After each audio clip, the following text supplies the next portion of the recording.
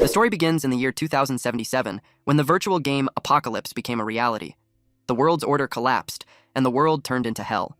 Humans awakened supernatural abilities, and in that chaotic world, Zhang City's richest playboy Ye Xiao still managed to protect Qin Yanran very well. He invades her personal space and assures her that he spent a fortune on hiring 10 experts to help her level up, making sure she gets the best. Xiao spared no expense, even exhausting his fortune, to buy a divine artifact for Yanran. Any opportunity or equipment, Xiao would bring it to her immediately. Thanks to him, Yanran finally became a god-tier powerhouse in Dragon Country. The day of their wedding came. A lot of people envy them because they truly are a match made in heaven. Ladies dreamt of having such a devoted man like Xiao. When Xiao asked her to be with him for the rest of their lives, Yanran covered his mouth and hugged him tight. Then Yanran replied that she wouldn't. Unexpectedly, she shoved her hand to his chest.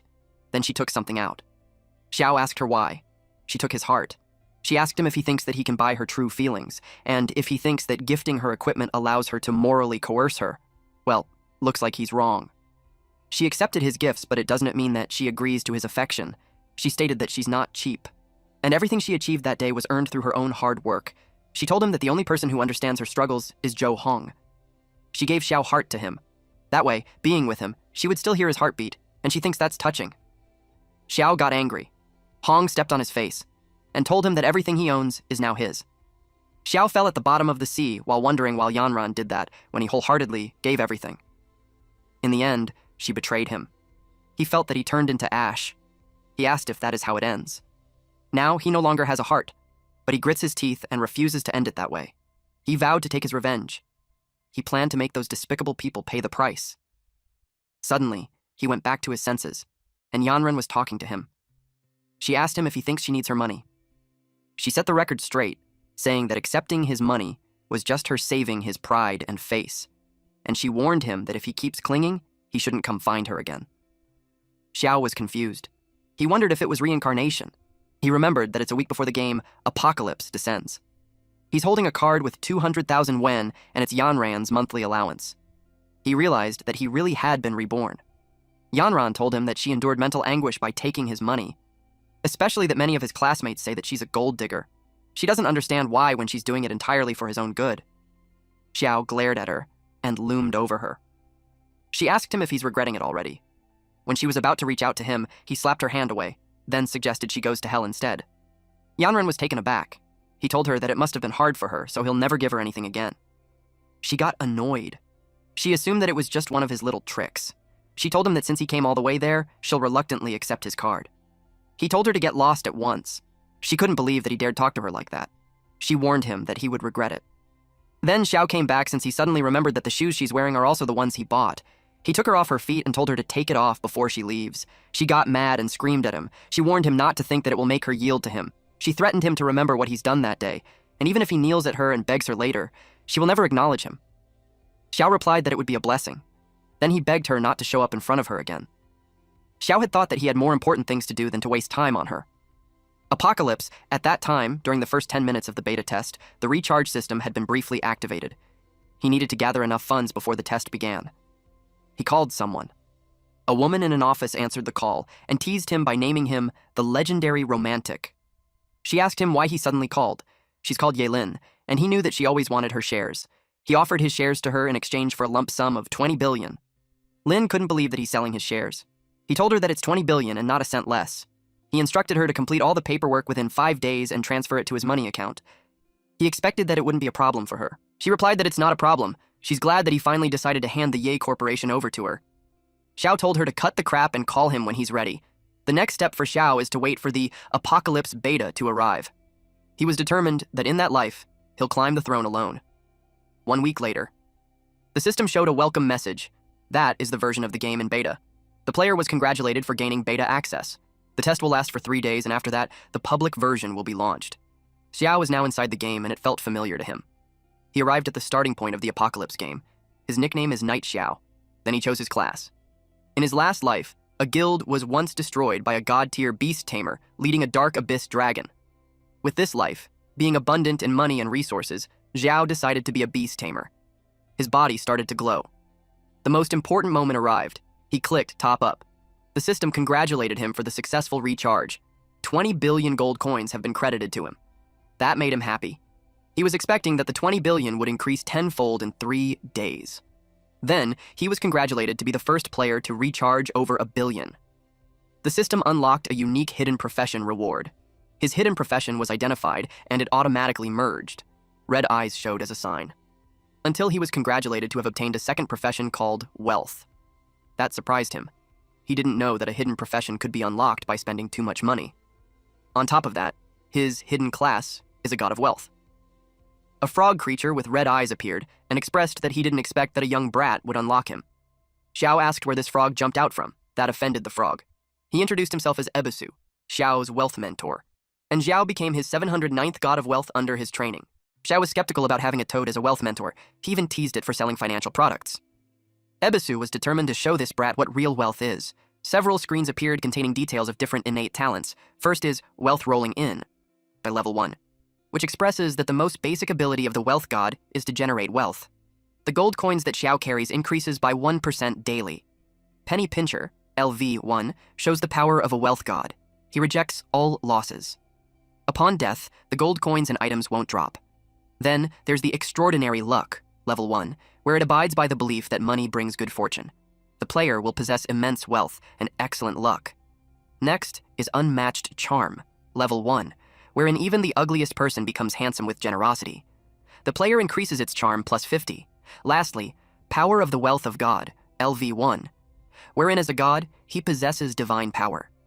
For every 1,000,000 gold coins spent, it will earn +1 random attribute point up to 100 points daily. Xiao didn't expect this. Xiao expressed that it's no wonder that it's a hidden class. There were so many innate talents. But he also noticed that none of it seemed offensive. Ebisu replied that Xiao doesn't get it. Any one of those wealth god talents can bring immense riches. Xiao was looking at the screen about wealth rolling in. Then he contemplated that with his current wealth of 2.2 billion, he'd earn an extra 22 million daily. Ebisu added that with the power of the wealth god, he could earn 22 free attribute points daily. He asked him if he knew what it meant. Xiao realized that the wealth god class is too overpowered. In his last life, he spent all his money on Yanran. Now, being a wealth god, he planned to show the world the true meaning of money power. Being happy with that, he grabbed Ebisu with both of his hands, but Ebisu protested. He placed him down and pressed the button to go to the newbie village. They arrived at the 9,527 newbie village Flower Plains. Xiao concluded that the server just opened since not many people are there, but it was the perfect time to grow quickly. He knew that starting as a beast tamer is dozens of times harder than other classes, because early on he can't tame powerful beasts. To grow quickly, he needs to think of a strategy. Ebisu told him that choosing beast tamer class was reckless. He doesn't even start with a weapon. Xiao replied that Ebisu doesn't understand. He uttered that beast tamer has the highest potential and the most growth. Some monsters came running towards him. Those were goblin warriors at level 5 elite, and they rushed when they smelled human meat. Xiao felt unlucky to have faced that. He doesn't know if he should fight or flee, but he saw the toad running away so fast. Ebisu told him that there's nothing to think about when he's practically naked since he had no weapons, and he'd be up against level 5 elite. He yelled at him to run. Xiao ran as fast as he could. He yelled for someone to save him. The goblins told their food not to run. They finally made it to the main city. That was a close call. Xiao almost died at the start. He was pissed since he had never suffered such humiliation. The players in the village noticed him because he's a beast tamer. They couldn't believe someone actually chose that class. And what's more is that his beast is a toad. Xiao yelled at them that they are the toads. As he passed by, the players laughed and gossiped at him. Ebisu advised him that there are beast eggs for sale in the city. He can go buy one. He replied that he's not settling for any ordinary beasts. Ebisu asked him what he wanted. He made his way to a hidden dungeon where there's a god-level beast egg in a dragon's lair. At the Supreme Hall, Ebisu called him crazy for coming there at level 1. Only level 100 plus players can hire guards there. He told him to stop talking since he knew what he's doing. He ascended the staircase when someone told him to wait. A grand archmage at level 80 blocks the path and tells this young man that it's not a place for him. He told him to return when he had trained more. Only with the city lord's recommendation letter can he enter. Xiao said that it's no wonder that the place is so grand, because even the guard is a level 80 archmage. He replied that he doesn't have a recommendation letter. The archmage responded that he should leave. He added that the place is the Empire's pride, and it's not for someone like him. Xiao replied that he doesn't have a letter, but he heard that the archmage recently lost something, and he had come to return it. The archmage asked him what the something is. He warned him not to fool him. Xiao pointed at something and told him to look there. The archmage saw gold coins on the ground. He picked it up. Xiao kept pointing out that there's more. Xiao asked him if he likes it. The archmage was blinded by gold. He became docile and friendly when he immediately directed Xiao to the VIP room at the War God Pavilion upstairs. Xiao replied that he liked the archmage's demeanor earlier and requested him to be like that instead. The archmage coughed and shifted his attitude to a more strict one. Xiao liked it. Ebisu realized how money could work wonders. He entered a large room with red flooring and had several pillars in it. At the center, there was a throne. They passed by a Supreme Hall Honor Knight Golem level 100 and level 80. Ebisu commented that the Supreme Hall really lives up to its name. He told Xiao to re-equip the level 100 hireable guardian, and with it, he can dominate the newbie village. Xiao replied that it doesn't interest him, since they're beneath him. A knight appeared in front of them and asked who let them in. It is the Berserk Blood Warrior. Xiao informed it that he wanted to hire a divine-level golem guardian. The Berserk Blood Warrior replied that divine-level golems are extremely rare, so it's impossible that they could be for hire. Then it commented that for Xiao's stats, hiring an 80-level guardian is already more than enough, so he assumed that hiring a divine-level golem isn't something he can afford. Xiao replied that he will pay 1 billion per day. Berserk Blood Warrior had to process that information for a few minutes. Then he replied that technically, it's impossible since rules are set by people. And, by coincidence, he actually knew a divine-level spellcaster who might help. Ebsiu was surprised to hear that because a spellcaster is a hidden class. Xiao stated that divine-level spellcasters are incredibly versatile. Protection, defense, offense, all in one package, and hiring them right from the start is a great choice. Xiao decided to go with that. Berserk Blood Warrior replied that he can summon them anytime, but first, he needed to confirm one thing, on when Xiao would pay the 1 billion. Xiao told him that they can sign the contract at once and he'll pay whenever needed. Berserk Blood Warrior replied that there's no issue. So, once the contract is signed, he'll summon them right away. Xiao replied that it's perfect, since the sooner, the better since he's tight on schedule. Suddenly, a woman spellcaster wearing skimpy red clothing, thigh-high black stockings, a witch's hat, and silver hair appeared. They were surprised how fast it was. The woman saw Xiao and commented that he's a handsome young man. She introduced herself as Dorlos, a divine-level spellcaster. According to the contract, she will follow his orders for the next 24 hours. Xiao was overwhelmed with her level. It was so high that he couldn't even view the details at all. She grabbed his jaw and asked him what he needs, and she'll handle it for him. Xiao blushed and told her that it was nice to meet her. Then he informed her that he hired her to tackle a difficult task. She was arrogant. She asked what hard dungeons could be in the newbie village. She questioned if it was the Goblin King, or maybe his entire family. She stated that all of them are a wave of her hand away from defeat. Xiao replied that they shouldn't waste time and he'll trust her on it. She told him that it's easy, and told him to lead the way. Dolores created a large fireball, and it hit several goblins at once. Xiao was surprised at how much damage it caused. It was so much that Xiao joked that she beat her enemies into revealing their phone numbers. Most had turned into ashes. Ebisu cheered her on to destroy them to take his revenge since they nearly killed him earlier. The other player asked if they were seeing it right. The man that they laughed at earlier is now partnered with a spellcaster, and the numbers are insane. Another player stated that it doesn't look like a spellcaster since it doesn't reveal a level. He thinks it's a hack. The other man stated that there's no such thing as hacks. He thinks it's a high-level NPC hireling. The system showed messages to Xiao congratulating him for leveling up to level 10. He earned 10 attribute points for free allocation. He is the first player in a newbie village 9527 to reach level 10. He earned an additional 10 attribute points, and he's also congratulated in being the first player worldwide to reach level 10. He earned 50 bonus attribute points and the title, Speed Ascender. Ebisue couldn't believe that the kid had reached level 10 already. The highest among other players isn't even beyond level 5. There was an announcement to all that the player Nightxiao has successfully reached level 10. It triggered the unlocking of the leaderboard. The players were surprised because it hasn't been a full day and someone's already level 10. They questioned who that person was. It gave them the impression that the person was absolutely overpowered. One planned to cling to that person's coattails if it's not too late. One player even thought that they could be the game's GM running tests. Xiao lets them doubt all they want. He knew that they don't have an idea when the game Apocalypse will become reality. It would make them understand that he's a true god. He's satisfied with the level up attribute points and the 100 points earned from spending 1 billion for that day through using wealth power. He stated that it's about time for them to head to their true destination. Ebisu noticed that it was far. He asked if it was the hidden dungeon that he mentioned. Xiao replied, yes.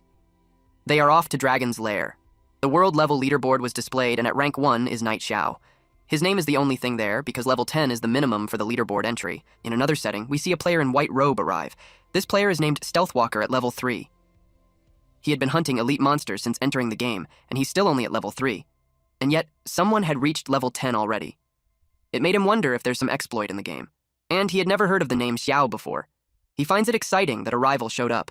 At Newbie Village 9527, deep within Whispering Valley. Coordinates are 1102-254. Xiao finally saw the place.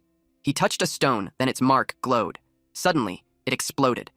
He entered a hidden area called Dragon's Lair. The system informed him that the area is extremely dangerous and told him to leave immediately. Dolores questioned how it was possible. She felt the overpowering aura. She asked how a dragon could reside there. She was surprised to find out that there's actually a hidden dungeon inside. She asked him how he even found it. Dolores expressed that if it's a dragon, she's not confident that she can handle it alone. Xiao replied that he's not dumb enough to fight a dragon. He decided to go in and take a look first. Years ago, a level 100 berserker accidentally triggered a hidden quest and explored the dragon's lair. At the time, no one believed him. Everyone thought it was impossible for a high-level dungeon to exist in Newbie Village, so he had to venture in alone and never returned. Ebisu asked Xiao how he knew about it. Xiao replied that he bought his battle footage at a high price and discovered there's a rare dragon egg inside the dungeon. Ebisu was even more so when he realized that Xiao was intending to steal the egg. Dolores was taken aback with that thought, since it's harder than slaying a dragon. She asked him if he's messing with her. He reminded her that she's a god-tier spellcaster, so she doesn't need to be modest. Xiao buttered her up, saying it's just a dragon, and she, a great god-tier sorceress, could take it down in seconds. The dragon was laying on the mountain of treasures. The skill of this one is Holy Judgment, Radiant Dragon at tier 5. Upon seeing what they're up against, Ebisu told them to head inside while he waits outside the cave. Dolores was concerned, also relieved that she brought a teleport scroll. Xiao asked her if she could manage. She told him what a tier 3 dragon alone could destroy an entire guild. That Radiant Dragon is one of the top tier dragons. They have less than 1% chance against it. Xiao replied that it sounds terrifying. It also made him think that the dragon egg is more valuable than he thought, so he wanted to get it. Dolores told him no and decided to leave. Xiao told her that he'll pay her double the commission. She told him that doubling up won't help. It's not that she doesn't want the commission, but she can't just beat it. Xiao told her that they won't fight it. Instead, he just wants her to buy some time. She told him that there's no buying time since no one can withstand a tier 5 Radiant Dragon. He offered her triple the commission. It made her stop walking. It made her turn around and accept the deal even if she had to risk her life. She told him that she'll go all out for 3 minutes. It's the max time she can buy him. The system window appeared to inform Xiao that he received the blessing of the God of Life, thus, his life attributes doubled. He also received the blessing of God of Strength, where his strength doubled. Lastly, he received the blessing of God of Agility, where his agility attributes doubled. Xiao was amazed. The buffs are active too. It's a little preparation to survive in the world. Buff duration is 3 minutes, then Xiao will be left on his own. Xiao was impressed with the god-tier sorceress. It was truly a terrifying skill. Dolores told the beast that normally she'd fear him, but for those 3 minutes she claims that it will bow to her. She used Ice Arrow. The dragon got hit on several parts of his body, while Xiao stealthily approaches the egg. He was careful not to let the dragon see him, or else he's dead meat. The dragon breathes fire in Dolores' way. She told Xiao that there's only 1.5 minutes left. She's running out of steam. Xiao struggles to carry the egg since it was heavier than he thought. He asked the toad to give him a hand. Ebisu expressed that he had never done something that shady before. Unfortunately, something fell on his feet, and he made a noise. It caught the dragon's attention. The dragon screamed out loud. Xiao called him a useless toad. Ebisu got offended. Xiao told him to run and stop talking. Xiao asked her to help them. She created an ice wall when they got past her, but it was not holding up. The dragon activated the skill Dragon King's Breath. She yelled for them to run. Xiao was surprised to see that she's running too. She replied that it's natural that she runs because she isn't invincible. And her 3 minutes were almost up. They were almost at the exit when the explosion blasted them away. That was close, but they managed to get the egg. She told him that if it hatches into a tier 5 dragon, it would have been worth it. She reminded him to pay her commission. She told him not to worry, as she will get him paid. The system showed that her favorability towards him had increased to plus 60. Now, it was time for Xiao to contract the beast. She hoped that it wouldn't hatch into something strange. Otherwise, that 300 million would have gone to waste. He told her to shut up and not jinx it. He prayed not to be disappointed. The egg hatched, and a green dragon appeared. Dolores commented that it doesn't look like a radiant dragon hatchling. Xiao was confused as to why the color seemed off. He thinks that the radiant dragon got cheated on. The system displayed information about the dragon. It doesn't have a nickname yet, but it's an Azure Sky Dragon, mythical tier, at level 1. Its base stats are composed of 500 strength, 500 constitution, 500 agility, 500 spirit. It has a talent called Absolute Suppression. As a mythical tier beast, it naturally suppresses lower tier creatures. It deals 30% damage and takes negative 30% damage from creatures below the mythical tier. And it also has the ability called Dragon King, wherein, as the supreme being of the dragon race, it naturally suppressed dragon-type creatures, dealt plus 50% damage to dragons, and took minus 50% damage from them. Another ability is the Mythical Bloodline. It boasts an incredibly robust physique and gains all stat bonuses upon leveling up. It has HP regen of 200 per second, mana regen 200 per second, 100% HP and mana. One of its skills is Earth-Shaking Dragon, a group stun skill. It unleashes a thunderous roar, shaking the world itself. Creatures within a 20-meter radius are forcibly stunned for 1.5 seconds regardless of tier or type. Cooldown is 30 seconds and it costs 2,000 mana. It also has a skill named Dragon King's Breath for a single target. It breathes scorching flames that deal 500% damage to a locked target. It cannot be dodged. It has a cooldown of 5 seconds and costs 1,000 mana. The last skill it has is Dragon King's Wrath, a unique talent skill. It enters an uncontrollable rage, determined to destroy everything. It deals true damage indiscriminately to all creatures within 50 meters. Its cooldown is 30 days after activation. All stats permanently decrease by 5%, and the Azure Sky Dragon falls into a 5-day slumber. Xiao stated that with 500 strength at level 1, equipping basic gear means its breath attack deals over 2,500 damage, and no one could probably withstand that. Ebisu told him that he really struck gold this time. Dolores expressed that the hatchling stats are absolutely ridiculous. Plus, it has immeasurable growth potential. If it matures, its destructive power would be unimaginable. Xiao pets it, while expressing that he didn't expect it to be that strong. He decided to name it Gray.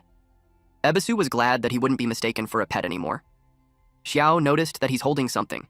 Ebisu got annoyed that Xiao kept calling him Toad. Xiao inspected the item that looked like a badge. He grabbed it and asked where the toad had gotten it. Toad replied that he had picked it up from the dragon's nest. Dolores thinks it's the Calamity tier Mark of Ferocity. The system showed details of it. It is called Mark of Ferocity with a Calamity grade. It has base stats of 10% and increases all stats plus 10. It has a unique passive skill called Ferocity's Might, wherein the bearer of the Mark of Ferocity gains unparalleled strength. All skills trigger critical hits, base crit at plus 20%, and crit damage plus 100%. It also has Ferocious Massacre, which activates the power of the Mark of Ferocity, instantly dealing 1,000% spirit as true damage to a target. This attack has double critical hit chance. If crit chance exceeds 100%, Overflow converts to crit damage. Has a 5% chance to trigger instant death. If target HP is below 20%, it guarantees instant death. It has a cooldown of 10 days. Dolores confirms that with its insane stats, it's definitely a Calamity tier. Ebisu told the brat to give it back since he risked his life to get it. Zhao moved it away from Ebisu while telling him that they almost lost their love because of him, and as compensation, he will borrow that. Ebisu refuses to let him borrow it unless he pays 10,000 coins a day. Xiao acted friendly, called him by his name, and told him not to be so stingy. He reminded him that they are buddies, so he shouldn't bring up talking about money. Ebisu told him to stop with the sweet talk. He noticed how Xiao called him Ebisui when he needed him, and when not, he's called Toad. Xiao wore the badge. He was excited because with it, farming goblins will be like slicing through butter. The system window appeared and displayed that a hidden quest had been triggered. It stated that even if the King of Ferocity was mighty, it was consumed by the abyss, and the bearer of the Mark of Ferocity should seek truth. The task is to find the Fang of Ferocity.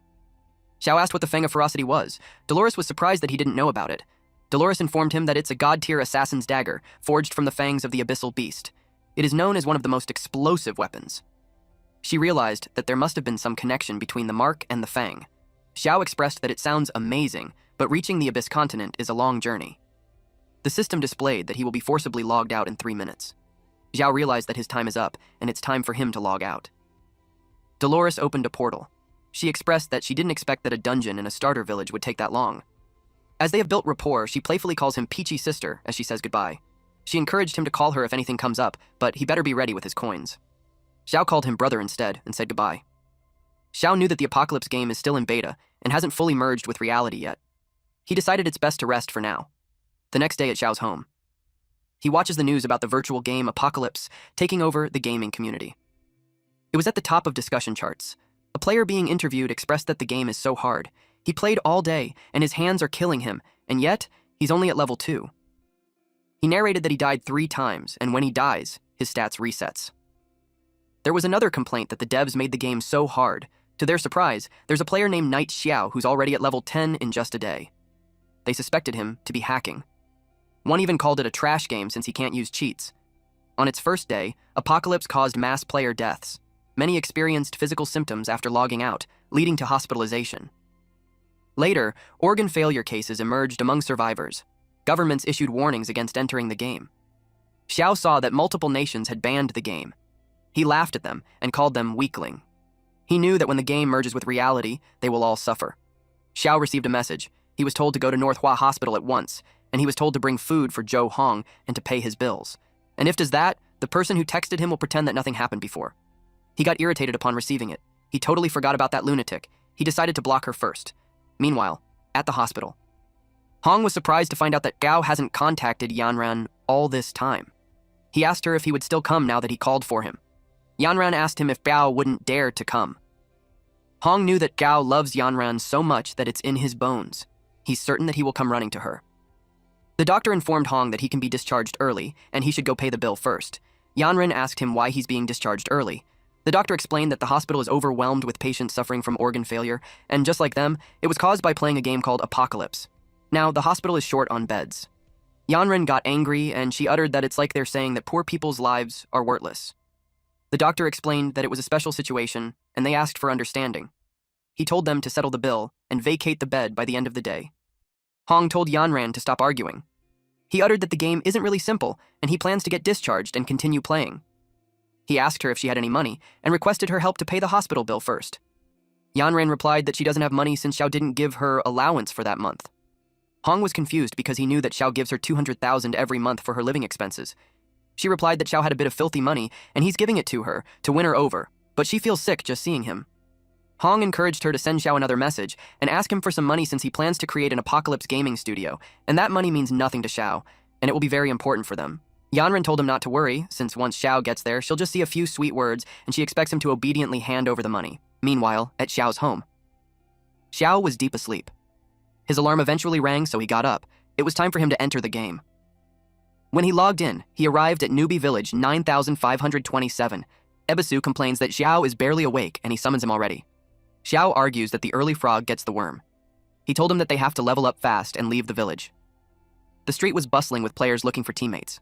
Xiao noticed how the number of players increased so much in just a day. He eventually caught their attention and players started flocking to him. They wanted to be carried by him since he's already at level 10. Ebisu told him that even if he switched to a masked outfit and hid his face, he can't really hide the level above his head. What an idiot. Xiao had no idea what he should do. Ebisu yelled at him to run. The crowd started chasing him. The crowd yelled at him to slow down. Ebisu told him to move or they'll catch them. Xiao didn't expect that many people would be running. The players eventually stopped since they couldn't chase him. The location he headed to is a level 10 trial zone, and they knew that monsters there would destroy them. It was too risky for them to go in. Some people think that Xiao will take the trial alone. Another person replied that it would be suicide. Ebisu was relieved that they finally lost them. Xiao knew those people weren't stupid, so they wouldn't dare to come there. Xiao was in front of the entrance of a castle. It was guarded by a single knight. The guard told him that the place wasn't for him. He expressed that he's there to start the trial. The guard was surprised that he reached level 10 that fast. He inquired where his team was. He replied that he's doing it solo, and he doesn't need a team. Upon hearing that, the guard warned him that even on normal difficulty, going in alone is suicide. He let him pass through. Zhao assured him that he has plenty of life to live. The guard thought that he's just another reckless kid. He stood in a magic circle. Several screens appeared before him. He was prompted to choose a difficulty starting from normal to abyss. Zhao thought that soloing abyss should be fine. His body glowed. The guard announced that the advancement trial has begun, and the selected difficulty is abyss. He thought that it was crazy to solo in abyss. Then, our MC was transported into another place. Ebisu questioned him if he's seriously going to do that. Xiao asked him if he really thinks he can't do it. He uttered that last time, he got a full bronze gear and an elite team, but they got almost wiped out because he had to carry Yanran. But this time he's there for revenge. He took out Little Gray.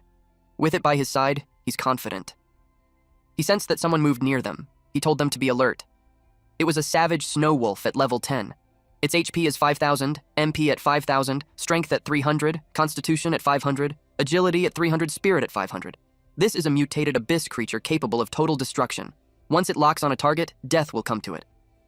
Xiao didn't expect to face that right off the bat. He yelled that it was insane, especially with that 5,000 horsepower. Even a shadow assassin would be desperate facing it. He told Gray to prepare. The snow wolf roared loudly. Gray used Dragon King's breath and unleashed fire through its mouth. The snow wolf received minus 2,500 damaged. Then Gray scratched it, dealing damage consecutively. The snow wolf became angry. It has gone berserk. Gray used world-shaking dragon's roar.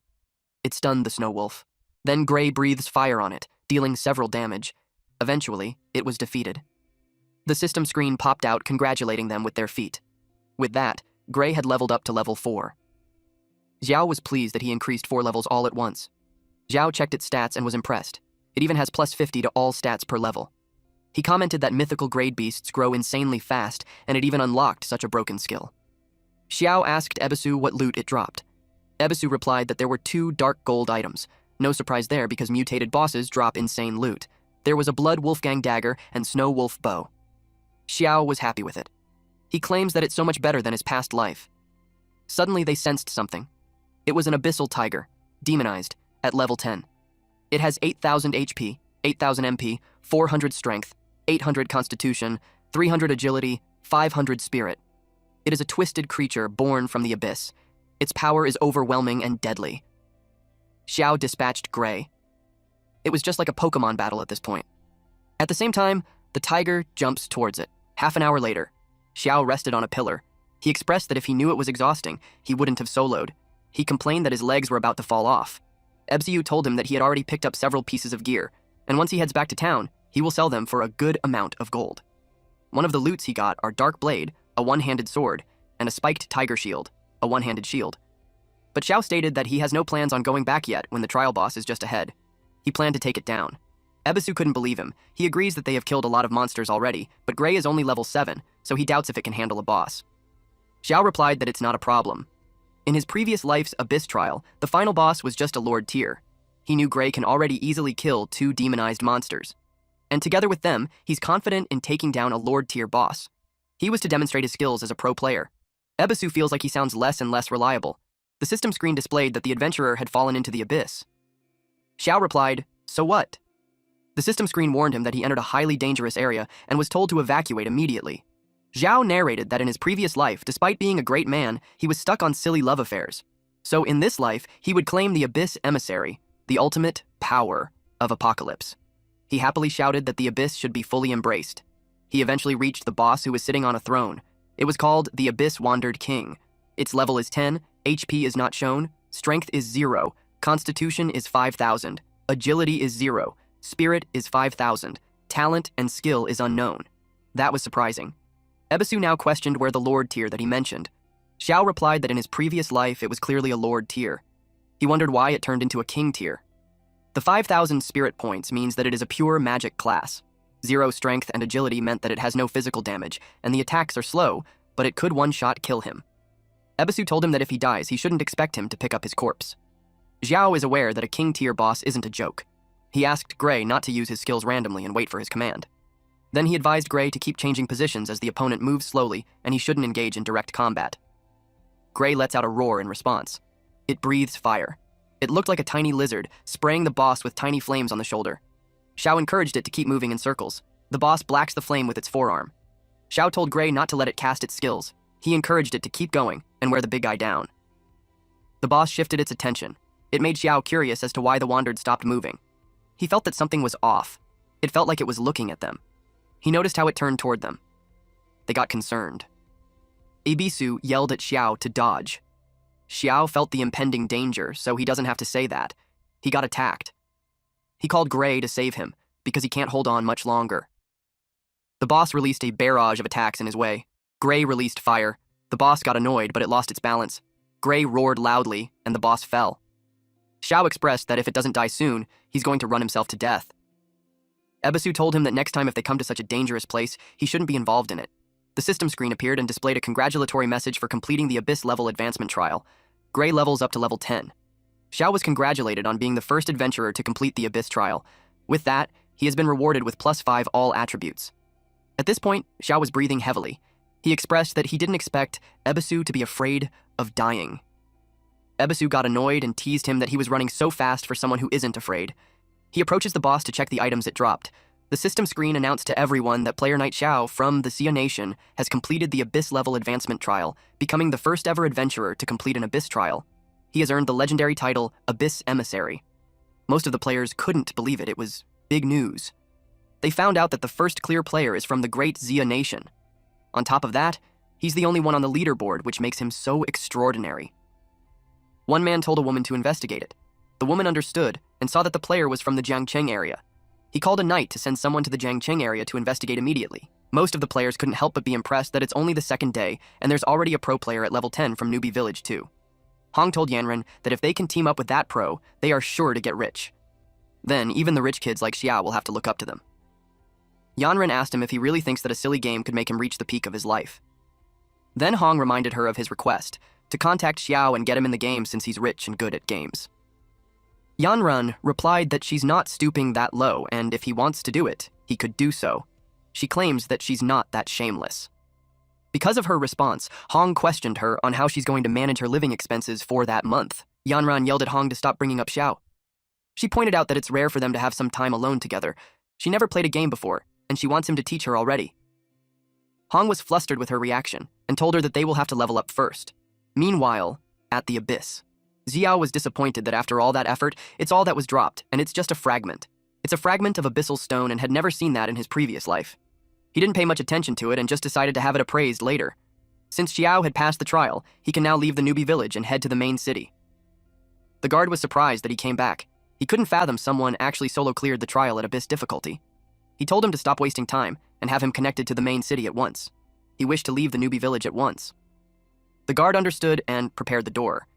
He congratulated the respected warrior on passing the trial and informed him that he's no granted a guide token, allowing him to freely enter and leave the main city. Xiao thanked him for that. Additionally, since he cleared the Abyss level advancement trial, he is entitled to an epic item badge of valor. Xiao was pleased to receive this commemorative item. The epic badge of valor is a proof of a hero. Only those who clear the Inferno level trial are qualified to receive it. It's the Empire's highest honor. Its basic stats is +20 and charisma is +3. It has a passive skill where when HP falls below 30% strength, it increases by 10% for 1 minute. Basically, it's an epic tier with all attributes enhanced. And he liked it. He called Gray and Ebisu to keep up as they will leave for the main city through the gate. They arrived at Windleaf Main City. Ebisu looked around. Xiao was amused by how quiet it was. In his previous life, the job transfer square was packed with over 100 people. He could see that coming in early makes such a difference. Xiao was set to find the Beast Master Gutal. Ebisu was confused why he would look for him when he's already a beast tamer. Xiao replied that he will find out soon enough. He made his way in the city and reached Beastmaster Gutal. Xiao approached him and expressed that he would like to transfer his job. Gutal shooed him and told him that he should find someone else. He didn't like to be bothered.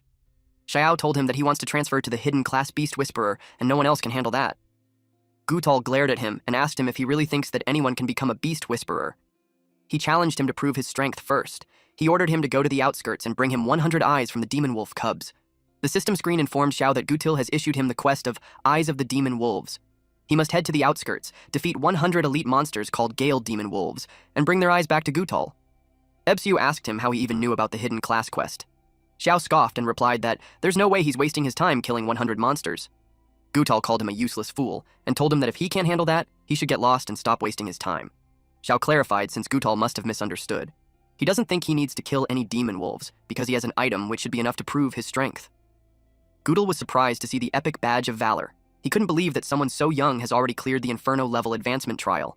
Xiao clarified that it's not Inferno but Abyss level. Hearing that, Gutal got curious on how many people were in his team. Xiao proudly responded that it was just him.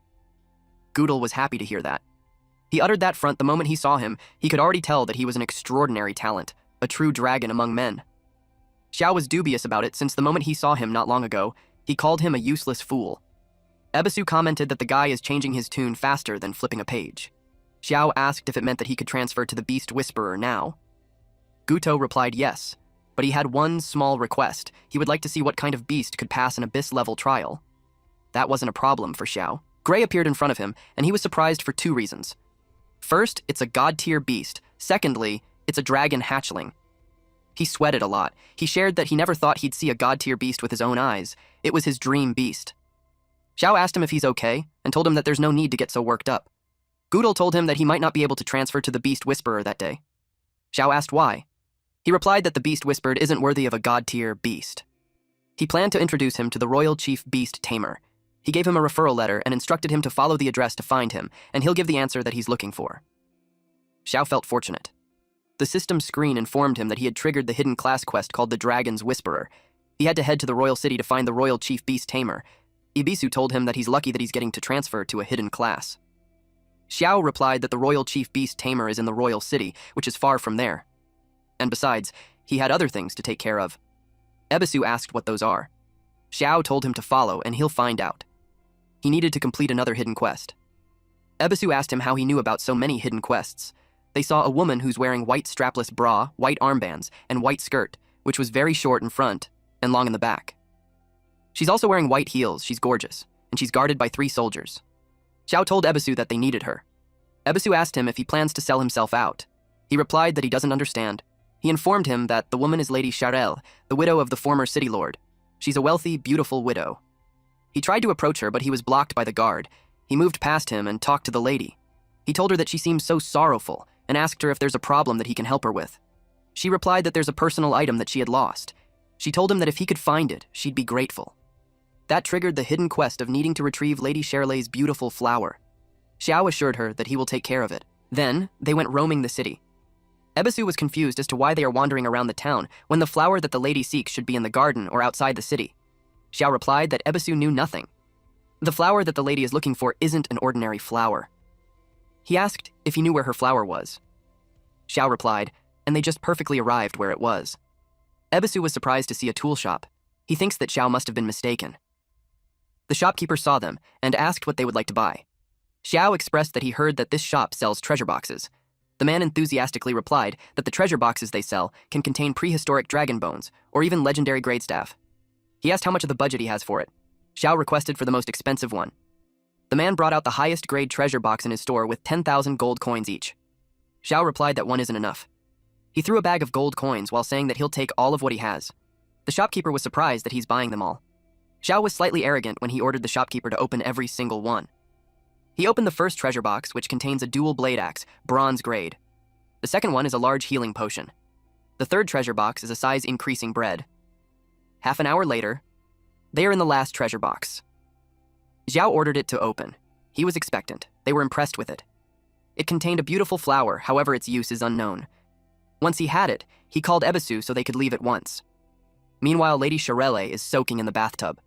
She asked her servant Liz if someone would really find that flower for her. Liz assured her that with her charm, luck won't fail her. Suddenly, another servant barges in to inform her madam that a young man is outside asking for an audience, saying that he had brought the flower that she requested. Liz immediately got up the tub. The knight ushered her to the young man who claimed that he found what she was looking for. She approached him and asked if he really found it. He gave her the treasure box. When she opened it, she found a truly beautiful flower. She was happy since she had been searching for it for so long. She apologized for her rudeness, as she was just so overwhelmed. She told him that he had helped her so greatly, which leads her to asking what reward he would like. Xiao replied that he's not interested in money or artifacts. Since he's not interested in money or artifacts, it made her think that she had no choice but to offer herself. Xiao blushed. He was taken aback, especially when she said that in broad daylight. Xiao clarified that there must have been a misunderstanding. He told her that she only needed her to help him obtain a citizen status. The system screen appeared and displayed that due to his noble actions and outstanding charm, Lady Charelle's favorability increased +20. Lady Charelle told him that what he wanted was easy. She ordered one of her servants, Eliza, to prepare the papers and her seal. Xiao expressed that he also had another request. He wanted to purchase some property in Windleaf City and settle down. It made her ask if he doesn't want to wander around anymore. She commented that it's a stable choice. She looked at the map and told him that she understands him wanting real estate, but the West District he's eyeing isn't exactly a bustling area. She asked him if he's certain that he wants to buy there. Xiao expressed that he's certain of his decisions and hoped that she can assist him in making the connections. She agreed to it and promised him that she'll make arrangements for someone to contact the real estate agents in the West District. Ebisu scolded this brat for not asking for the prosperous East District instead. He told him that he's intentionally making a loss. Xiao told him that he knows nothing. He informed him that soon, the Windleaf City will be attacked by strange creatures. And under the assault of powerful beings, even the current city lord will fall in battle, and most of the East District will be destroyed. But the West District, being sparsely populated, won't attract as many monsters, suffering the least damage. Later, it will become the most functional and valuable area of Windleaf City. He was confident that he won't ever make a losing investment. Xiao, accompanied by Lady Cheryl, had met up with the agent. The agent informed him that the real estate contracts for his purchases have been finalized. He acquired 340 residential units and 184 commercial properties, totaling 1.2 billion gold coins. He asked when he would like to make the payment. Xiao was surprised that he bought so much for just $1 billion. It was a steal for him. He replied that he can pay at once. The agent expressed that it was a pleasure doing business with him. Lady Cheryl then gave him his citizenship document. Xiao was surprised to know that he became a citizen of Windleaf City already. Lady Cheryl corrected him. It's not a Windleaf citizenship, but a first-class citizen of the Dragon Phoenix Empire. He was surprised to learn that. Even Ebisu couldn't believe it. Even many powerful warlords don't have first-class citizenship in the Dragon Phoenix Empire. He told the kid that he hit the jackpot. Xiao realized that the madam is actually of royal descent. She posed and teased him, asking if she couldn't be a royalty. He replied that it's no wonder that she exudes such noble and regal elegance. It made Xiao ask if she knew about the royal beast tamer. She knew that he's talking about Uncle Stir. It made her ask why he's looking for him. Xiao expressed that he wanted to learn more about the beast tamer profession and related missions. She told him that Uncle Stir should be in the imperial capital, but he's an eccentric and unpredictable person. Still, she would try to contact him for Xiao. He told this beautiful madam that he doesn't know how to thank her and instead offered her his sincerest kiss. Xiao kissed her finger, and it made her blush. It made her giggle. She told him not to call her madam anymore. Instead, he should call him Sophia. Xiao agreed to the beautiful Sophia. The system screen displayed that due to his charm, his favorability with her increased by +20. He was also congratulated for obtaining his first-class citizenship of the Dragon Empire. The prestige ranking has been unlocked, and Great Sia players can now check the leaderboard. He was also congratulated for acquiring real estate. The regional housing system is now open. All Great Sia players' daily game time limit has increased by 1 hour. Ebisu noticed him fawning over her. He commented that it was like he sold his looks or something. Xiao replied that he loved seeing him irritated but powerless against him. Another system screen appeared to show that he leveled up to level 11, as well as Gray. It was announced to all the players that Knight Xiao has obtained first-class citizenship of the Dragon Phoenix Empire. The prestige leaderboard has been unlocked. Great Sia players can now check the rankings. Then another screen appeared to announce that Knight Xiao had successfully purchased real estate. The Great Sia regional housing system is now active. All Great Sia players' daily game time limit has increased by 1 hour. Upon learning that there's housing and citizenship, one player commented how the game is so realistic, and they get to receive an extra hour of game time. There are some players who got offended with the class system. Since someone had reached first-class citizenship, it made them feel bad about themselves that they think they're on the bottom. Another player felt that he's already a nobody in the real world. Now, it would be the same while in game 2. The guy behind him told him to stop complaining and questioned if there's even someone who knows who the developers are. Yanran was impressed with Knight Xiao's accomplishment. Hong thinks it's impressive, but also commented that Knight Xiao's name is kind of weird. She then sighed and uttered that if they had a top player like him leading them, they would probably be level 4 or 5 by then. Unlike their current disposition, wherein they struggled to kill a single slime. The other woman heard her and got annoyed. She pointed out that with Yanran's tone, it looked like they were unhappy with their team. The other woman told them that they did nothing, yet they gained levels just by tagging along, and it seemed like she's still not satisfied. The swordsman in the party told them that if they done it like it, they could leave. Hong tried to mediate. He told them that there's just a misunderstanding and that his friend didn't mean it that way. He apologized for it, but Yanran got pissed and decided to leave. She told Hong that they are leaving. Hong asked him what she was even doing. The woman told her that just because she's a little pretty doesn't mean that she can act like a princess. Hong got annoyed that it was just them left. He questioned how they are going to level up now. Yanran was angry because he said he'd help her level up, but when they insulted her, she didn't defend her. She questioned him if she even cares about her. He admitted that he was wrong, then he asked her if she had already contacted Zhao to play Apocalypse with them. Yanran questioned as to why she would have to when it's Zhao who always reaches out to her first. He understands that she has her pride, but he begs her to do it just once. He encouraged her to do it for him instead and to help them level up. She told him that since he's begging her, she will consider it. She planned to message him after she logs off. He told her that he would be waiting for good news. She said goodbye since she's about to log off. At her home. She reasoned that even if his way of throwing money around is a bit crude, she can't completely blame him. She decided to give him one more chance. She decided to take the initiative of messaging him one more time. In her message, she told him that she's playing a game called Apocalypse, then she ordered him to hurry up and buy the equipment, then help Hong and her to level up. And if he can get her to a ranking board, she might consider being his girlfriend. She asked him if he's touched by it. She hit send, and while doing so, she was thinking of how generous she is for forgiving him this time. 5 minutes later, she noticed that he hadn't replied yet. When she checked, she saw that Xiao deleted her from his friends list. She got mad. She yelled that from that day on, they were completely done. And if he really had dignity, he shouldn't come begging to her like a dog. She vowed that even if he kneels, she won't ever forgive him. At Windleaf City Eastern District, Xiao was imagining that his Western District would flourish like that. He arrived at the place.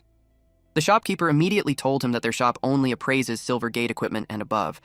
He was advised that if he has bronze equipment, it's better for him to go outside the city. Xiao challenged them if they can appraise dark gold tier.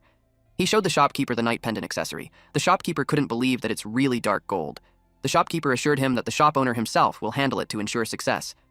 Xiao told him to cut the nonsense and straightforwardly asked for the success rate. The shopkeeper replied that he's a gold tier appraiser, highly skilled, with over 80% success rate. Then he told him that the dark gold grade appraisals cost 100 gold coins each. Xiao told him that it's not a problem. He threw the bag of coins on the table and ordered the shopkeeper to start appraising. He added that he has several other dark gold pieces that he wants to be appraised. He took out the equipment. The shopkeeper was surprised that he was loaded. Xiao told him to hurry up. Night pendant is level 10 with dark gold grade, plus 40 spirit, plus 40 strength, minus 20% dark attribute damage. The man replied that the stats are absolutely insane. Xiao was actually pleased. He told the shopkeeper to continue. He left when it was done. His current stats is level 11, with base status of HP 990, MP 2640, Hunger 100. His base attributes are Strength 142, Constitution 142.99, Spirit 264, Agility 110. He also has special attributes such as Luck 65 and Charm 68. Xiao was pleased that his stats have improved a lot. Ebisu told him that with his current strength he can hold his own.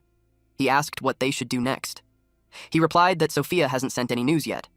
He decided to go to Mist Valley and have Gray level up. They arrived at a gloomy valley with several bats flying in the sky. Ebisu asked him if it was really that place because he knew that it was a level 20 monster zone. Xiao replied that it was correct. Suddenly, they saw 4 gray hyenas approaching. It is at level 21. The system warned Xiao that the gap is too large, so he's unable to view stats. The gray hyena is corrupted by gray mist. They are already violent by nature and have now become even more bloodthirsty, attacking any non-similar creature in sight. And they love attacking from behind. Xiao complained that they come in packs. He commanded Gray to attack. Gray used Dragon Breath and insta-killed 2 hyenas, while Xiao was chilling and having a sip of coffee. He told Ebisu that the monsters there have high levels, but they automatically come to them, so he suggested that they stay there. Ebisu commented that this brat really knows how to enjoy himself. Gray continued to fight in the background. While he responded to Ebisu that he used to suffer and take beatings so naturally, he'd decide to enjoy it. 2 hours later, he and Gray reached level 12. A lot of hyena corpses lay on the ground. Xiao estimated that reaching level 20 would only take a few days. Then he noticed an item on a rock. It was a fireball scroll. It had to be crushed to understand the basics of fireball. Ebisu pictured a beast tame using a fireball and thinks that it would look ridiculous. He told him that more skills never hurt. He crushed the scroll to learn the fireball. He can condense a fireball with magic power, dealing 150% spirit value as magic damage to the target. Cast time is 1 second and it costs 50 megapixels with a cooldown of 5 seconds. He practiced it with the hyena. He hit it. But the damage is too weak. Ebisu laughed at him. He teased him that his fireball's damage is weaker than Gray's fart. It was getting late and Zhao knew that he had to log off. In just 2 more hours, the 3rd day of Apocalypse begins, which means that it will be publicly released. By then, all citizens of the Great Jia Kingdom aged 16 and above will be forcibly pulled into the dangerous game. It would cause the world to change drastically. It was an eerie night. A lightning bolt struck. The people in the real world were shown screens to inform them that they are entering the game. They were suddenly transported into a vast field. They were all confused because they were doing their own business when it happened. One person was soaking in a bathhouse, and suddenly he was there. Another one was happily eating skewers. They even saw someone they knew. Yanren was confused as to why she entered the game automatically. Hong finds it weird too. He was just eating midnight snacks with Wang Wan, and then he suddenly got pulled in. When he looked around, it wasn't just them. He commented that it looked like Apocalypse is changing the world. He asked Yanran if she managed to contact Xiao and asked him to power level with them. That triggered Yanran. She replied that Xiao should go to hell, and even if he begs her, she won't acknowledge him. She planned to contact the legendary Knight Xiao in-game to power level. Hong asked if she knew Knight Xiao, the one who ranked first. She replied that she doesn't know him yet, but she's confident that her beauty had never been resisted by any man. The announcement came that all citizens of the Great Xia Kingdom aged 16 and above, regardless of gender or age, have been forced inside Apocalypse. The game's exit interface has completely disappeared. Players can no longer log out on their own. Player locations correspond to real-world geography. The closer they are in reality, the closer they spawn in-game. Each newbie village corresponds to a region. If a player dies in-game, they cannot return to the real world. A group of middle-aged men gathered around a bonfire where a pot of soup hangs. They talked about something being seriously wrong since everyone has been forcibly logged in. They wonder where Night Xiao is, and if he has any idea how to log out. Since he's the only one who leveled up that fast during beta, they think that he knows something. The way he leveled up makes them think that he's a GM. They decided to find him. At Newbie Village number 001, a knight kneeled to its master and informed him that so far, they still haven't found a way to exit the game. He thinks that they might permanently be trapped. The man replied that the situation is serious. He asked where Night Xiao is and if there's any news on the top player. The knight replied that they can't reach him and he's already at level 12 and wasn't in the Newbie Village. And at that time, no one can leave. The man asked about Chen Kuang.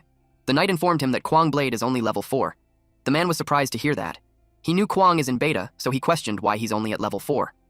The knight replied that he's been leading his team, constantly grinding, but Apocalypse is simply too difficult. He shared that many people are still stuck at level 2. It made the man realize that Night Xiao is no ordinary person. He ordered them to spread the word to find him. Meanwhile, our MC received a message telling him to come to the Duke's mansion. They have news on what he's investigating. He made his way there while sharing to Ebisu that he didn't expect that the news about Royal Beast Tamer would come that quickly. He met with Lady Shirelle. This widow then informed him that she missed him. Well, that was straightforward. Xiao blushed upon seeing her. In his head, she was so seductive that no one could resist it. He called her Beautiful Sophia and asked if she had any news. She told him not to rush since Uncle Stir is traveling and can't get away. Xiao expressed his disappointment. She told him that Uncle Stir wanted to tell him how to unlock the hidden class. She told him that it's not difficult and it's right in Windleaf City. Xiao was surprised to hear that. He thought he'd have to travel to the ends of the earth. Turns out the treasure was in his backyard all along. He asked her to tell him where it was. She replied that it is a bit tricky. According to Stir, on top of the dragon ridge outside the city, there's an extremely powerful dragon. Beneath its lair lies a labyrinth.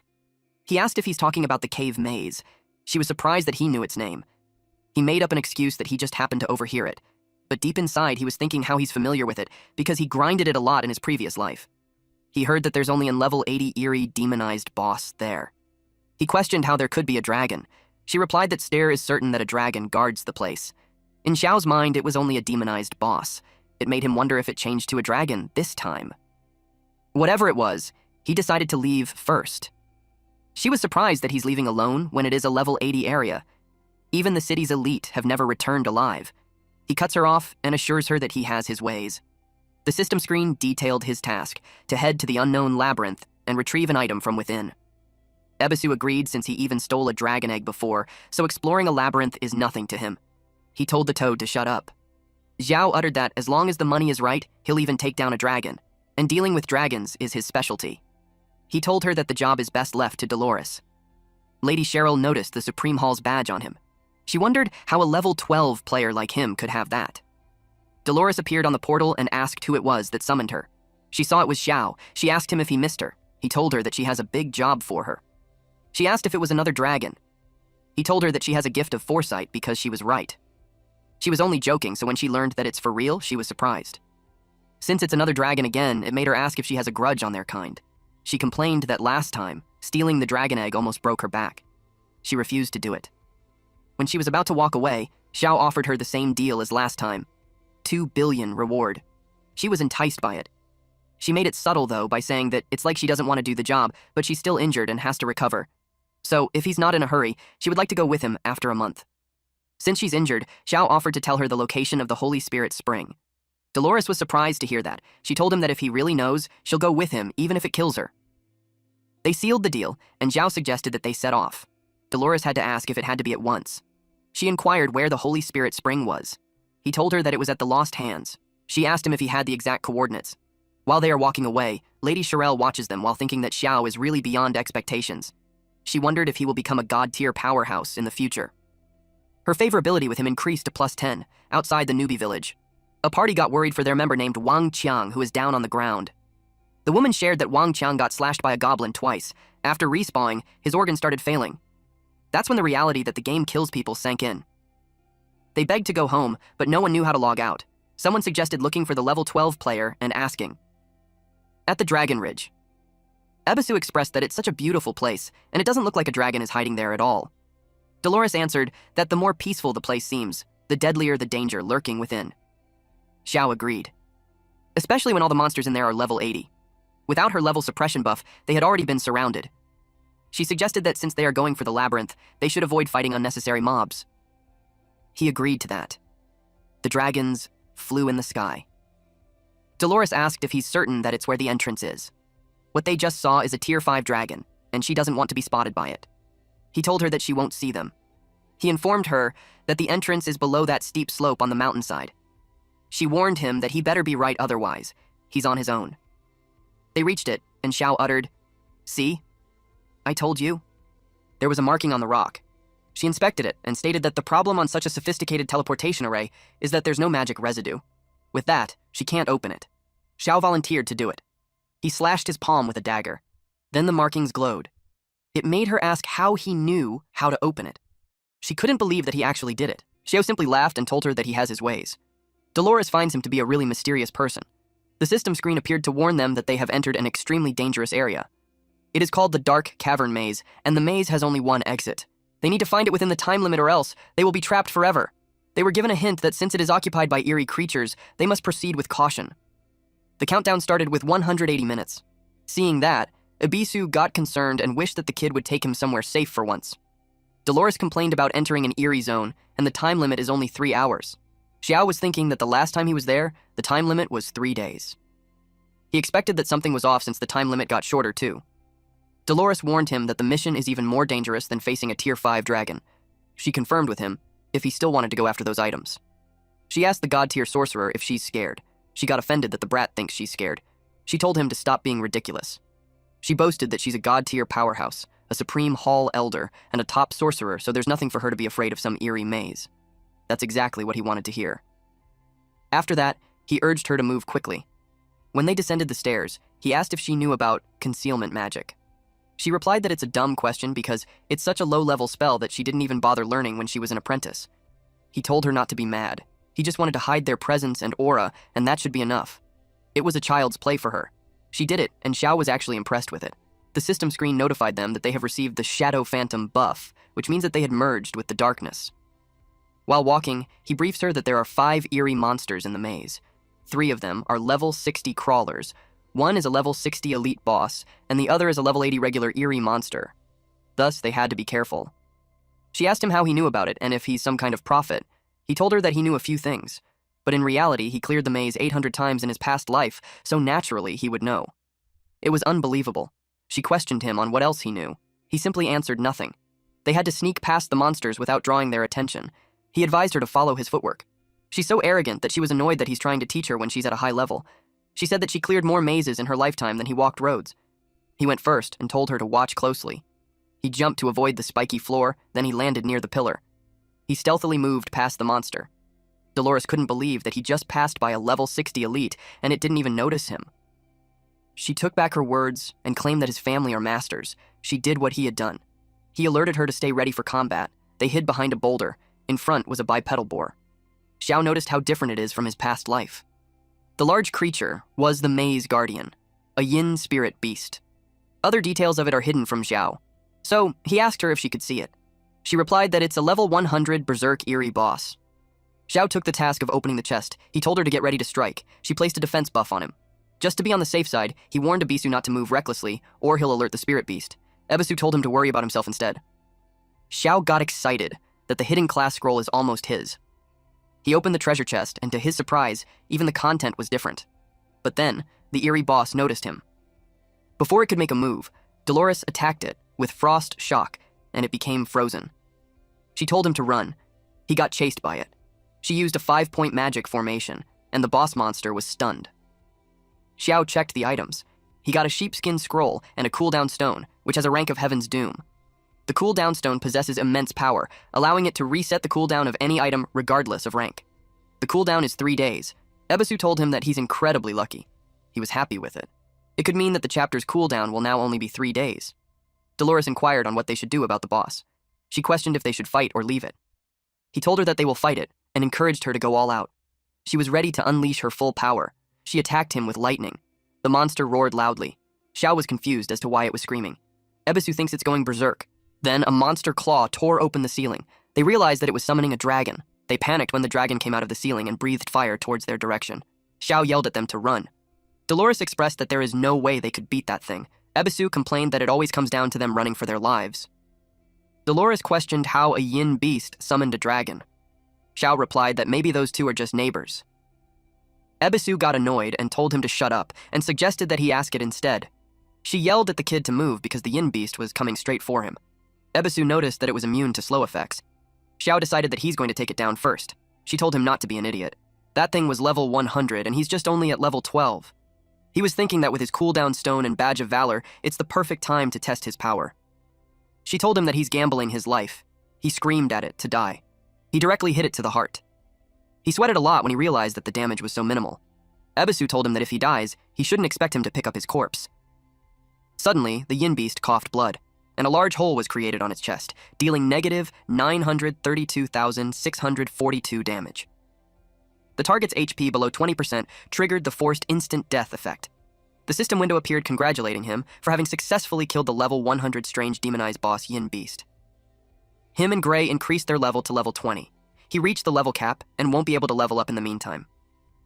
Zhao was happy to have leveled up straight to level 20. Dolores can't believe that a level 100 demonized boss was taken down by a level 12 rookie.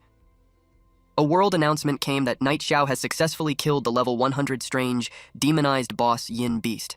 It was the first kill on a level 100 demonized boss.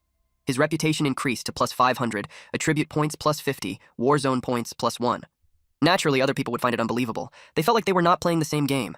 Some think that the game has to be bugged or that Knight Xiao might not even be human. They find it fishy. While there are some who admired him and even wished him to be their grandfather. One person even wanted to call him daddy, and it was funny. The other person who heard scolded them because they are stealing his father. The majority doubted that a level 12 rookie can kill a level 100 boss. They think that it has to be a hack. They couldn't possibly think that there's no cheating involved. One person expressed that he doesn't care if it's a cheat as long as he gets all the rewards.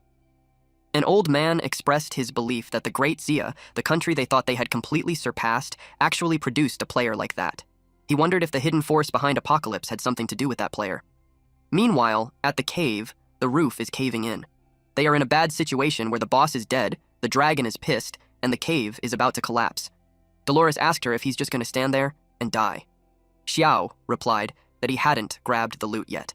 Dolores had already opened a portal and told Xiao that if he doesn't leave at once, he won't make it. She told him to forget the loot unless he wants to die. Xiao had no choice but to choose survival first. Large rocks kept falling. Just in time before the cave collapses, they get out. Dolores expressed that she hasn't done that thing in a long time. Ebisu was so tense. He planned to splurge once he got back to calm his nerves. Xiao felt fortunate that Dolores opened a portal or they would have been done for. But when they saw the sky, they got concerned. It wasn't over yet. The dragon was above them. Upon seeing that it's a holy judgment dragon, Dolores was done. It breathed fire and they started running. Ebisu complained that they are running for their lives again. Xiao told him that if they don't, they're really going to die this time. Dolores expressed that she's done and told him to just send the location of the Holy Spirit Spring and her payment. At Windleaf, main city. Lady Shirelle was impressed that Xiao actually managed to get the item from the labyrinth. She told him that he's amazing. Xiao replied that it was a piece of cake for him. Ebisu called him out, saying that he nearly died, and yet he called it a piece of cake. Now that they have the scroll, he asked how they could unlock the hidden class. Lady Shirelle noticed that the parchment doesn't seem to be a class-changing scroll. He asked her what she meant. She explained that according to Uncle Stir, the parchment unlocks his hidden potential and awakens a unique class meant just for him. She told him to follow her. They entered a room. Xiao didn't expect that the estate had a hidden chamber. He didn't discover it in his past life. Stir welcomed him. Xiao greeted him and expressed that he's there to unlock his hidden class. Stir thought that the method of class changing had vanished from the world, but he realized he was wrong. He agreed to assist him in his transition. Xiao replied that he's excited and ready for it. Stir informed him that the parchment will awaken the deepest power within him, and he should follow his heart's guidance. Stir guided him to stay calm, not panic, and to avoid resisting. Blue orbs float in the air. Xiao paid attention to it. Stir couldn't believe that all 5 crystal balls had been activated. Lady Shirelle asked him if that is what he meant by supreme class transfer. He replied, yes. Then explained that the 5 crystal balls around Xiao represent his potential. When he changed class, he only managed to activate 3. Breaking the limits of humanity and activating all 5 crystal balls makes him ask if the guy is even human. It made her wonder if Knight Xiao is something far beyond an ordinary person. Xiao was congratulated by the system for his successful class transfer quest, Whispers of the Dragon. He also had changed his class to the unique hidden profession called Dragon Speaker, and due to the infusion of mysterious power, his class rank has been upgraded. Also, he had surpassed the class rank limit and successfully advanced to the unique god-tier hidden profession called Beast God Master. Xiao could feel his body overflowing with power. Several screens popped out to inform him about the class Beast God Master. Its innate talent is Divine Power, level 1, where he had awakened a divine body, standing tall and unshakable. All final growth attributes plus 100%. He also has the talent called Primordial Force, level 1. As a Beast God Master, he was infused with divine energy. Spirit and strength are both 100%. Then, God's Guardian Set, level 1, where he had attained divine insight. He obtained a blueprint for Beast, taming equipment called Beast God's Claw. He also has the Beast God's Aura, level 1, wherein his tamed beast has undergone the baptism of divine power, causing all attributes to increase by plus 30%. Lastly is Beast God's Dominion, level 1, wherein he gets to have control over beasts that has reached its peel. All his tamed beasts would receive 30% of his final attribute bonuses. Xiao commented that the stats are insane. Stir couldn't believe that someone actually unlocked the legendary Beast God Master class. It means mastering the supreme power of the Beast God and gaining 40 attribute points per level. Xiao said that the stat boosts are insane. He also finds it interesting that the God's Guardian set even comes with a crafting blueprint. He saw on the blueprint of the Beast God's Claw blueprint that it was an equipment that grows in power and it starts at epic rank. But the materials needed to craft it are all rare. It looked like he'll have to hunt monsters to gather everything. The class transfer has been completed. He thanked Ster. Shirelle lets him know that he's amazing. Ster told him that his potential is limitless. Ebisu was amazed with him too. Xiao thinks that he's destined to reach the peak in this lifetime. But first, he needed to craft the Beast God's Claw. Some players informed the Guardian that they wished to do the Abyss trial. The Guardian saw that those 3 seemed well equipped. He asked them on what level of the trial they are attempting. Tiger Unleashed expressed that he's going solo on the Abyss level trial. The Guardian was surprised to encounter this once again, Iger. Unleashed expressed that he lives for challenges and he'll have no regrets even if he dies. The women with him told him that they will wait outside for good news. He replied that they won't be waiting long. The Guardian commented that the visitors from another world are really built differently. 5 minutes later, Tiger Unleashed came out needing desperate help. They asked the boss what happened. He responded that it was terrifying since the monsters mutated. The woman was concerned since their boss got hurt. She quickly asked for a potion. His friend cursed. This person also learned that not just anyone can solo the Abyss level trial. At the Great Rift level 20 trial, Abyss level, Xiao got a message in their group chat. Their homeroom teacher, Mr. Lee, is asking if anyone else is in the game. The school is taking attendance, so he requested them to respond. Wang Jun replied that he saw Hong and Yanran. You guys could just pause this if you want to read the whole conversation. Let's continue. Xiao didn't want them to know his identity, so he decided to lay low and focus on leveling up. Gray was fighting a golem. He told Ebisu that they would get back to work.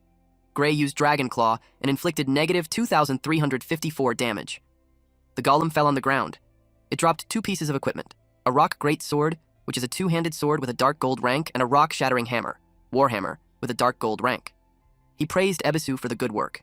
When he was trying out the equipment, another golem appeared, and it looked like a boss. It was called Abyss Watcher King, level 20 with unknown HP, strength is 3,000, constitution is unknown, agility is 2,000, spirit is 3,000, talent and skills are unknown. Basically, it was a king tier boss, but Xiao felt relieved that it was only at level 20. He told Ebisu to go first and he will cover him. Ebisu replied that he doesn't need him to. Back to the party of 3. The women were surprised that the boss actually died in the trial. They thought it was impossible to happen because they exactly followed Xiao's leveling path.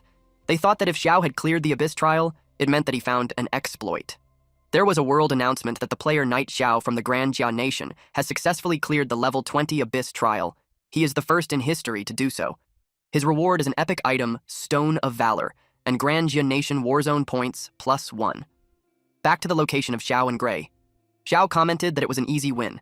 They were waiting in front of the body. There was no loot, just another abyss stone fragment.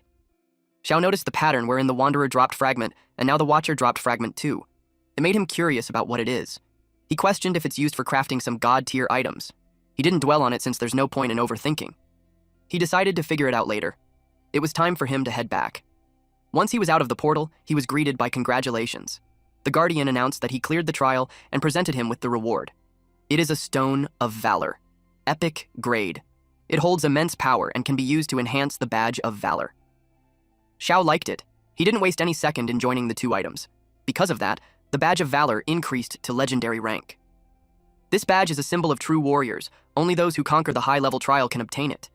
It represents the Empire's highest honor, strengthened by the Stone of Valor. Its base stats increased +50, all attributes are raised +5%, and charm +3. Its passive power is that it triggers when HP drops below 30%, increasing strength by 10% and spirit by 10% for 5 minutes. Xiao thinks that with it he'll be unstoppable in the level 30 zone. He told Ebzu that they will go, but suddenly he was informed that there will be a system maintenance, so he will be logged out of the game soon. Zhao wondered if it meant that they were finally able to return to reality.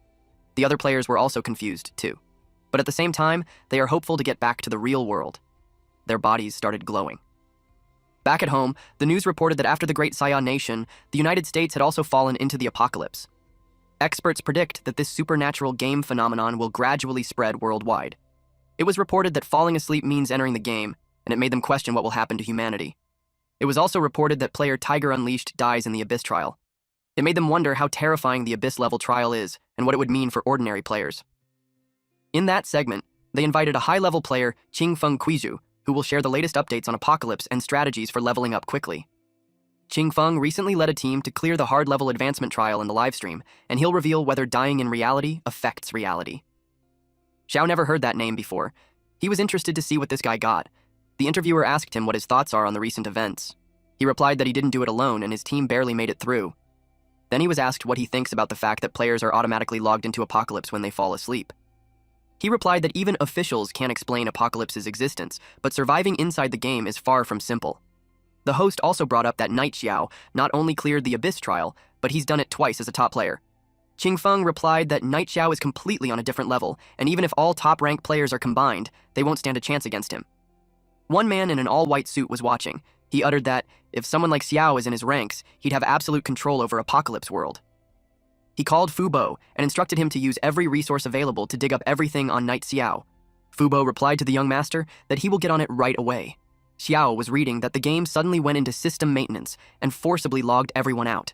Now, players can only enter by falling asleep. It made him think that the invasion of Apocalypse is happening slower than in his past life. But he also saw it as a perfect chance for him to level up. For Beast Tamers, level 30 is a crucial milestone. That's when he can unlock an extra pet slot. He didn't dwell on it and just focused on reaching level 30 first. At level 30, Gray missed Valley. He commanded Gray to do a stunning shock attack. Gray followed. The golems were stunned. Xiao was impressed. Then Gray released a fire breath. And that crushed the golems into pieces. Both him and Gray leveled up to level 24. There was a crowd on the world rankings, and they noticed that Night Xiao increased levels again. He was so far ahead of the second-ranked player. They firmly believe that he's hacking. Qingfeng thought that Night Xiao would be slowed down at higher levels, and they would be able to catch up, but instead, he just keeps growing. At this point, the first on the ranks is Night Xiao at level 24 and Qingfeng Kuizhu at level 10. One of his members told him that he's amazing. Qingfeng Kuizhu replied that there's always someone better, and second place isn't so bad. His other team members agreed and were okay with it since they are in control of the ranks, having all the members in rank 2, 3, 4, 5, and 6. At Newbie Village 9527 Dragon's Nest. The dragons were talking that the egg's been missing for days, and yet the other dragon was just sleeping. This is a conversation between Radiant Dragon, a red one, and Skyfire Dragon, purplish-black in color. Skyfire Dragon told the Radiant Dragon that with it being the prophet, it carries the fate of their race. Radiant Dragon questioned if he can't sense the presence of the human. He stated that it was disgusting. Skyfire Dragon asked if he's talking about those wretched gods. He uttered that it's impossible for a human worm to wield that kind of power. Radiant Dragon replied that he can see more than him because he is the Dragon Prophet, and he is willing to entrust their race's future to the mortal. Skyfire Dragon disagreed because it's reckless. They flew hurriedly as there's no time left. Radiant Dragon stated that devouring all mortals is their last hope. He told Skyfire Dragon to follow him. Skyfire Dragon asked if they are really entrusting the fate of the dragon race to a mortal.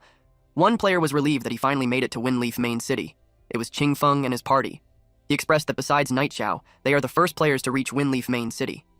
Unexpectedly, they saw two dragons soaring the sky above them.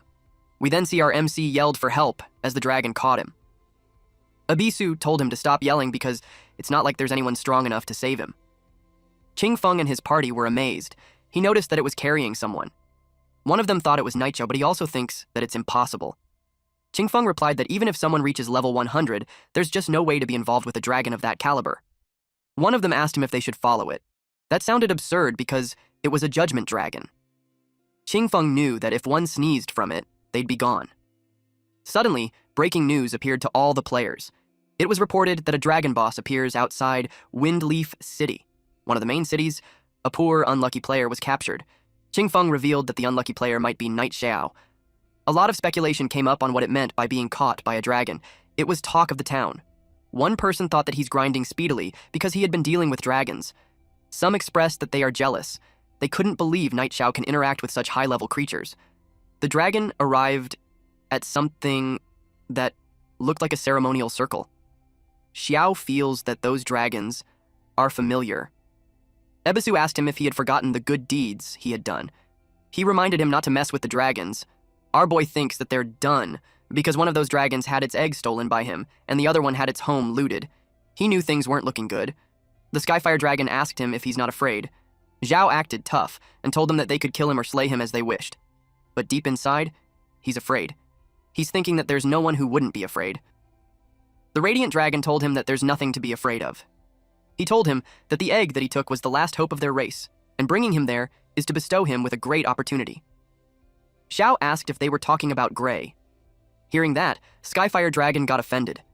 It was outrageous that he gave such a disgraceful name to a dragon. Xiao haven't think it that way, especially when Gray liked his name.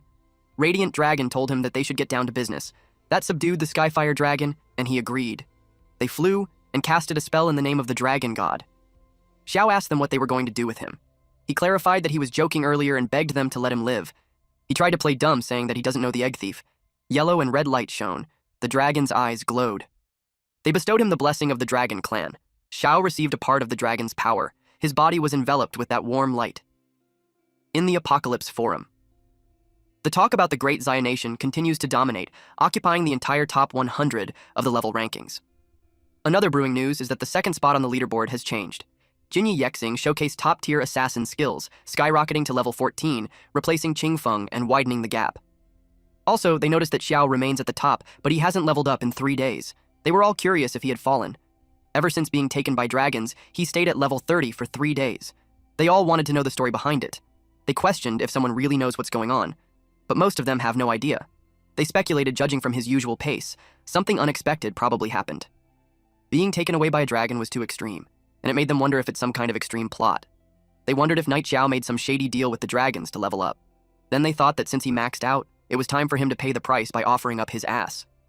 They all assumed that he used some kind of trick to take the top spot, and that now it's being exposed, he's being punished.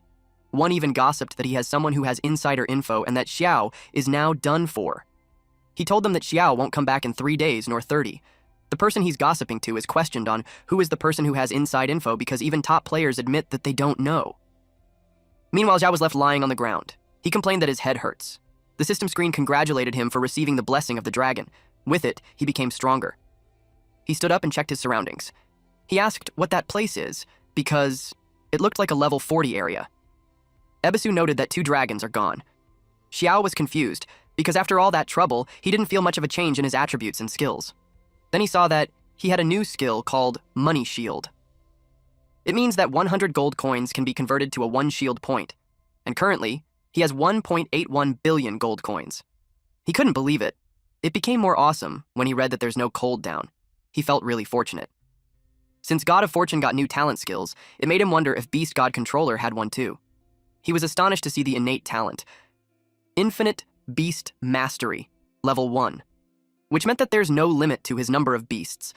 That was amazing because even Royal Beast Masters only get 3 core pets, and yet he gained no limit. He felt like he's dreaming. It made him kneel and pray and thank the dragon gods. At the trial hall, level 30, the Guardian asked Knight Xiao if he would like to attempt the Abyss level trial. He replied yes and was asked to wait for a moment. The door opened. It emits icy air. The Guardian wished him good luck. When they entered, they were transported to a mountain in the winter season. Xiao complained that it was too cold. He stated that if he had known it would be that freezing, he would have worn more layers. He noticed a large snowball behind him. Fortunately, he stepped aside on time, otherwise he would have rolled over. Ebisu asked him why he's dodging it instead of using his shield. Yao had been reminded that had one. Suddenly, a large bipedal monster appeared. Xiao told Gray to go and show how fierce he is. Gray breathes fire on this monster and instantly defeated this white-furred mutant yeti. Xiao was overwhelmed that in just a single attack, everything was over.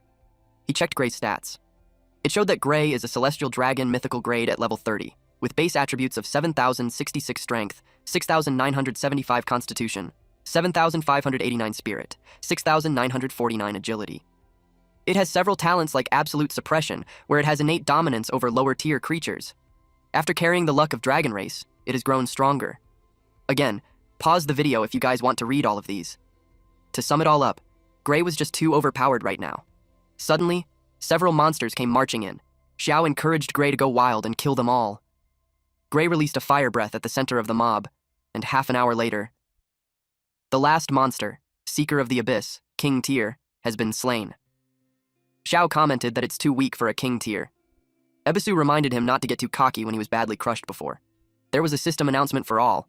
The screen displayed that Knight Xiao has passed the Abyss level advancement trial, becoming the first ever hero to pass the level 30 Abyss trial. He was awarded an epic item called Heroic Radiant Stone, and plus point to Great Xia Nation Warzone. One player was impressed since he had faith that the Night God had been preparing something big the whole time. Another player was in disbelief that Knight Xiao had been taken by a dragon and still came back. Another player expected this since he had faith that Knight Xiao isn't someone who would die early. The man with him commented that Knight Xiao is full of potential. The other man replied that they should go back to the city since he's interested to meet him. And when he had brought him under his command, he would take the game seriously. Meanwhile, Xiao had received the Abyss Stone Fragment 3. Upon receiving that, Xiao questioned how many pieces are there. And he also got a Heroic Radiant Stone, epic grade. It is a rare material infused with radiant energy from the Heroic Stone. It can further enhance the heroic emblem, and only powerful heroes are qualified to own it. Xiao finds that stone useful since it can enhance his heroic emblem again. The Guardian wished him well. He waved goodbye to it. At Windleaf Main City, he noticed that it was getting crowded. Ebisu replied that it wasn't a surprise since Xiao had been missing for several days. They wanted their gear to be appraised, but when they arrived, there were so many people at the shop. Xiao gets in front and orders the shopkeeper to appraise his item. Without looking at him, the boss told him to get in line. But Xiao is a first-class citizen. When the shopkeeper saw him, he was surprised. And his attitude shifted. He welcomed him warmly. The players who were in line got annoyed that Xiao gets cut in line just because he's a first-class citizen.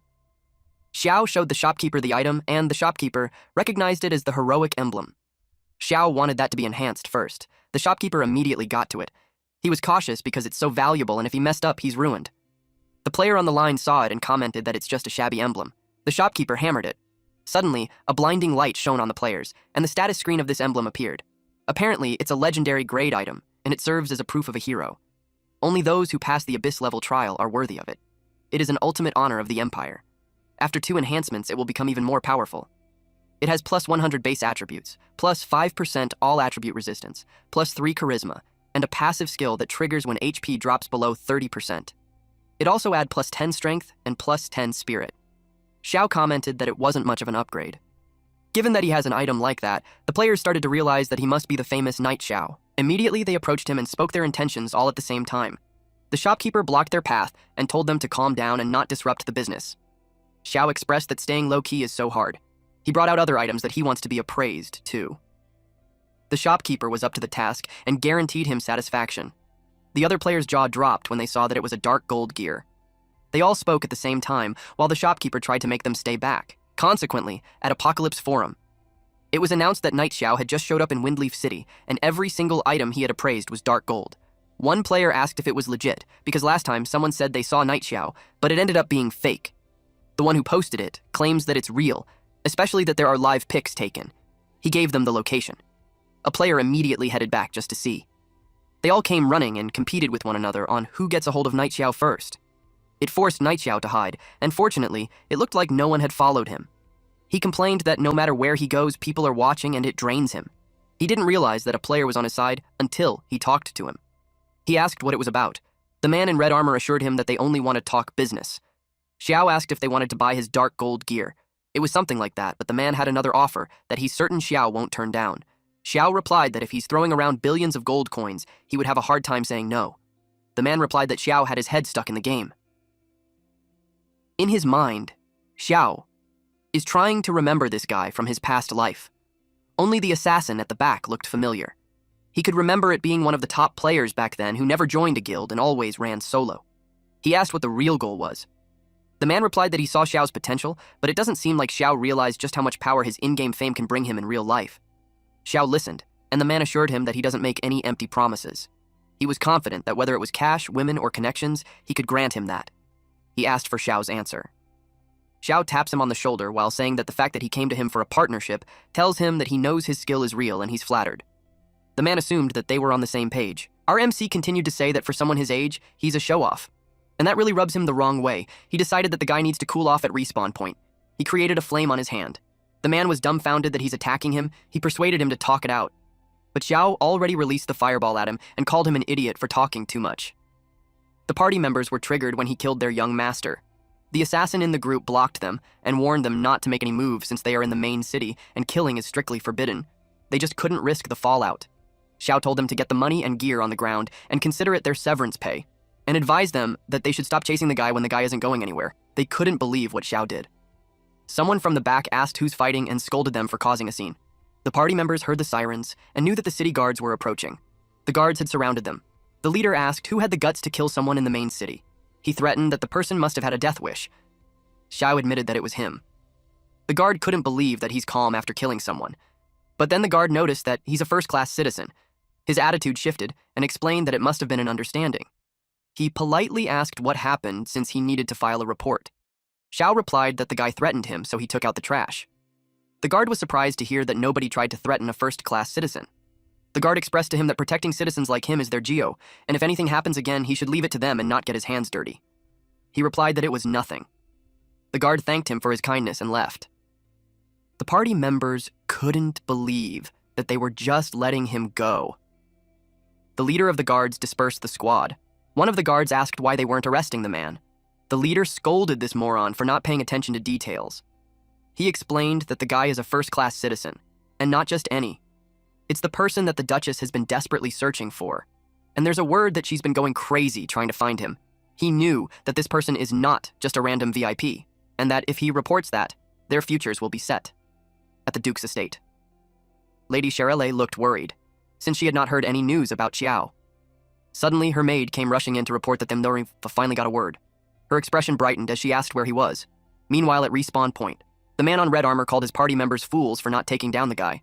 The guy calmed down and admitted that he lost his cool. He assumed that his party members got beaten by the guy since he's already at level 30. He expressed that he made the guy think they're equals, but he believes that he will realize just how wrong he was. Then, he told the assassin to use his stealth skills and get back in the city to grab the gear he dropped. Someone arrived and told them that there's no need for that because he didn't bother taking his gear. And he already can see that the guy on the red armor won't even need it. It was Xiao and he's standing on the roof. The red-armored guy asked what he was doing in the respawn zone. He warned him that surveillance there is several times tighter than in the main city. Xiao raised his staff while saying that it is necessary to remove the root, otherwise the grass will grow back. And in an instant, he hit the guy with a fireball. The party member cursed at him, but before they could say more, he told them that they shouldn't move, otherwise they would also die. He declared that killing one or many makes no difference to him. The red-armored guy was back. He screamed at Night Xiao to ask why he's taking things too far. He warned him that if anything happens to him, not only him, but all his family and friends will pay the price. Xiao replied that the guy is still boasting even when he's about to die. He attacked him again because his threat meant nothing to him. They caught the attention of other players. They all looked terrified that he's killing someone at respawn point. The party members got worried about their young master. Eventually, the guy couldn't respawn and was forced to log out. The black robe judge appeared and asked who dared to kill there. The assassin told Xiao that even if he's strong, he won't be able to escape the judgment of the black-robed judge. He assumed that now, Xiao is really in trouble. Xiao was taken aback that they alerted the black-robed judge. He knew that with his current level, facing him head-on would be a huge loss. Xiao admitted his deed and surrendered to come with him. The black-robed judge ordered the guards to take him away. Meanwhile, in a mansion outside the game, Fubo got worried for the young master. He tried to wake him up. The master of the house approached them and asked what happened. Fubo reported that the young master has been killed. That angered the master and ordered to kill the killer along with his family. Consequently, at Dragon Phoenix Empire Court, Xiao was interrogated for his deed. Xiao replied that the person brought a group to harass and threatened him. He claims that he did that to defend the dignity of a first-class citizen. The people on the side talked about how Xiao admitted that he blocked the respawn point and killed the guy 5 times in a row. They find it terrifying that even the respawn zone isn't safe. And they felt that if Xiao wanted to kill someone, that person is doomed. The judge ordered silence. He considered this being Xiao's first offense and sentenced him to lifetime exile in the Eastern District with no right to enter. Xiao tried to reason, but someone spoke that emotionally and legally it was justified action. It was Lady Sherelle. Everyone was surprised to see the Duchess. She claims that it's unfair. Judge Ada respectfully greets her. She replied that there's no need for courtesy. Then she shared that Xiao is her friend and she doesn't want him to be treated unfairly. The judge admitted that his judgment was rushed. Then he stated that according to Windleaf City law, if a vagrant offends a first-class citizen, that person will be executed. Lady Cheryl then suggested that they remove the handcuffs on Xiao. Judge Ader ordered him to be released immediately. Then Lady Cheryl asked if they may be excused if there's nothing else. Judge Ader told her she can leave any time. She told Xiao that they will be going. Once they were out, Xiao thanked her. She told him that she saved him again. Then she heard that he was captured by a dragon. She sent people all over to look for him, and she's glad that he's okay. Xiao shared that he was captured by 2 dragons, but it turned out to be a blessing in disguise because he got some stuff. She invited him to come home with her to tell his adventures. He kissed her hand and it made her blush. It was his form of greeting while telling her that it has been a long time and he has a lot to tell her too. But before that, he asked if Steer is still at the mansion. He wanted to ask him about the second-class mission. Bringing that up, it made her conclude that he's already in level 30. She couldn't believe how fast it was, at the main hall of the Duke's mansion. Stir met him and expressed that it's no wonder for someone who made 5 crystal balls appear to level up that fast. He felt inferior. Zhao told him that he's too humble. Then he expressed that he wants to consult him with the second-class mission. Stir admitted that the second-class missions for hidden professions are not his field, and even if he traveled the entire continent, he still wouldn't find a clear answer. It is because the domain of the gods is far too mysterious. Lady Sherelle asked what they should do. She inquired if it meant that he won't be able to obtain his second-class mission. Stir told her that there's nothing to worry about. He knew that to be able to advance to a hidden class to its second profession, one must gain the recognition of the gods. Xiao asked if it referred to the Lost Temple. Stir was impressed that he actually knew about it. He replied that he heard about it before, but he doesn't know where it is. When it comes to mysterious places in Apocalypse, the Lost Temple is among the top. Sherelle was enamored by how wise and knowledgeable he is. Stir told him that HTE Lost Temple appears randomly, like a mirage. 1 second, it's in front of him, and the next, it vanishes without a trace. The system window appeared and notified him that he accepted the class change quest to search for the Lost Temple. Ebisu told him that it's such a mysterious place, and it would make his advancement tough. Xiao realized that the matter of the second class needs to be planned carefully. Lady Sherelle saw him off and told him that when he's done, he should go find her. He agreed to that. Ebisu asked where they would even look for the Lost Temple. He commented that it was like looking for a needle in a haystack. Xiao replied that they won't search for it yet because there's something more important. He knew that tomorrow would be the first strange invasion in Apocalypse. Ebisu asked about it. He explained that the gate to another world will open and countless strange creatures will rise from the abyss. By then, all beings in Windleaf Main City will be massacred, and every building in the city will be destroyed. Ebisu got concerned. He suggested that they run. He told Xiao that he can't protect all his property in the city. Xiao had one person in mind to deal with those creatures. He opened a portal and called Dolores. He popped his head inside. Dolores wasn't pleased to see him, because every time he looked for her, it's never anything good. She asked him if he found another unlucky dragon's nest. He told her to relax because there's no dragons this time. He told her that it's just in the main city and that he won't go anywhere else. She was a bit suspicious. She asked what danger could it be for it to be in the main city. She asked if he wanted her to beat up a lord or something. He told her that it's not that serious, that he just wanted to ask if she could guard his property in the West District for one day, starting at midnight. He offered the same pay. She finds it suspicious that it's that simple. He tried to sweet-talk her by saying that they have been friends for a long time now. Dolores agreed to it. He told her not to be late. Ebisu sarcastically congratulated him for tricking someone again. He played dumb, saying that it's not a trick, and it's for Dolores' own good too. He decided to use the time left to level up one more time and get fully ready for the strange invasion, simultaneously at the forum. They talked about how Xiao killed a player 5 times in a row at the respawn point and caused real-life death. Since he wields such terrifying power, people think that he'd get away with whatever he wants. Some people expressed that it's trampling with human life. They uttered that Apocalypse shouldn't be a place where players do whatever they please. They brought up the idea of supporting identity verification in-game. Xiao read that and assumed that they were making noise just to expose his identity. He finds it childish and decides to go rest since that night might be a long one. He laid on his bed. Many started entering the game. They got confused because they haven't slept and yet they're already in the game. They got alarmed with this another forced entry. And they couldn't log out either. One person uttered that even if he can't log out, as long as the monsters don't enter the village, everything will be fine. Xiao praised Dolores for being punctual. She yawned, as if she's still sleepy. She replied that the city is quiet at that hour. It made her think that he called her just to chat. He told her not to be impatient. He added that soon, all the shops in the West District will be in her hands. Dolores assured him that as long as she's there, not a single tile or stone will be lost. He replied that her presence alone makes him at ease. Lightning had struck. Xiao immediately requested that she cast a buff. She's confused as to what it is. The sky was ripped and several monsters came out. It was the start of the strange invasion. A lot of the monsters are winged ones. The guards announced that there's an invasion and the whole city is under level 1. No one was allowed to leave. They called the mages to the walls while others were tasked to evacuate the people. People started running. Dolores asked Xiao how he predicted the strange invasion. She stated that the current level of the creatures doesn't worry her, but there's a probability that the levels rise. He replied that she has to believe in herself because she's a divine-level sorceress. Then she saw the level 100 boss lord class. She realized that she fell into his trap again. She whined that every time he looked for her, it was never something easy. He reminded her that she promised to protect every brick and tile of his West District.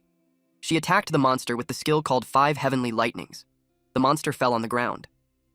Xiao was impressed that she took out a Lord-class boss with just one strike. She asked him if he thinks she's his puppet. Another large monster appeared. She noticed how more and more keep coming, and now there are flying elite bosses too. She yelled at him to stop staring and help out.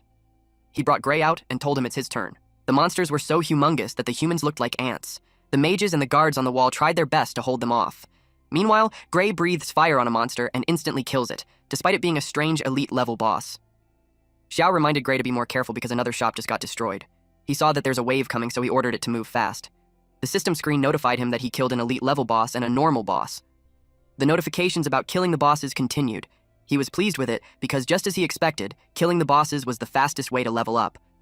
Xiao told Dolores that he's counting on her to protect the West District while he and Gray hunt more bosses. She got annoyed with this brat who must have thought that she has 3 heads and 6 arms. She yelled that he should pay more. It was not a problem for Xiao. While Gray attacks the monsters, Xiao inspects the loot. He saw that the monsters even dropped an epic grade gear. He picked up the Devourer's Ring and was pleased with it. Meanwhile, outside the Windleaf City, a large bipedal reptile monster spits some purple flame. The players scattered trying to stay alive, while some were fueled by anger and were determined to take those monsters down. The monster tried to claw a player, but the player defended himself with a shield. He told their boss, Qing Feng, that he couldn't hold on any longer. Qing Feng instructed them to look for a chance to escape since the bosses are too strong, and they are no match for it. The tank urged them to go and hurry, since he can only distract the monster for 5 seconds. He was pushed back and dropped his shield, but he kept telling them not to worry about him. A female caught him when he fell and tried to wake him up. Qing Feng felt that there's no hope. They all start to think that they are all going to die there. Unexpectedly, the monster was hit with a fireball on its back. Qing Feng was impressed that it was taken down with just a single strike. He saw the attacker. It was a baby dragon. Gray roared loudly. Once the monsters are stunned, he breathes fire on it. They were fascinated by how strong the baby dragon is. Storm felt like his prayers were heard. Xiao informed Gray that there are more boss monsters on the side. Those players immediately recognized Xiao. Qing Feng chased after him. Xiao asked what they needed. Qing Feng thanked him for saving them. They promised that if he needs something, they will do anything, even if their life is at risk. Xiao told them not to worry about it since he's just passing through. Then he informed them that the West District is relatively safer now, and if they don't want to keep hunting bosses, they could head there. When he left, they gossiped among themselves, like how cool he is. Storm even said that if he's a woman, he'd want a kid with him. Qing Feng told them to stop the chit-chat and pick up the gear and items, because they will head to the West District. Gray attacked another monster, but Xiao told it that killing the normal monster is just a waste of time. He encouraged it to go to the city gates because that is where the real battlefield of the strange invasion is. The city was in flames. Qingfeng's party arrived, and they confirmed what Xiao said. It was relatively safer there. But they couldn't help the question as to why Xiao is patrolling outside the city. They speculated that he's patrolling the city to level up. They saw him leveled up again. He's now at level 35. It was shocking for other players because he was just at level 31 yesterday. It made them wonder how many bosses he had to kill to reach that fast. They saw something like a flamed cannonball, which came from the direction of the main city gate. It's about to crash in the city. Xiao arrived at the main gates and he couldn't help but think that massacre happened there. A skeleton king appeared. It's a level 100 Lord-class boss, so he knew it's going to be tough on his own. The guard informed Lord Ador that the wall at the main gate had been completely destroyed. And the archer and the squad can't hold out, plus their healers are overwhelmed. Basically, they couldn't take it anymore. They asked if they should abandon the front lines and fall back to the rear. Ertor ordered them to prepare to retreat. Out of the blue, lightning struck. They felt hopeful when they saw a divine-level expert had stepped in. It boosted their morale to attack. Dolores was called by this brat in panic, and upon seeing the monster, she knew he wanted her to kill that level 100 Lord boss. Xiao chuckled and commented that she's sharp. He instructed her to help him get too close to it so he could kill it. She pointed out that it's a strange level 100 Lord-class boss. That even her wouldn't dare to say that. Xiao replied that he's serious. She agreed to send him there. First, she gave him some buffs. He suggested that she clear a path for him so he can face it head on. She saw his guts, so she agreed to it. She struck the monster. Several monsters were stunned at once, then she yelled at him to go. Xiao rushed while telling her that she's awesome as always. Ator told Dolores that with her help the city will be safe. She told him that it's enough talk and he should take his men to defend the north side. She told them to leave that side to her. They counted on her. Then a guard reported to Ader that a level 30-something tamer is trying to attack the Lord boss. Ader told them not to worry and to follow Dolores' orders to fall back to the north zone. Now, Dolores and Xiao stood in front of the gigantic skeleton. It's now all up to Xiao. Ebisu told him that if he dies, he shouldn't drag him with him. He doesn't even plan to pick up Xiao's corpse. Xiao assured him that he wouldn't die. It was the beginning of the hunting hour. The skeleton king moved and attacked Dolores. She puts up a barrier to defend herself while telling the brat to move already. He told her to calm down and just watch. He took out the emblem and activated Brutal Massacre. It released a laser beam directly to the Skeleton King. It was a brutal execution that led to the instant death of the Skeleton King. Its bones disassembled. Xiao was happy that he had done it. Ebisu couldn't believe that the Lord-class boss was taken down in one hit by the brat. That was followed by a world announcement that Knight Xiao had successfully killed a level 100 Lord-class boss. He achieved the first Lord-class boss kill. His reputation increased by plus 1,000, attribute points by plus 200, and Great Shi Nation war points plus 1. The players never imagined that it was possible. Qingfeng realized that he must have left the city earlier to slay the boss. Storm was amazed to the point that he wanted to be Xiao's disciples. Qingfeng expressed that he wanted to be one too, but Xiao doesn't just accept anyone. The woman in their party had made up her mind in creating a fan club of the great Knight Xiao. Xiao collected the loot. There was a divine protector's shield, epic grade, and blazing stones which can be used as a material. There's also a star caller's staff, an epic grade item. Just as he expected, the rewards are on a different level compared to other monsters. He asked Ebisu if he found something good. Ebisu replied that it's an artifact.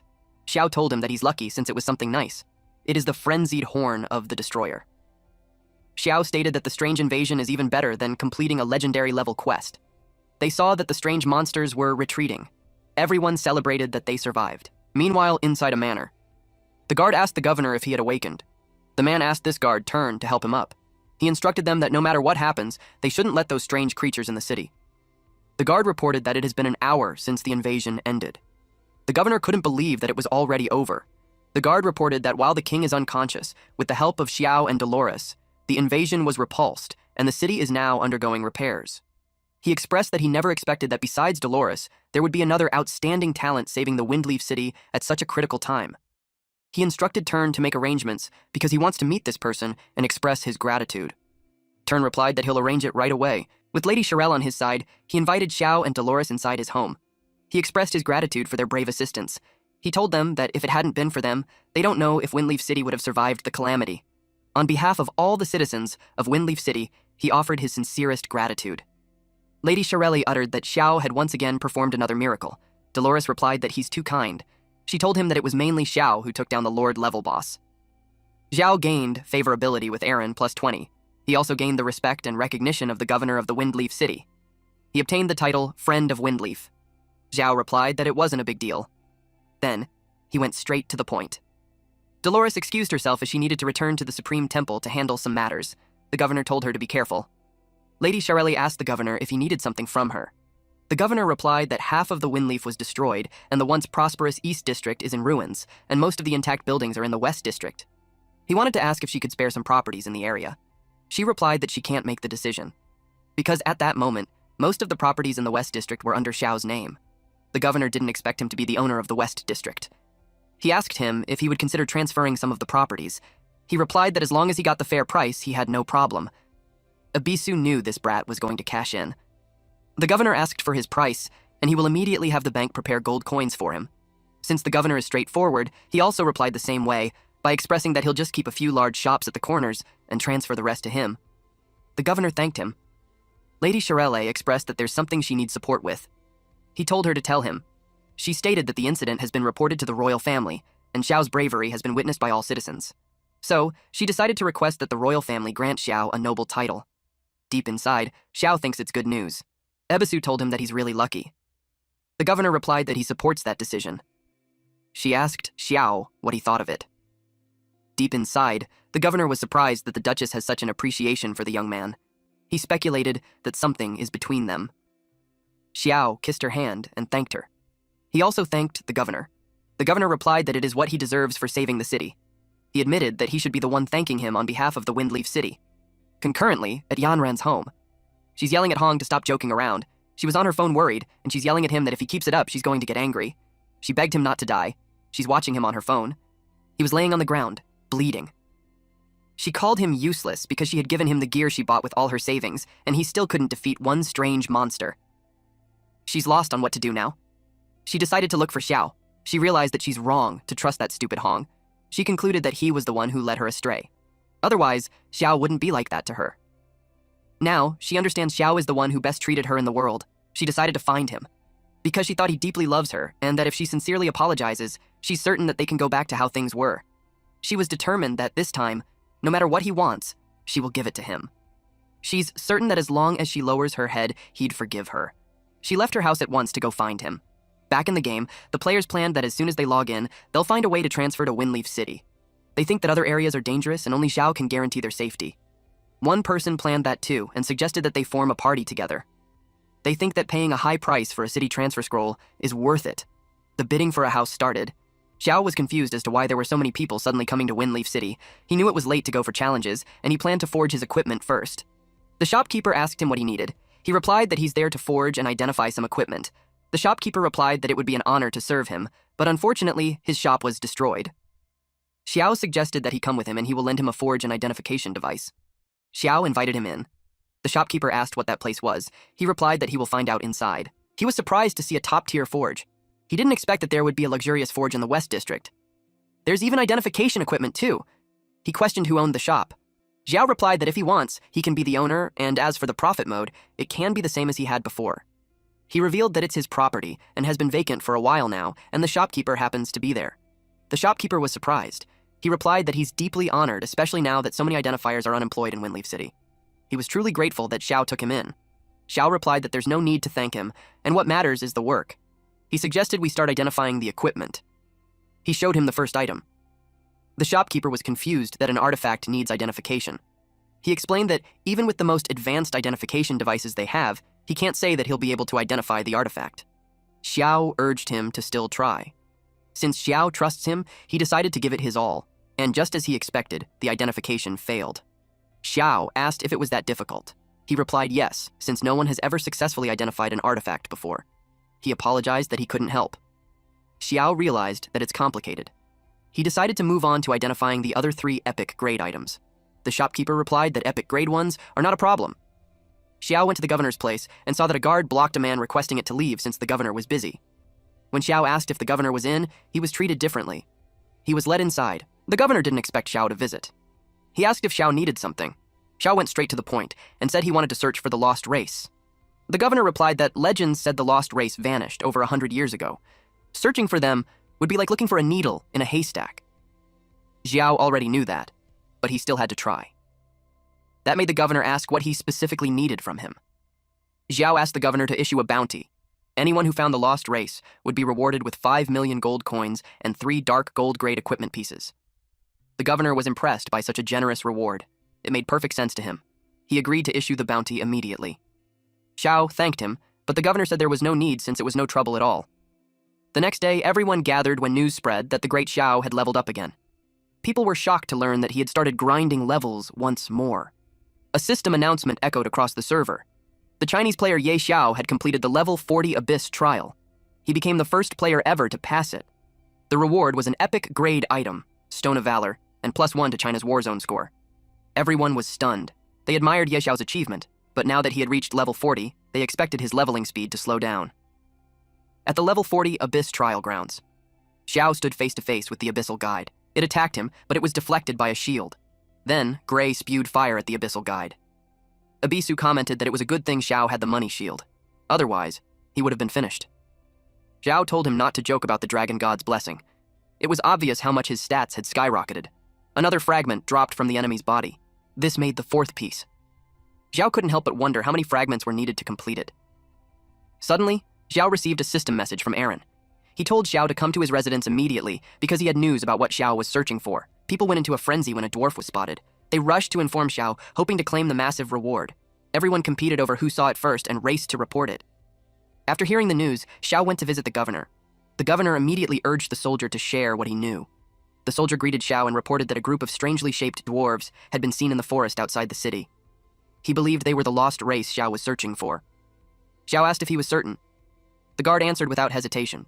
He said he had encountered them while hiding in the forest during the strange invasion. He added that if Xiao hadn't ended the invasion, he might not have survived. Xiao said there was no need for pleasantries and asked him to escort him there. The guard asked if Xiao wanted additional soldiers. Xiao declined, saying he could handle it alone. The dwarves were deep inside the forest. Several men hid nearby, watching from a distance. They planned to capture the dwarves alive and claim the reward from the great Xiao. One man suggested they work together. One would take the gold, while the other would receive the dark gold equipment. The other man disliked the deal. One of the dwarves noticed them. He hurled his hammer toward the men. They laughed it off when they saw the damage was only 80. It was laughably weak. They didn't expect the hammer to unleash lightning damage of 87,231. The men were instantly roasted. The others hiding behind the trees saw the massive 87,231 damage appear in a single hit. They couldn't help but mutter that the dwarves were ridiculously overpowered. One dwarf complained to another that the damn humans were clearly up to no good, and it was making him angry. He said he had warned Thor that they shouldn't pass through human territory. Thor told him to calm down, but Dulin refused to be treated like some kind of circus attraction. If not for their tribe, he would have smashed the humans to death already. Thor told him that was enough and decided they would leave immediately. Meanwhile, Xiao was informed that the dwarves were just ahead. Hearing that, he quickened his pace. The people hiding behind the trees noticed Xiao. They were thrilled when they recognized him, knowing how powerful the dwarves were. The soldier told Xiao that the dwarves were just inside the forest. Xiao suggested they head straight in because he wanted to personally see their strength. The soldier warned him to be careful. The dwarves were extremely temperamental, and their damage output was insane. Xiao replied that he knew exactly what he was doing. Xiao told the guard that his task was complete and that he could leave the rest to him. Ebisu asked if Xiao was seriously planning to walk straight up to them. The dwarves spotted Xiao and grew irritated that a human dared to approach them. Dulin was ready to crush him, but Thor told him to stop. Thor said he found this human pleasant. Dulin agreed. Suddenly, he no longer felt like smashing him. Then, they caught his scent and sensed the presence of an artifact. Not just any artifact, but a divine one. In fact, more than one.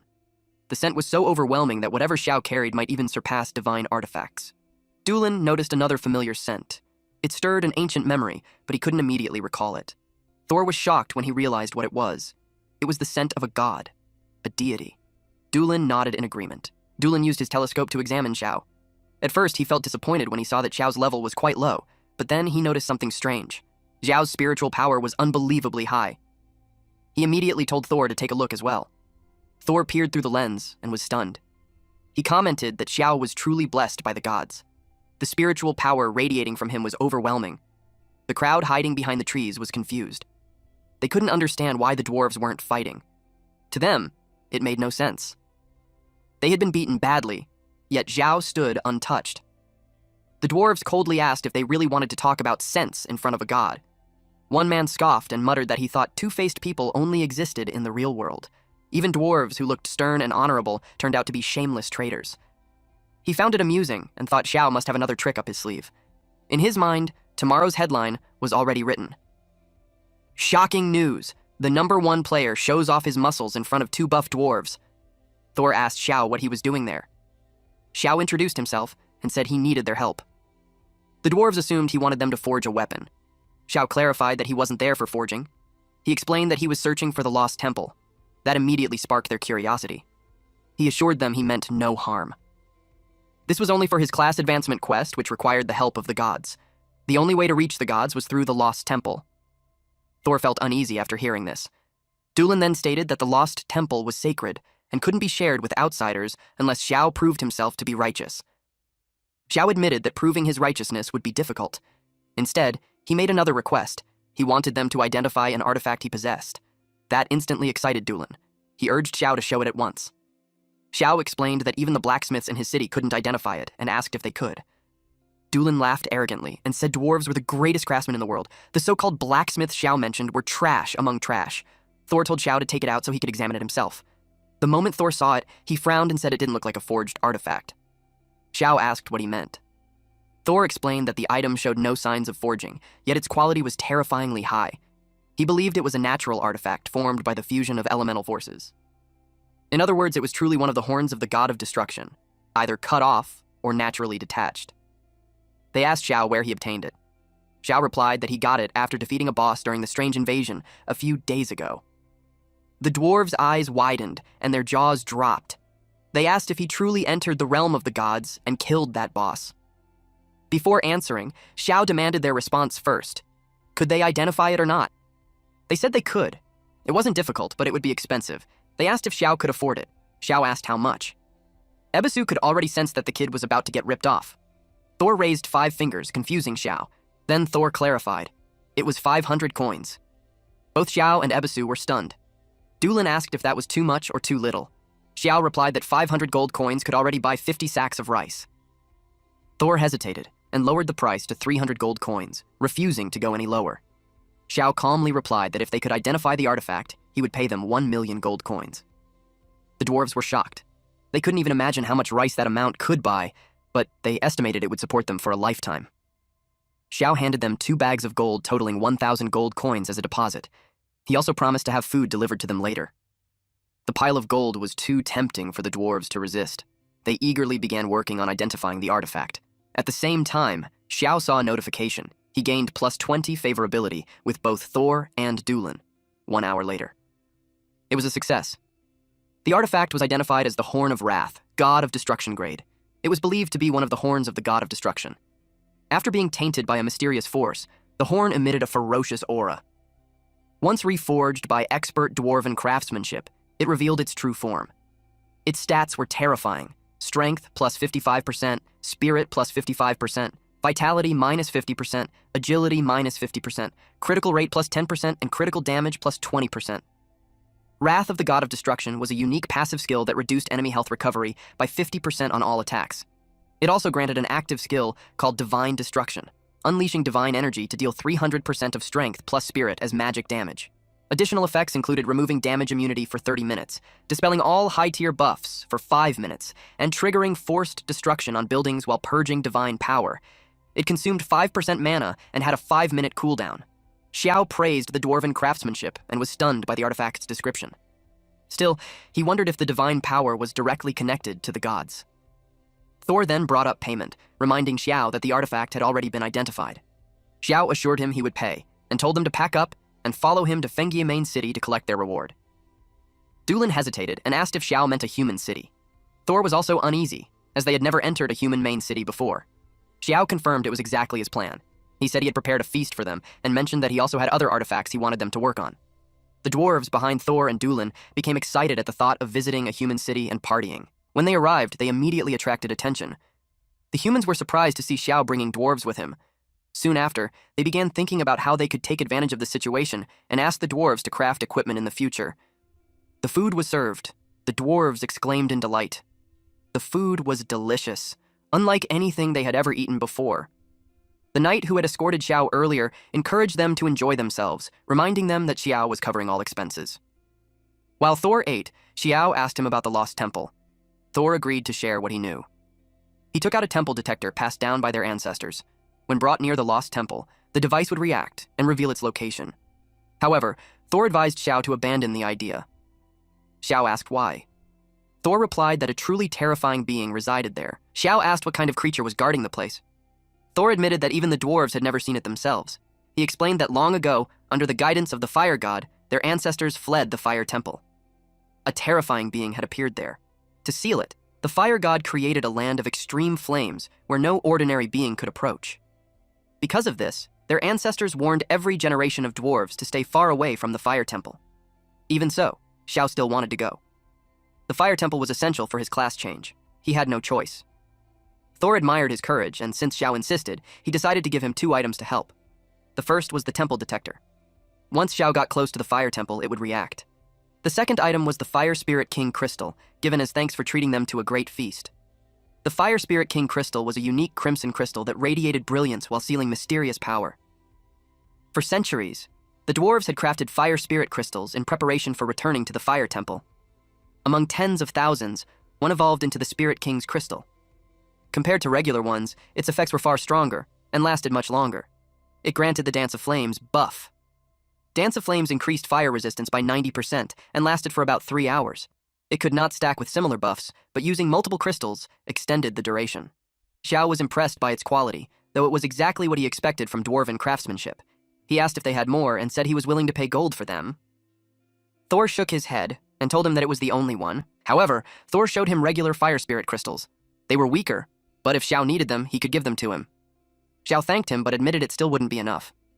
Fire spirit crystals were magical items crafted by the dwarves over centuries in preparation for returning to the fire temple.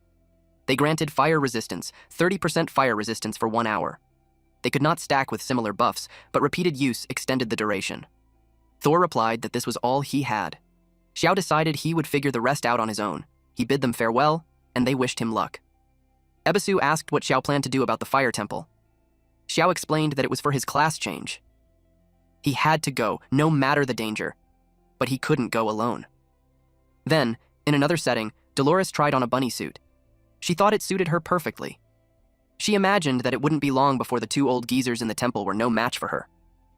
Suddenly, a knight burst in and informed her that someone had arrived. She asked why he was panicking and demanded to know who it was. Then Xiao appeared. She groaned the moment she saw him. He only ever showed up when trouble followed. She asked what it was this time. A dragon? A creepy boss? Something worse? Xiao couldn't believe she saw him that way. It was as if her image of him was someone who existed only to fight. She argued that even if he didn't look like it, that was exactly who he was. She told him to stop stalling and get to the point. Xiao replied casually that it wasn't a big deal. He just planned to visit the fire temple. That shocked her. She assumed he had finally grown bold enough to provoke a god. She immediately said she wanted no part of that. Xiao tried tempting her by saying the reward was negotiable. She refused without hesitation. She argued that even if the fire temple really contained countless treasures, even if he insisted on going, he wouldn't know where to find them. Xiao admitted that he hadn't planned to go until he accidentally obtained a dwarven compass that could locate the fire temple. She accused him of trying to fool her with some random compass. Then she hesitated. She said that since it was a temple, it involved gods, and she had no desire to die a meaningless death. She asked him why he was so determined to go. Xiao revealed that it was for a class change. That explanation finally made sense to her. She told him to give her a week to prepare. Xiao rejected the idea and said there was no time. They had to leave immediately. If she refused, he would go alone. She was caught off guard, especially since they hadn't even discussed payment yet. Xiao reminded her that the fire temple supposedly held countless treasures and told her to think carefully. He turned and started walking away. She stopped him and argued that without her protection, he wouldn't even make it past the entrance. 2 days later, at the Scorching Lands, she asked Xiao if he was sure about the path they were taking. She complained about the heat and asked how much farther they had to go. They had already been walking for 2 days, and she felt like she was about to collapse. She even suggested that the dwarves had tricked him. But Xiao noticed that the compass was reacting more strongly than before. That meant they were close. Suddenly, a level 100 molten mud crocodile appeared. Xiao left it to her. She complained that she was sick of seeing them and swore she would never eat roasted crocodile again. She froze it, but it broke free. Then dozens of them emerged at once. She was completely caught off guard. Xiao noticed that the compass was now reacting violently. Even she could tell something was wrong. Then, without warning, a massive door appeared before them. The molten mud crocodiles surrounded it. It was the gate of the fire temple. It was their first time seeing it. But the mud crocodiles began to move. They charged straight at them. Dolores struck them with a thunder strike. Meanwhile, Xiao protected himself with a honey shield. He told Ebisu to hold on tightly and asked Dolores for a speed buff as he charged forward. She agreed, calling him a brat, and reminded him about the payment. Xiao assured her he wouldn't forget. The mud crocodiles blasted him with fire breath. His shield took 2 hits of 150 fire damage. He didn't expect to take that much damage even with the fire spirit crystal active. Ebisu screamed at him that he was getting burned alive. As he pushed forward, more mud crocodiles spewed fire at him. But Xiao didn't slow down. Nothing was going to stop him, not even the gods. And with that resolve, he burst through the second door. But the scene inside was completely desolate. A massive presence demanded that he state his purpose. Xiao replied that he came to explore the ruins. The entity told him that to awaken his potential, he required a blessing. For that to happen, Xiao had to kneel before him. Xiao asked if his second job also required a blessing. The massive figure replied that he must offer his sincerest praise. If Xiao submitted, he would receive blessing and protection.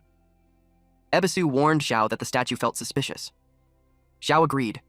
It was clearly just a statue, yet it demanded that he kneel. The statue suddenly grew furious. It declared that kneeling before the great god of fire and craftsmanship, Hephaestus, was the highest honor Xiao could ever receive. It roared in anger and demanded Xiao offer his sincerity at once. A powerful force pressed down on him, forcing him to kneel. Xiao took 1,000 fire damage twice. Rage boiled inside him. A living person was being bullied by some lousy statue. He was ready to fight this so-called god, especially since he wielded a divine artifact. Suddenly, Gray emerged on his own. It attacked the statue. Xiao tried to call it back immediately, but Gray unleashed dragon breath and dealt a devastating 99,999 damage. Xiao realized that the dragon's hatred toward the gods had already been etched deep into its blood. The statue was shattered, yet it continued to speak. It warned Xiao that he had made a grave mistake. A demon sealed below might break free because of his actions. Suddenly, the system issued an alert. Xiao was being struck by an unknown force and was ordered to evacuate immediately. He realized that destroying the statue had enraged the god. The ground shook violently and Xiao lost his balance. He wondered if this truly was the wrath of the fire god. If he was facing a real god, he knew he had no chance. For the first time, he thought he might die there. Then someone shouted that Hephaestus deserved to die. Xiao froze in confusion. The ground beneath him collapsed, and he fell. He realized the temple was crumbling. As he continued to fall, he was attacked by rays of light that activated his money shield, causing him to lose lots of money. A few seconds later, he finally crashed onto solid ground with tremendous force. Disoriented, Xiao looked around. 4 massive pillars stood on a circular platform beneath his feet. The entire surrounding area was engulfed in flames. Before him stood the undying divine phoenix, bound in chains. All other information about it was unknown. Xiao immediately understood. This had to be the terrifying creature Thor mentioned, the one sealed by the fire god. The phoenix asked if Xiao was the one who shattered Hephaestus' statue. From what he had overheard earlier, Xiao realized that the fire god and the phoenix were locked in an endless conflict. He admitted that he had destroyed the statue. The phoenix praised him, then calmly advised him to leave while he still could. Otherwise, he warned, Xiao would be in serious trouble once Hephaestus arrived. Xiao was shocked when he learned that Hephaestus would return. The phoenix replied that it was inevitable. By shattering the statue, Xiao had awakened him. It wouldn't be long before the shackles broke, and before that happened, Hephaestus would definitely arrive. Xiao was confused. If the phoenix was strong enough to break the god's shackles, why had she been sealed in the first place? That question triggered the phoenix. She said the disgraceful false god Hephaestus had ambushed her while she was weakened after giving birth to her offspring. That made Xiao ask if there was a baby phoenix. He thought he might be able to save it. The phoenix shut him down immediately. She told him not to be delusional. Her bloodline was far too noble to be handled by a mere human. Xiao pushed back. He said he wasn't there just to entertain her. He summoned Gray and told it to show its power. The phoenix was stunned. She couldn't believe a human could control such a powerful dragon race. What shocked her even more was that an ancient dragon god had chosen a human. A mere mortal had received its blessing. Xiao pressed her to reveal where her offspring was. The phoenix accepted it as fate. She handed him a feather and said it would guide him to the Sea of Fire. Xiao grew excited at the thought of another mythical beast, but Ebisu warned him not to celebrate yet. He still had to enter a Sea of Fire. Then Xiao saw the lava. It didn't stop him. For a mythical beast, he would dive into a sea of fire without hesitation. He felt relieved that the fire spirit crystal granted him 95% fire resistance. Otherwise, he would already be ashes. He stepped onto the lava and moved closer to his destination. Then he saw it. An egg lay before him. It was a phoenix egg. The egg was enormous. Xiao felt thrilled. He asked Ebisu if he knew how to hatch an egg. Ebisu casually replied that he could make a fried egg. Suddenly, a voice demanded to know who was there. Something struck Xiao, forcing him to drop the egg. A massive lava hand burst from below. Ebisu screamed at him to stop standing there and run. Xiao grabbed the egg and sprinted away. As always, Ebisu complained that Xiao had a habit of stealing eggs from extremely dangerous places. They returned to the phoenix. She was shocked to see the egg in his hands. She never expected a level 40 mortal to cross such terrifying lava. Xiao replied that stealing eggs wasn't a big deal to him. It wasn't his first time. Hephaestus roared in fury. Xiao had destroyed his statue and now dared to touch the egg. He declared Xiao's crimes unforgivable and swore to tear him apart. Xiao would face the wrath of a god. The phoenix urged Xiao to flee immediately. Hephaestus was already on his way, and once he arrived, escape would be impossible. She told the Xiao to take her child far away. When it grew up, she wanted it to return and tear that scum to pieces. Xiao knew that without Dolores, even with his money shield, his funds would burn away quickly. He asked if there was truly no way to break the seal. The phoenix said there was a way, but Xiao was too weak. Even the strongest human wouldn't be enough. Xiao still urged her to tell him. She pointed at markings flickering with a black aura. She explained that they were divine seals. Both seals had to be broken at the same time to free her. Xiao replied that it didn't sound too difficult. The phoenix immediately corrected him. Divine seals couldn't be broken by mortals. Xiao revealed his divine artifact and said he would use it. The phoenix froze when she saw the horn of the destroyer. She couldn't believe a mortal actually possessed a divine artifact. But one wasn't enough. To break both seals at once, Xiao needed 2 divine strikes. He only had 1. Then Xiao showed her a cooldown stone that allowed him to activate the power of destruction twice in succession. Once again, the phoenix was shocked. She wondered how a mortal like him had obtained such items. Hephaestus's furious voice echoed as he announced his arrival. He swore to tear Xiao apart and consume him. Xiao had no choice. He had to try his plan. He refused to let Hephaestus have his way. Xiao leapt high into the air, charging straight toward the divine seals. Xiao activated the cooldown stone. He poured everything he had into shattering the seal. The phoenix stared in disbelief. She couldn't believe what this mortal was doing. Then, suddenly, someone appeared behind Xiao. It was the god of fire, Hephaestus. He was no longer bound to a statue. He demanded Xiao offer his life. Xiao felt overwhelmed by the god's massive presence. Hephaestus announced that the great god of fire had descended and ordered Xiao to kneel before him. At that exact moment, the phoenix broke free from her chains. She laughed and told Hephaestus that he had arrived at the perfect time. Hephaestus stared in shock. He couldn't believe the seal had been broken. The phoenix's hatred burned fiercely as she vowed to make the despicable false god pay for his crimes. The phoenix boiled with rage as she declared that only Hephaestus's filthy blood could wash away her shame. She soared across the lava, radiating blinding light like a burning sun. Xiao knew this was not something he should be caught in. He quickly hid. Hephaestus sneered and said she had been sealed for years. Her origin had been drained, and she no longer had enough power left. But she didn't hesitate. She struck him with fire. The force was so overwhelming that Xiao was caught in the blast. The impact sent him flying. Pillars collapsed toward him. Xiao immediately activated his money shield to survive. Hephaestus was completely caught off guard. His arm was engulfed by the attack. The phoenix mocked him and told him to feel what it was like to be melted. Hephaestus roared and called her a traitor for defying a god. She coldly replied that he was not worthy of being called a god. Then she slashed at him with her claws, and he fell. Xiao muttered that her claws were terrifying. They had torn the fire god apart with ease. Ebisu nervously whispered that Xiao might be next, since he'd stolen her child. The phoenix announced that she would be reborn in fire. Xiao panicked. He quickly explained that it was all a misunderstanding and offered the egg back to her. She told him there was no misunderstanding. Instead, she said she should thank him. She handed Xiao an item. He asked what it was. She explained that it was 2 drops of false god blood, her gift to him. The value of the divine blood was unknown. The powerful god of craftsmanship and fire, Hephaestus, had existed on the lost continent for tens of thousands of years. His blood was filled with divinity. Zhao replied that he was honored. Abisu muttered that Zhao didn't look honored at all. The phoenix told him the blood would help hatch her child. Zhao froze. He hadn't expected her to entrust the egg to him. She explained that her child had yet to hatch, and she wanted Zhao to bring it into the world. The phoenix expressed her gratitude. She warned Zhao that the place was about to collapse and that news of Hephaestus' fall would soon spread. With that, she entrusted her child to him. They needed to leave immediately. Zhao hesitated. He still hadn't looted anything. She told him there was only broken junk left and nothing worth taking. Zhao argued that even broken items from a god were still rare drops, and leaving them behind would be a waste. He picked up Hephaestus' divine staff. It was epic grade, granting plus 500 spirit, plus 5% spirit, plus 30% fire damage, and minus 30% fire skill cast time. Its passive and active skills were unknown and unavailable due to damage. Even so, it was still epic grade. Zhao believed that if fully restored, it would reach divine grade at the very least. The phoenix urged him again. The temple was collapsing fast. Zhao finally agreed. They began moving upward. Meanwhile, above the ground, lightning cracked across the sky. Several gods had gathered. Hephaestus stood among them, sensing the loss of one of his avatars. One god asked why he was making such a scene.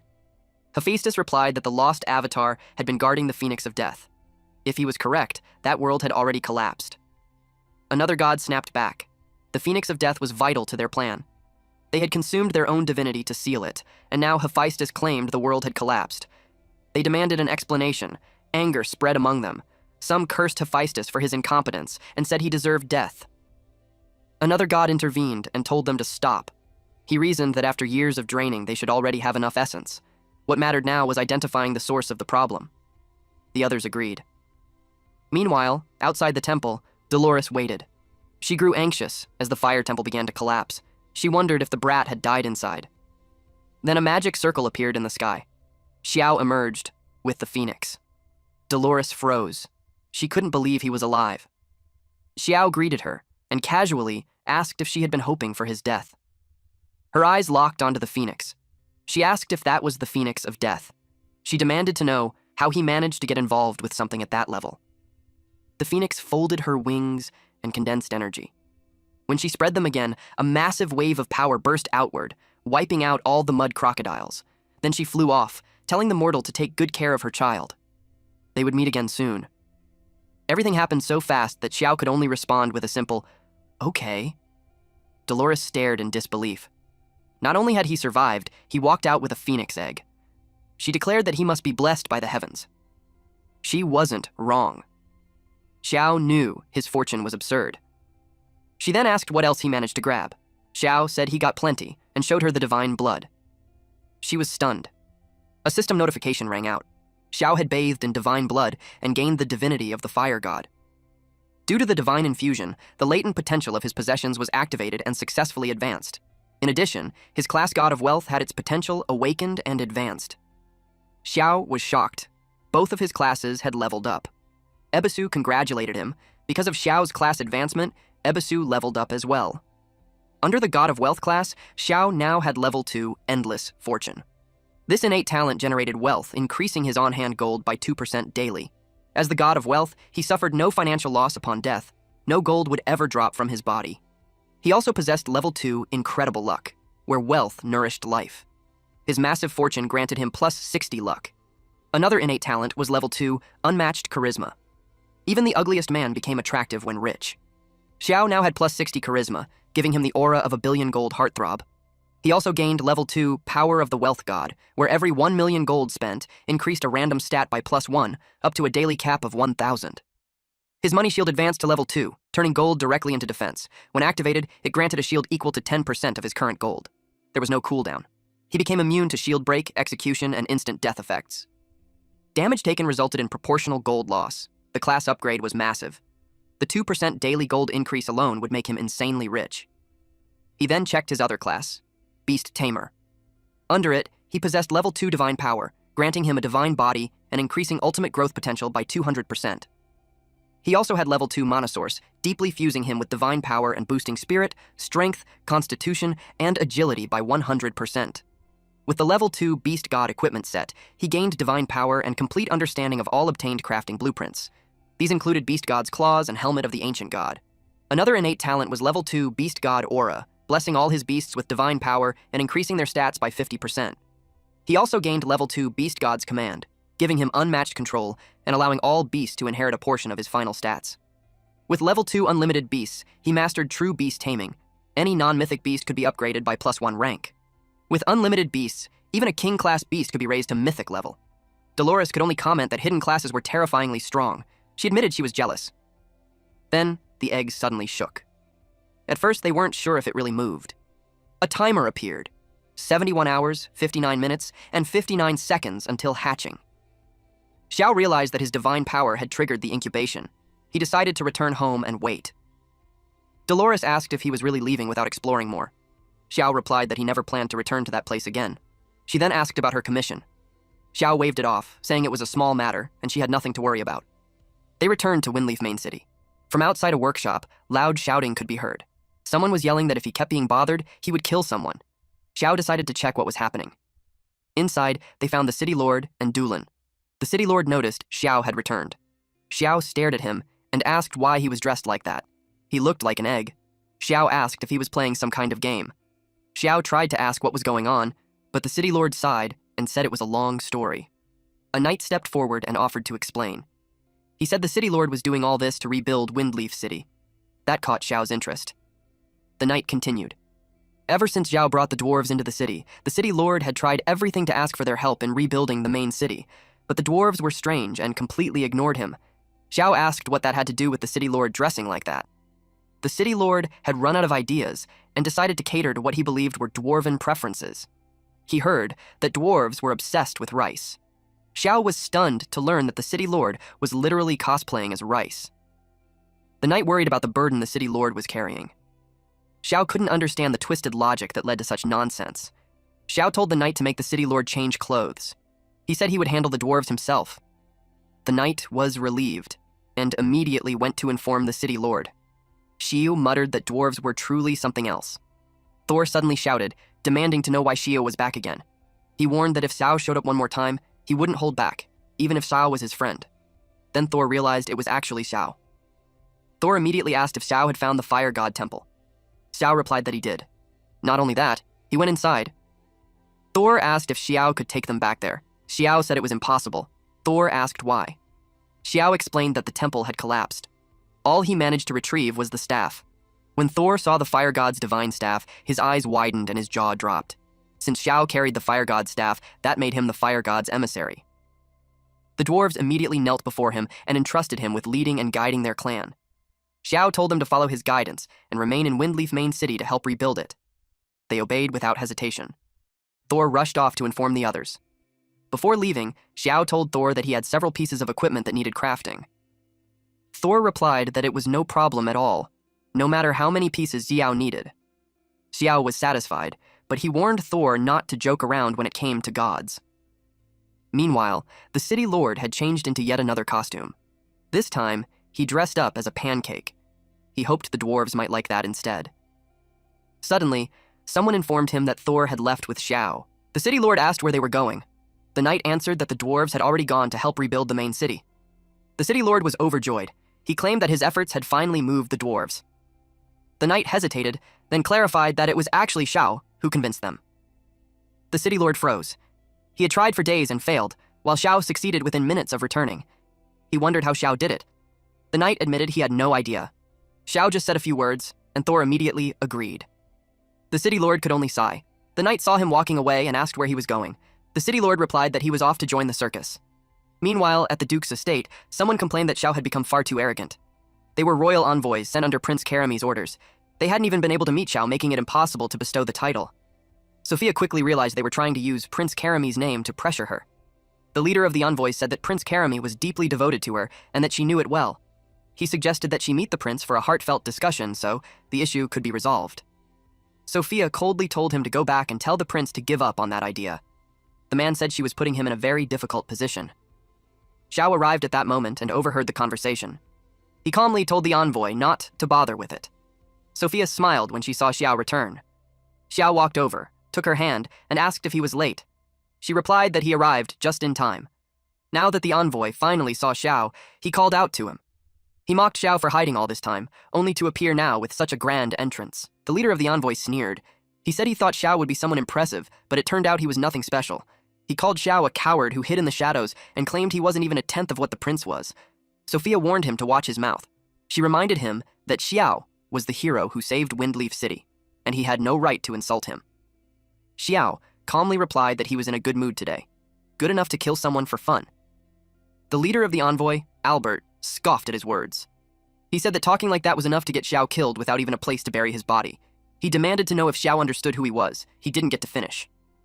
Xiao punched him. Albert was knocked out cold. Xiao muttered that he might have hit a little too hard. The other envoys panicked. They quickly denied any association, saying Albert deserved it for insulting his grace and even threatening the two lords. They praised Xiao's actions and hurriedly offered their greetings. Xiao asked who among them had the authority to decide on his title. The deputy stepped forward and said there was no problem at all. They could sign the documents and allocate the land immediately. Just as Xiao expected, words didn't work, but fists did. If he had known earlier, things would have been much simpler. Sophia giggled and said he always got things done. A system announcement rang out. Xiao was officially granted the title of Viscount of the Dragon Empire. The fiefdom system was unlocked, and game time was extended by 2 hours. All players in the Daxia War Zone gained 10 extra minutes, while Windleaf City players gained 30 extra minutes. Players everywhere were impressed by how quickly Xiao obtained a noble title. They were even happier about the extra game time, since it meant faster leveling.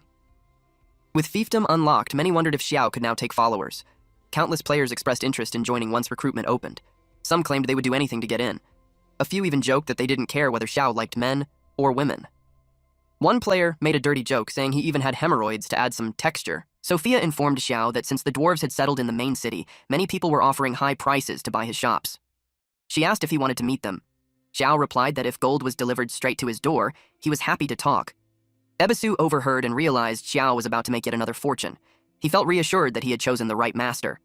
When Xiao left the mansion, crowds immediately surrounded him, eager to negotiate trades. The offers kept rising. Xiao told them to calm down. He said he would sell them shops, but there was one condition. Everyone leaned in to listen. They would have to pay more. They asked how much. They didn't care about the price and even offered gold on the spot as a deposit. They believed anything Xiao offered would be worth it. Desperate to secure a shop, they competed to go first. The wealth fountain skill triggered, and Xiao's gold surged again. He gladly accepted the payments and promised that everyone would get a share. Back at home, Xiao browsed the forums. Rumors about him were already spreading. People speculated that he used some unknown method to force the dwarves to settle in Windleaf City. Many liked him because of the extra playtime. It gave Windleaf City players a massive advantage. Others hoped to commission dwarven-crafted gear. Some even believed Windleaf City could become the next imperial capital. Players everywhere were trying to migrate there, though most expected entry prices to skyrocket. Just as Xiao expected, news of the dwarves had spread far and wide. He noticed foreign players appearing on the forums. Reading further, he learned that even though the world announcements had just gone out, many players were already rushing toward Zhang City. He guessed they were coming for him. What they didn't know was that something massive was about to happen that night. Night fell and strange lightnings poured into the city. Players everywhere were furious when they were suddenly forced offline. Xiao knew exactly what it meant. The game was merging with reality. A system prompt appeared, asking him to choose a skill to extract. Without hesitation, Xiao selected Money Shield. Just as expected, once a player reached level 10, they could extract one skill. In-game attributes had now merged into the real world. It was time for Xiao to settle old scores. He leapt out of the window and landed safely on the ground. The slaughter was about to begin. People around the world were stunned. Apocalypse had arrived in real life, which meant terrifying monsters would soon appear as well. Some welcomed it with excitement. They had grown tired of their old lives. One man chose the backstab skill and planned to use it on his boss the next day. Others reveled in their newfound power. One man tested his speed and laughed. He planned to use it to deliver 1,000 meals a day from now on. A man with fire abilities laughed, saying he would never need a lighter to smoke again. Meanwhile, an invisible man planned to stroll through the women's bathhouse since no one could see him. Xiao arrived at the Ye Group Villa district. The bushes beside the road suddenly rustled. 3 men surrounded him. They grinned, glad that someone had taken the bait. In their minds, they were about to get rich. They pulled out a knife and demanded that Xiao hand over everything valuable. If he resisted, they said they would break his legs. The man in the orange hoodie bragged that his friend was already a level 11 expert in Apocalypse. Xiao commented that the world was truly full of idiots. His words annoyed them. He suddenly grabbed one of them by the neck. They shouted that if he dared hurt their friend, they would wipe out his entire family. Xiao calmly tightened his grip until the man went unconscious. Then he kicked the man in the orange hoodie. Soon, all three bodies lay piled on the ground. They were ridiculously weak. Xiao couldn't believe they had the nerve to rob people with that level of strength. Meanwhile, inside the mansion, a grand party was underway. The businessmen laughed and drank, celebrating the historic moment. They were enjoying the fruits of Ye Financial Group's massive investment in the game Apocalypse. Suddenly, the front door was kicked open. The entire hall fell silent. A man stepped inside wearing a disguise. He was pleased to see that most of the old geezers were present. It saved him the trouble of hunting them down one by one. Yi Lin, the future heir of the Yi Group, was already drunk. He sneered and asked who the man thought he was, barging in and acting tough. He mocked the mask, laughing at the word morale printed on it. Xiao removed the mask and asked if Lin really couldn't recognize his voice anymore. The room exploded into shock. Everyone stared at Xiao. They thought he had died in a car accident. Lin squinted and finally remembered him. He sneered and said he thought Xiao had run off with some woman. He asked why Xiao came back. Did he run out of money? Did he want a few scraps thrown his way? Xiao calmly asked one question. He asked if the car accident 10 years ago was Lin's doing. Lin laughed and called him pathetic for only daring to ask now. Then he decided to tell the truth. One of Lin's friends tried to stop him, worried about his drunken mouth, but Xiao punched that man aside. He warned him not to interrupt. Xiao demanded the truth, every detail. He coldly told them that depending on their answers, he might let them die with less pain. Fear spread through the room. Xiao had killed someone with just one finger. None of them could understand how it was possible. Someone trembled and whispered that this might be that Xiao from Apocalypse. Xiao heard him and commented that he wasn't as dumb as he looked. Lin scoffed. He refused to believe it.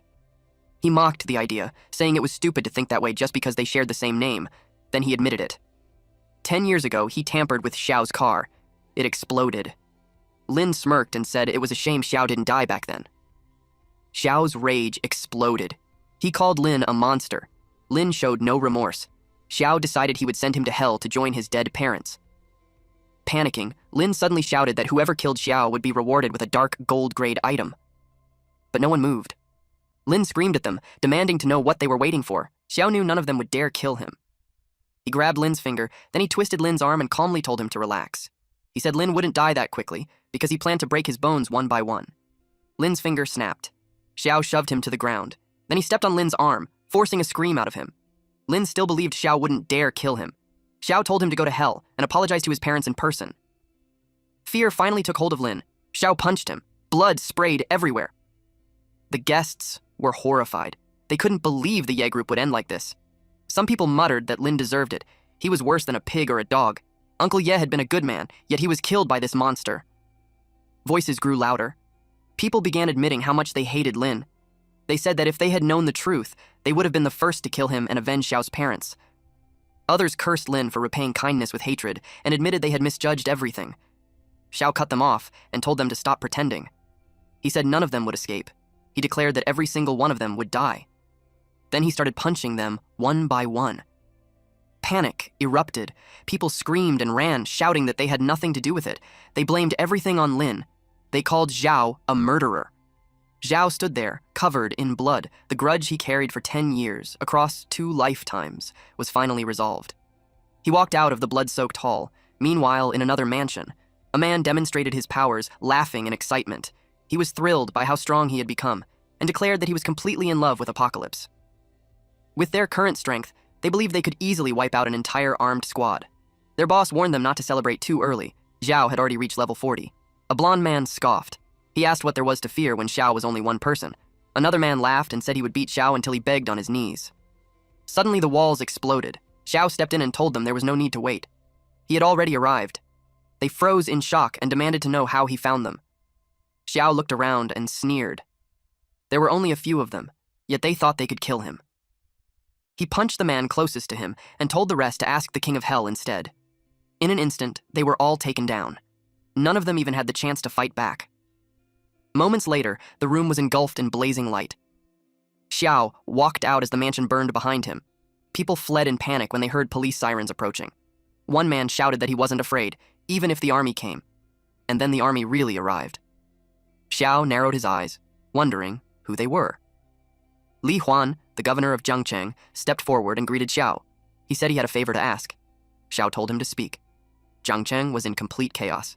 Li Huan hoped Xiao would help restore order. Xiao said he had conditions, and told him to hear them first. On the Apocalypse forums, players discussed how the big shot Xiao had finally shown himself. Many believed that Daxia's future would now be far more stable because of his presence. Yanren couldn't believe that Xiao was actually Ye Xiao, the person she once knew. She blamed everything on Hong. If not for his bad-mouthing, she would have treated Jiang Han better. She admitted that she treated Xiao poorly, but she felt he didn't need to be so petty as to disappear completely. She decided she would find him and make him return to her side, at Windleaf City. People talked about how things had stabilized thanks to Xiao. Many viewed him as a hero. They felt lucky to have him, otherwise Zhangcheng would have descended into total chaos. Ebisu noticed that people were constantly talking about Xiao. He found it hard to believe that after all Xiao had accomplished, he had simply left. Together, they returned to the workshop. Thor spotted Xiao immediately. Xiao took out a blueprint and showed it to him. It was the Beast God's Claw, an epic-level piece of equipment. Xiao asked if it could be forged. Thor examined it carefully and realized it wasn't an ordinary epic item. With enough materials, it could be forged into a divine artifact. More importantly, it was very likely part of a complete set. Xiao then revealed the blueprint for the Beast God's helm. Thor was stunned. He hadn't expected Xiao to actually possess an entire set. Then our boy asked Thor on what he thought, and how long he wanted to wait if both pieces were forged together. Thor replied that if he and Doolin worked together, it would take about 3 days. Xiao told him he would return in 3 days to pick them up. Thor promised that Xiao would be more than satisfied. Xiao then went to another shop. The shopkeeper was honored by Xiao's visit and asked what business he had. He noticed Ebisu immediately and commented that it looked heroic and extraordinary, while also radiating powerful spiritual energy. Ebisu realized that this shopkeeper was a beastmaster. Xiao said he wanted to buy high-quality fruits for his beasts. The higher the quality, the better. The shopkeeper replied that the highest grade spirit fruits he had were grade 4 and grade 5. He asked how many Xiao wanted. Xiao told him to pack all the grade 4 and 5 spirit fruits. The shopkeeper prepared them without delay. Xiao fed the fruits to Gray. He wondered if the fruits would be enough to help hatch the phoenix egg. He reminded Gray to eat slowly so it wouldn't choke. When Xiao checked Gray's status screen, he was stunned. Gray's attributes had increased so much that they appeared only as question marks. Gray looked completely satisfied. With the divine phoenix still waiting to hatch, and the epic beast gear being forged, Xiao suddenly felt bored. With nothing else to do, he decided to take Gray out for a walk. They arrived at a mysterious jungle filled with level 40 to 50 monsters. Xiao wanted Gray to show off its power. Several massive wooden monsters emerged. Gray unleashed fire breath. They were instantly wiped out. The system announced that Xiao had defeated a corrupted boss, the wooden ginseng giant. Xiao leveled up to level 41 and gained 80 attribute points to distribute. Gray also leveled up to level 41, with all stats increasing by 100. Xiao was pleased with the level up. However, after reaching level 40, the experience required for each new level had become absurdly high. He decided to go deeper into the jungle and lure more monsters, planning to kill them all at once. The world ranking board updated. In first place stood Xiao, level 41. Players noticed that his leveling speed had slowed down, only 1 level in 2 days. The other players noticed that even the top players were slowing down. They suspected that the experience needed after level 40 must be insanely high. This made them believe that by the time they reached that level, it would take a month or two just to gain a single level. Some even estimated that reaching level 100 would take 10 years. Many felt discouraged. It seemed impossible, as if only true professionals could ever reach that height. Meanwhile, Xiao continued fighting, but even after taking down a boss, he still didn't level up. Ebisu reminded him that it was about time for the phoenix egg to hatch. The timing couldn't have been better. Xiao took the egg out and checked it. He felt a rush of excitement when he saw it move. Cracks started to form. Then it hatched. A bright light shot straight into the sky, and the baby phoenix emerged. Xiao stared in awe as the mythical beast, sealed for 100 years, was born before his eyes. Ebisu laughed and said Xiao had hit the jackpot once again. It didn't have a nickname yet. According to the records, its type was a mythic immortal phoenix, level 1. Its health and mana only showed question marks. Its base stats were terrifying. Strength 446, Constitution 3,732, Spirit 7,374, and Agility 3,660. It possessed an innate talent called Absolute Suppression. As a mythic beast, the undying divine phoenix naturally suppressed all lower-tier creatures. It dealt 30% extra damage to mythic-tier enemies and 50% extra damage to all others, while taking 50% less damage from every source. It also had a technique called Flame Sovereign, granting 100% fire resistance and a 100% fire damage boost. In addition, it possessed Mythic Bloodline, where all stats increased on level up. It regenerated 1% health per second and 2% mana per second, while also gaining plus 100% health points and plus 300% mana points. Another skill was Heaven Scorching Flame, an area attack that burned all enemies within 100 meters for 60% spirit damage per second for 5 seconds. The cooldown was 30 seconds with a mana cost of 10%. Another area of effect skill was Meteor Fall Comet, dealing 30% spirit damage to all enemies within 50 meters, with a 5-second cooldown and a 5% mana cost. There was also Phoenix Flame, where after 3 seconds of charging, its basic attack became Phoenix Flame, dealing 100% strength plus 100% spirit fire damage. It also had a passive skill called Soul Shatter, where enemies killed by the Phoenix caused their souls to explode, burning all enemies within 10 meters for damage equal to 10% of the target's max health points and restoring 1% of the Phoenix's mana. The trigger range was an absurd 1,000 meters. On top of that, it had a unique talent called Undying Rebirth, where upon taking fatal damage, its health locked at 1 for 10 seconds, becoming immune to all damage and death effects before entering a rebirth state. It still had 3 rebirths remaining. Lastly, Phoenix Blessing enhanced its bloodline, setting all attributes at 100%. Simply put, it looked even stronger than Gray. With a skill set like this, it was practically a god of area of effect destruction. Xiao felt relieved. The Phoenix had hatched at the perfect time. Now came the hardest part. Naming it. He remembered that its father once named it Luo Hang. Xiao thought the name sounded terrible, so he tried calling it Little Fire. The Phoenix rejected it. He tried again and suggested Little Flower. It rejected that too. With no other choice, Xiao decided to respect its father's decision and called it Luo Hang. He gave it the nickname Little Luo. Xiao then noticed Gray acting strangely and asked what was wrong. Ebisu pointed out a dark mist spreading around them, resembling poison gas. Xiao suspected it came from poison rats. He knew those disgusting creatures spat venom and caused continuous poison damage. Gray breathed fire at them, but Xiao told them not to kill the rats and to run instead. The rats chased after them, and there were far too many. Xiao shouted for them to run faster, but he was surrounded. He had no choice but to fight. It was time for Little Luo to show what it could do. It activated Heaven Scorching Flame. A spiral of fire erupted outward. It dealt devastating damage to the rats. In moments, they were all burned to ash. System notifications flooded Xiao's vision as his experience skyrocketed. He felt thrilled watching the skill in action. It looked like fireworks exploding across the battlefield. The Phoenix flew into the sky. It spread its majestic wings, causing another explosion below. The system notified Xiao that he had reached level 42. He gained 80 attribute points to distribute. His pet Gray also reached level 42, with all stats increasing by plus 100. At the same time, Little Luo leveled up to level 13, with all stats reaching 1,200. Another notification followed. Xiao reached level 43. It was insane. The world rankings updated, shocking players everywhere. Seeing him level up twice so quickly, they assumed he had killed a powerful boss. Then another notification appeared. Xiao reached level 44. It felt impossible. But the leveling didn't stop, pushing his level all the way to 46. The notifications finally ended at level 47. A new forum post instantly went viral, discussing how Xiao had leveled up 5 times in a single moment. Many players begged to know how it was possible. All the venomous rats within a mile radius were wiped out, yet it only gave Xiao 5 levels. Just as he expected, group monsters gave far less experience. He praised the 2 beasts for their good work, and they continued forward. He pushed deeper into the forest, aiming to reach level 50, but a massive horde of rats greeted them. It was time for the 2 of them to go to work. A blazing phoenix rose into the sky. Its red and gold feathers trailed fire as rings of energy spiraled around its body. The air trembled as divine flames poured downward. The rats were swallowed by the phoenix's flames. Their bodies shook violently before being blasted away and smashed into the ground. After the battle, the system notified him that Gray had leveled up to level 48, gaining plus 100 to all stats. Luo also evolved to level 42, with plus 100 to all stats. Lastly, Xiao reached level 48 and received 80 attribute points to distribute. He was closing in on level 50. Suddenly, a system message appeared. He was informed that the Beast God set had been completed. Xiao decided to head back first to take a look. At Windleaf Main City. He went straight to the workshop after hearing the Beast God set was finished. Thor presented the finished equipment to him like a priceless masterpiece. He explained that during the forging process, they discovered the equipment had a hidden function. When Xiao equipped the Beast God's claw, its appearance could be shown or hidden at will. He decided to test it. The Beastmaster equipment required level 40 and was epic grade. It increased spirit, strength, and damage by 10%, while attack speed increased by 20%. In addition, it granted plus 500 spirit and plus 500 strength.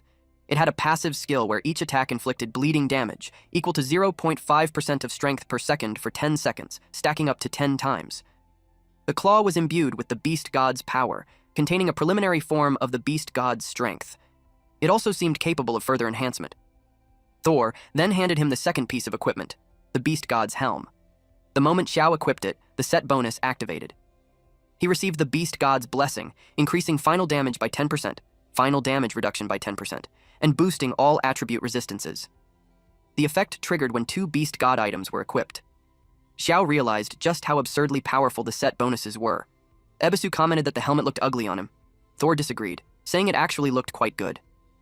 Xiao told Ebisu that he simply didn't understand. Gear was about stats. Besides, he could hide its appearance anyway. Xiao thanked Thor for his hard work and left to handle other matters. As he walked through the streets, he overheard people discussing a major incident in Shuiyue City. The city had been attacked. Ebisu suggested asking around, which made Zhao think of someone. Meanwhile, Dolores was informed that someone wanted to see her. She told them to say she wasn't available, but Zhao had already walked in. She was surprised to see that brat again. Nothing good ever came from his visit, so she asked what he wanted this time. Xiao brought up Shuiyue City. Dolores explained that a gray mist invasion was spreading near the city. Judging by its movement, it would likely engulf Shuiyue City soon. She said she was already investigating it. According to ancient texts from the Supreme Hall, the phenomenon seemed related to an evil god. The moment Xiao heard the word god, his interest was piqued. Dolores explained that it was an evil god specializing in plagues and viruses, which was why it didn't even have a temple. That alone proved how dangerous it was. Xiao asked for the name of the evil god. Dolores answered that it was Sekhmet. Seeing his interest, she warned him not to get involved. Xiao simply replied that fortune favors the bold. He said he wanted to go there. Dolores decided to accompany him, as the Supreme Hall had already assigned her to investigate the matter. Xiao said that going with her made him feel safer. She told him to stop talking nonsense and informed him they would leave in the morning. She still needed time to activate the teleportation array to Shuiyue City. The deal was settled. Later, Zhao browsed the forums. Players from Shuiyue City reported that their health points were rapidly draining. Even NPCs were packing up and fleeing. One player shared that the forest had been green that very morning, but now it was almost completely gone. The mist was far too dense. Some joked that a big shot must have released biological weapons. Another post mentioned strange activity at an altar in Shadow City, where large numbers of NPCs were gathering. Someone else shared a shocking discovery near Silverlight City, a glowing statue that might be a boss. The moment they approached it, they were teleported back to town. Others wondered why the southwest outskirts of Greenfield City were suddenly inaccessible, claiming a new statue had appeared there as well. Everyone speculated which powerful NPC had set up these boundaries. Zhao quickly realized that other main cities were facing trouble too. He grew curious. Just what exactly was this evil god planning? The next day, Xiao arrived right on time. Dolores told him that near Watermoon City, there was a teleportation array left behind by the Supreme Hall. They would use it to teleport outside the city. She activated the array. Xiao liked how convenient it was traveling with her. She told him to cut the nonsense and hurry because the portal was unstable. They stepped into the teleportation array and arrived on the other side. They were now outside Watermoon City. Just as Ebisu expected, the area was surrounded by lakes and filled with lush greenery. Dolores pointed into the distance. It was the gray mist. It was spreading faster than they had expected. Xiao started walking forward, making her ask where he was going. He said he was heading into the city. Since investigating the mist was her mission anyway, she accepted that the little brat wouldn't follow her. She warned him to take care of himself. Xiao entered Watermoon City. He immediately noticed large numbers of people fleeing. A group of men hurried past him. As they walked, they talked about how unlucky they were. One of them said he had just bought a house and planned to settle down before this happened. Another blamed the cursed fools who ignored the warnings not to mine near Watermoon Lake. They said those miners angered the gods and doomed the entire city. But since everyone involved was already dead, there was no point complaining anymore. Only one little girl had survived. Xiao stopped them and asked who the little girl was. They asked if he was a relative. He showed them his badge and explained that he was sent by the Supreme Hall to investigate the source of the gray mist. When they heard he was from the Supreme Hall, they quickly shared what they knew. The girl's name was Aisha. She was the daughter of a miner from Bishui district. Her entire family had been infected by the gray mist. It was a tragic situation. Xiao asked where she was now. They told him that the church elders had isolated her. If he wanted to find her, he should go to the church in the Jade Water district. They warned him to be careful. Once infected by the gray mist, not even the city's best healer could save him. Xiao thanked them. He headed straight for the church. The guards at the entrance stopped him. The area was dangerous, and they told him to turn back. Xiao introduced himself as a Viscount of the Empire and said he was there to investigate the source of the gray mist. Ebisu quietly noted how much he was boasting. After hearing his status, the guards immediately escorted him inside.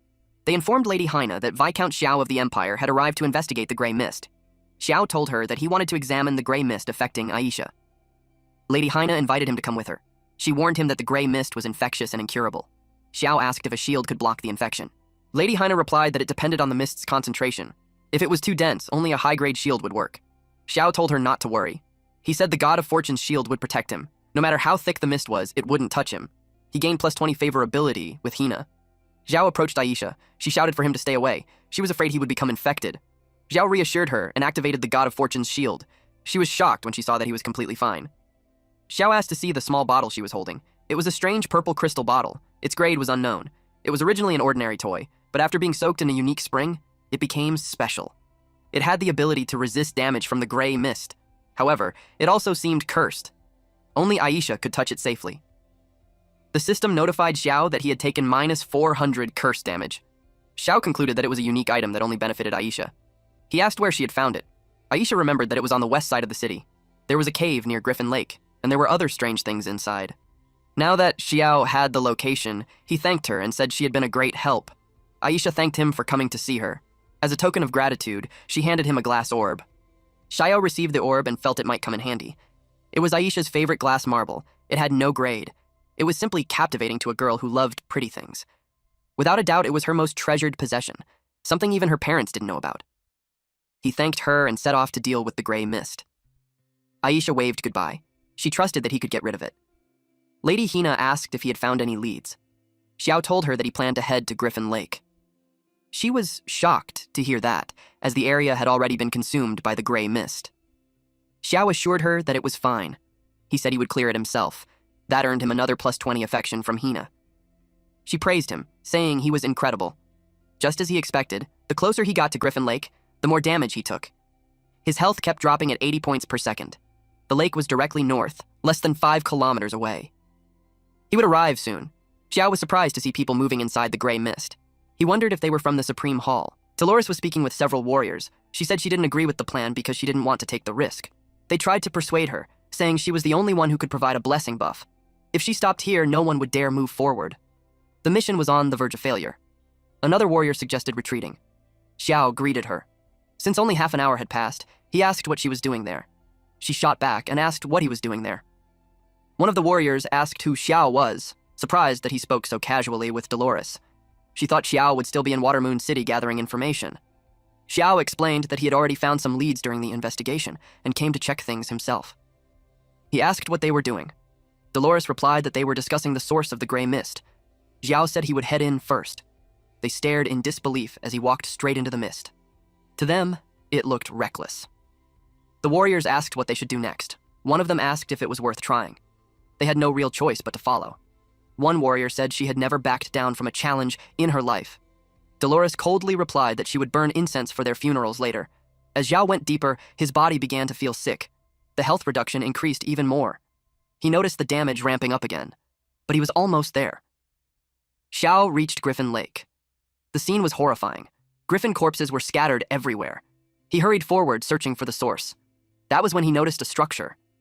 It was a cave. Xiao entered it. Crystals covered the inside. He spotted a red glow deeper within and moved toward it. To his surprise, it was an underground chamber. A divine statue stood inside. Xiao knew he had found the right place. He couldn't stop coughing as a foul aura filled the air. He suspected that this was a place where another god resided. Xiao noticed an item resting on the altar. It was a jade luster-glazed disc, a divine artifact. However, the system failed to identify its effects. Suddenly, the ground trembled. The statue's eyes lit up as it spoke. It asked if Xiao had chosen to begin the trial of the Holy Spirit.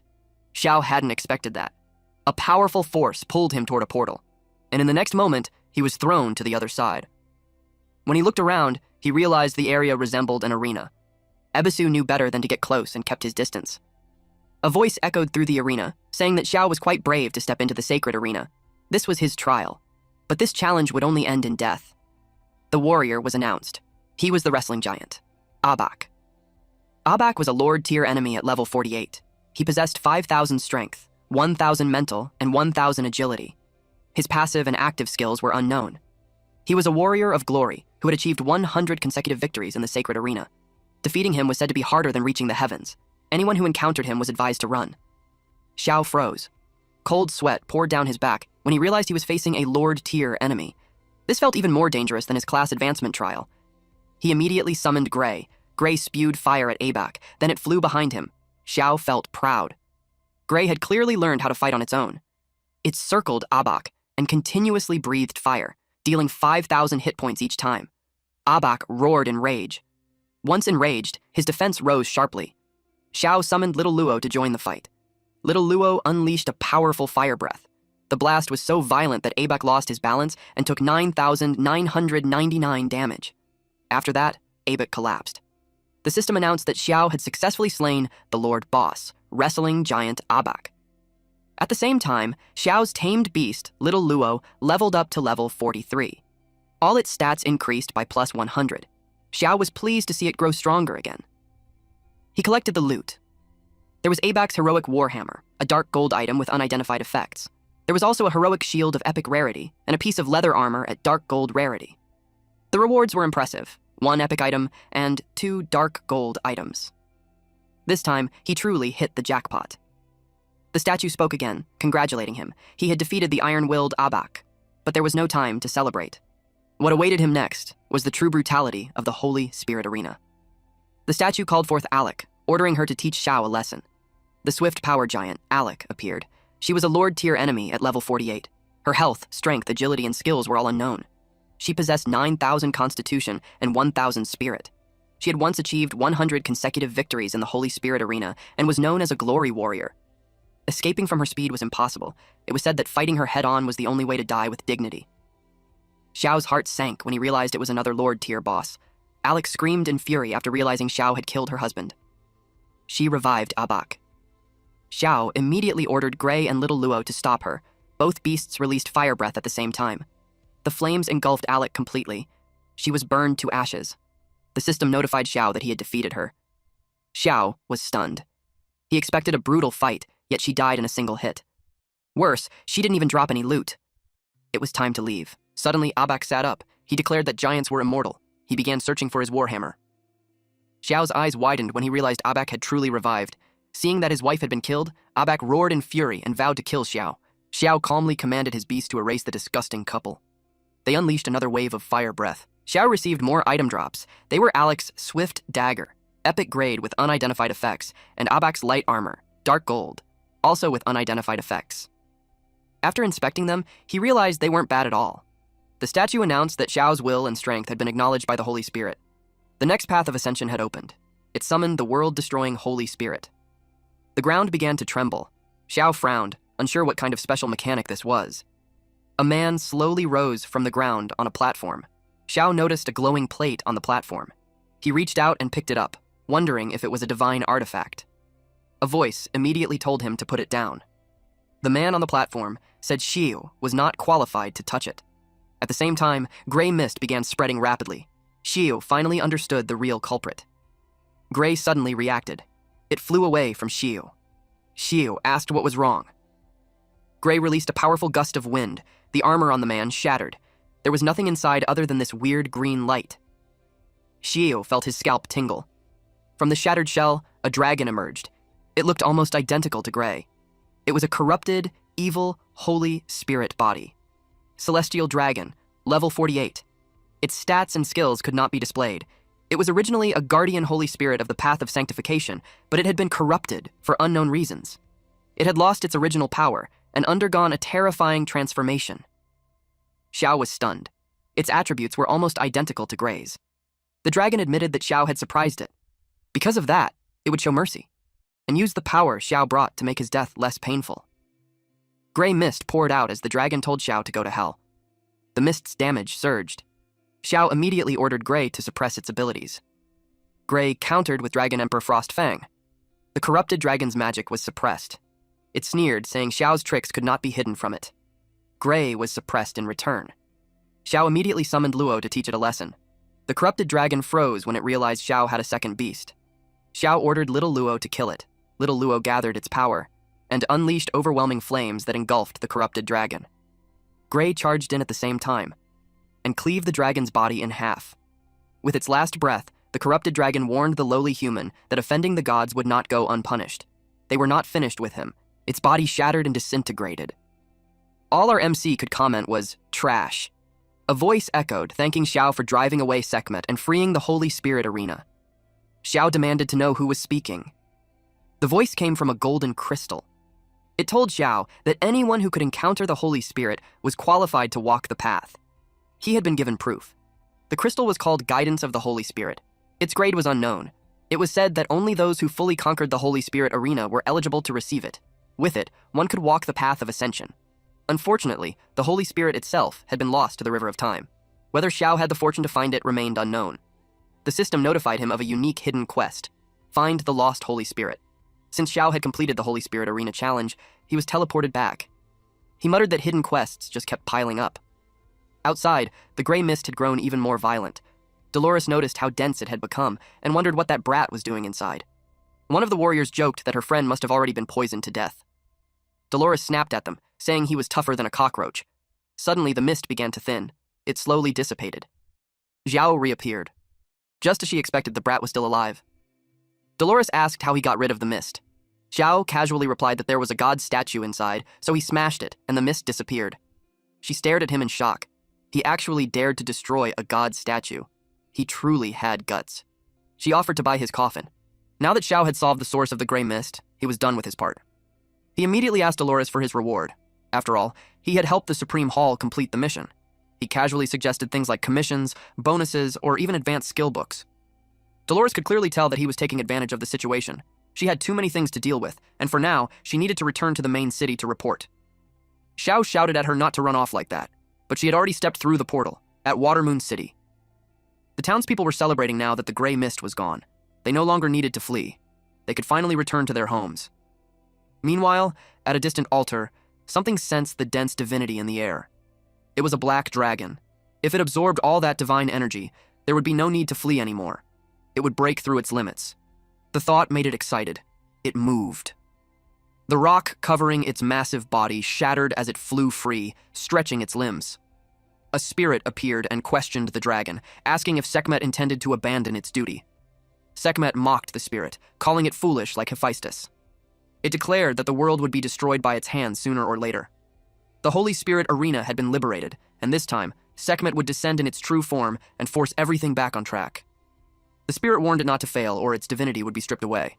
Sekhmet swore to devour that ignorant human, break its shackles, and make him pay for his arrogance. At the city lord's mansion, Haina told Xiao that he had saved Watermoon City. Xiao replied that it was nothing special. He then asked about Aisha's condition. Thanks to him, she was doing well. Not just her, but everyone infected by the gray mist had fully recovered. A visitor arrived curious about the hero who had resolved the gray mist crisis. Hina introduced the city lord, Duoen. Xiao greeted him politely. The system notified Xiao that he gained plus 20 favorability with Duoen. He also received the title Friend of Watermoon City. Duoen was impressed and said he wasn't surprised that Xiao was the one behind everything. Dolores arrived shortly after. Duoen asked whether the gray mist incident was truly related to the gods. Xiao admitted that he still hadn't figured everything out, so he couldn't be certain. Duoen handed Xiao his personal communication token and told him that if he ever needed anything in the future, he should not hesitate to ask. Xiao thanked the city lord. Anyone capable of becoming a city lord was at least a level 100 powerhouse, making this favor extremely valuable. Duoen excused himself, as many issues in the city still needed to be handled. Xiao understood, since he also had matters to attend to back in Windleaf City. Dolores needed to return to the Supreme Hall to report, so she offered to take Xiao back using the teleportation array. Xiao accepted. At Fengye Main City, Thor was surprised to see Xiao return. He asked for Xiao's help in identifying an item. Xiao showed him the artifact and asked if he recognized it. Thor examined it and said it looked like one of the plates dwarves used to eat from. Xiao commented that all Thor ever thought about was food, and urged him to identify it properly. Thor sniffed it, and admitted that there was a scent he disliked. It was the very thing limiting the artifact's power. He picked up his hammer and prepared to restore it. When Thor struck it, Xiao reminded him to be careful, since it was an artifact. The process worked. The artifact's details finally appeared. It was an emerald glaze glass plate, crafted from an extremely precious emerald glaze glass, the only one in existence. The material was flawless, smooth, and indestructible. Though it resembled a simple fruit plate and could technically hold fruits, it was specifically designed to carry glass plates. More precisely, it could only hold items of the Holy Severance level. It was capable of containing items of emerald glaze grade or higher. Just as Thor had said earlier, it really was a fruit plate. Xiao couldn't believe it had once been used to hold a Holy Severance item. The Holy Severance tier was several levels above Heaven's Doom, an existence spoken of only in legends. Xiao decided to store it for now and identify it again once he found the matching artifact. With that settled, he told Thor there was dark gold equipment waiting outside for identification once he was free. Thor nodded and said he would arrange it immediately. After that, Ebisu chatted with Xiao as they walked through the streets. Ebisu noticed that Xiao was about to reach level 50 and reminded him that he needed to prepare for the Ascension trial. Xiao agreed. He needed to find a place where he could level up faster. He summoned Gray so they could search for a suitable grinding spot. They arrived at the Stone Fragment Wasteland. Ebisu was shocked that Xiao dared to hunt in a map meant for level 50 players. If those level 50 sand spikes locked onto him, he would be finished. Xiao replied that it wasn't a big deal. He summoned Little Gray. Gray spewed flames forward. The attack hit several enemies at once. They were blasted away. But Xiao felt it was still too slow, so he summoned Luo as well. Luo soared majestically into the sky, leaving a blazing trail of fire behind. Then fireballs rained down. The scorpions were blown apart. Almost everything was reduced to ashes. The sheer area of effect damage was terrifying. System notifications rang out one after another. Xiao reached level 50 and received plus 80 points in strength, constitution, spirit, and agility. His level had reached its cap, and he could no longer gain experience. He would need to complete the level 50 Ascension trial soon. Upon reaching level 50, he unlocked 2 new talent skills, God's Eye and Beast, God Aura. Gray also reached level 50 and learned a new talent skill called Dragon King's Body. God's Eye at level 2 allowed Xiao to spend gold to obtain all information about hostile creatures. The amount of gold required depended on his level, the enemy's level, rank, and equipment. With Beast God Aura at level 2, Xiao could freely release divine power to grant massive attribute boosts to his summoned beasts. All summoned beasts gained plus 20% to their base attributes. He could also activate Beast God Aura to grant up to 4 summoned beasts a 50% final attribute boost for 30 seconds, with a cooldown of 1 day. Xiao found the God's Eye skill especially interesting. As for Dragon King's Body, it granted the celestial dragon body of the Dragon Race King plus 100 constitution and strength, plus 50% final damage, and immunity to stun, entangle, and other crowd control effects. Gray could now ignore almost all control skills. Xiao finally understood why Gray was a mythical grade summoned beast. With everything prepared, all that remained was to pass the Ascension trial. At Windleaf City, Ebisu asked why they were heading toward the City Lord's mansion. Xiao explained that he needed to activate the World Sanctuary for the level 50 trial. In the entire Dragon Phoenix Empire, there were only 5 sanctuaries, and the closest one was on the route to the Imperial capital. The City Lord asked if Xiao planned to head to the Imperial capital. Xiao answered yes. However, he was told that the teleportation array to the Imperial capital had been destroyed during the strange invasion. Xiao had forgotten about that, making things troublesome. The City Lord then informed him that the Duchess's residence had a hidden teleportation array. Xiao was very familiar with the Duchess, at the Duchess's mansion. Sophia warmly welcomed him. She even joked that if he didn't visit her more often, she would post a missing person notice. Xiao kissed her hand. He then told her that he planned to head to the Imperial capital. She asked if he intended to use the teleportation array at her residence. Xiao confirmed it. Sophia let him inside, but warned him that the array hadn't been used in a long time. The last time she activated it, she was still a young girl, so she wasn't sure if it would work again. Xiao encouraged her to try anyway. Sophia pulled down a lever. A magic circle on the ground then began to glow. It worked, but she warned him that it wouldn't last long. Xiao promised that he would come see her again after completing the Ascension trial. She told him to send her regards to the king if he happened to meet him. Xiao agreed. Before he left, she reminded him to come back to her afterward. Xiao appeared in front of a massive gate. The level 80 guards were startled by his sudden appearance. They couldn't understand how someone had appeared out of nowhere. Xiao told them to calm down and explained that he was from Windleaf City and that Sophia had helped him activate the teleportation array. He introduced himself as Viscount Knight Xiao of Windleaf City. The guards immediately apologized for their behavior. They saluted him. Xiao waved it off, saying formalities weren't needed, and asked where the World Sanctuary was. One of the guards volunteered to lead him. Along the way, the guard asked if Xiao had come to take the advancement trial. Since the World Sanctuary had only one entry path, entering normally required many procedures and checks. However, because Xiao was a Viscount, the guard could fast-track everything. Xiao was pleased. He wanted to reach the World Sanctuary as soon as possible. When it came into view, Xiao was stunned. The World Sanctuary was unbelievably grand. The guard explained that if Xiao climbed the World Tree all the way to its trunk, he could gain the recognition of the gods. At that moment, 3 men stepped forward. The man with the long beard introduced himself as Abetz, a level 5 deacon of the sanctuary.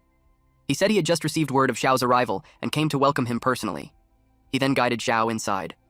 Abetz asked what difficulty Xiao planned to choose for the trial. Xiao answered without hesitation that he would take the Abyss. Abetz reminded him that the level 50 trial was far more difficult than any previous trial. As for the Abyss difficulty, almost no records existed. Even so, Xiao had already made up his mind. They arrived at the portal, and Abetz wished him good luck. Meanwhile, a guard rushed to report to His Highness. The prince asked why he seemed so flustered. The guard informed him that Xiao had arrived at the imperial capital.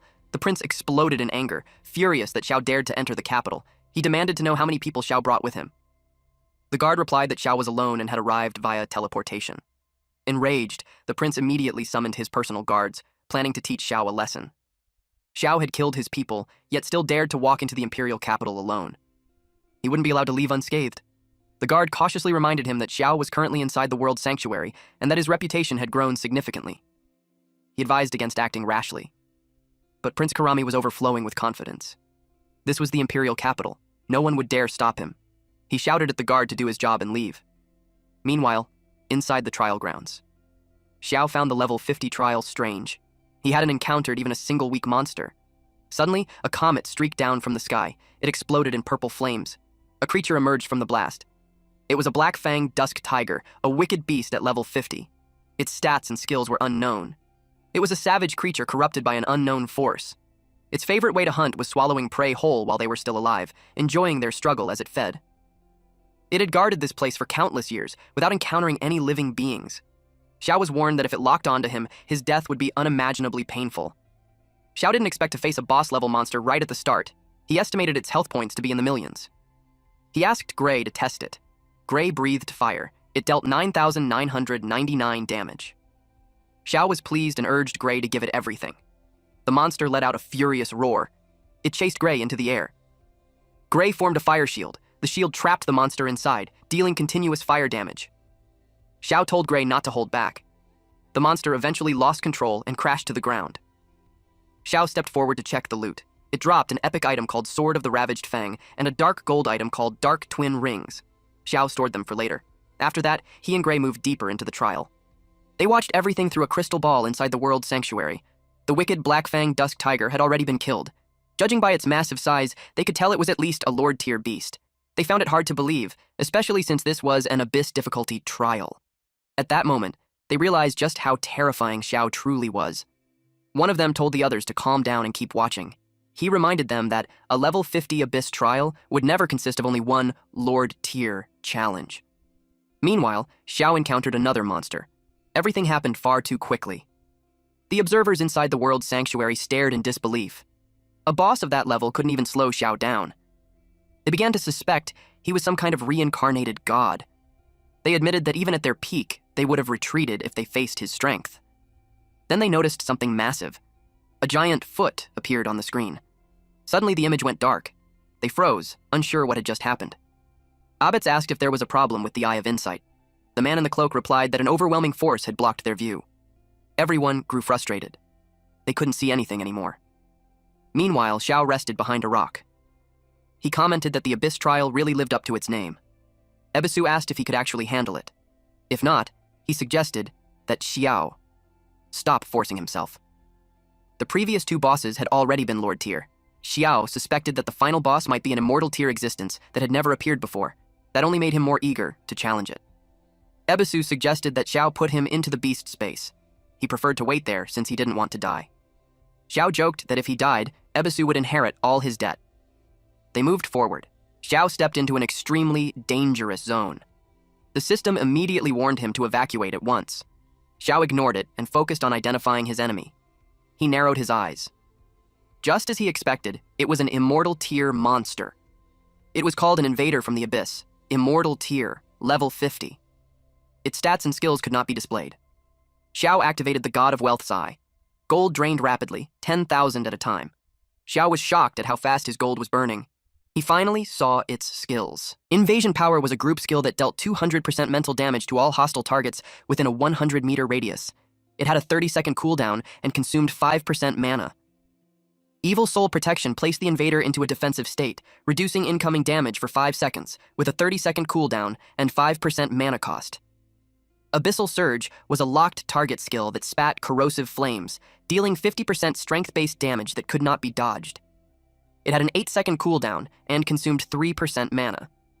There was also Abyssal Sacred Shield, which activated when its health dropped below 5%, blocking 100% of incoming damage for 10 seconds. The final skill was Abyssal Ashes, its unique talent. It sacrificed itself by chanting for 5 seconds, then dragged everything, including itself, into the abyss, dealing true damage equal to 100% of its maximum health to all creatures within 200 meters. During the chant, its health locked at one point, and it became immune to all damage, even if interrupted. With such horrifying abilities, it was no surprise that it was an immortal tier boss. The invader declared that any being who stepped onto its land would be reduced to ashes. Xiao was surprised. It had already detected him. He summoned Gray and Little Luo. They unleashed Dragon Emperor's Breath and Meteor Fall Comet together. It had no effect. Xiao was shocked when the invader vanished and dodged the attacks. It reappeared and released a crushing aura. Xiao shouted at Gray to dodge. Gray was too slow. It was hit and took 9,999 damage. Gray retaliated with a world-shaking dragon-type attack. Little Luo followed up by releasing Dragon Emperor Frostfang. The invader's magic was suppressed. Xiao felt a surge of pride. In its anti-magic state, it could no longer cast skills. They continued bombarding it with flames. The invader snarled, swearing to turn Xiao into blood and pus. Then it activated Abyssal Ashes. Xiao felt a wave of pressure when he saw the boss begin casting its ultimate move. Gray and Little Luo were trapped inside its shield. He immediately took out the Horn of the Destroyer God's Fury. If that skill fully activated, it would deal 100% true damage. He had no choice but to risk everything. He activated the Money Shield, then he charged straight at it. But the impact only hurt him. The barrier didn't budge at all. Then, the Abyss Invader unleashed a massive tornado. It planned to devour those ants whole. But Xiao stayed focused and prepared his next strike. The Cool Stone effect activated. When his attack landed on the barrier, cracks finally appeared. Moments later, it shattered completely. Xiao shouted at Gray and Little Luo to get out. They sprinted toward the exit. Flames roared after them. A violent explosion followed, blasting Xiao toward the exit as well. He survived because the Money Shield instantly burned through more than 10 million gold. The attack was terrifying. The entire area was reduced to ruins, but at least the boss was dead. Just as he expected, there was no loot. However, he noticed something on the corpse.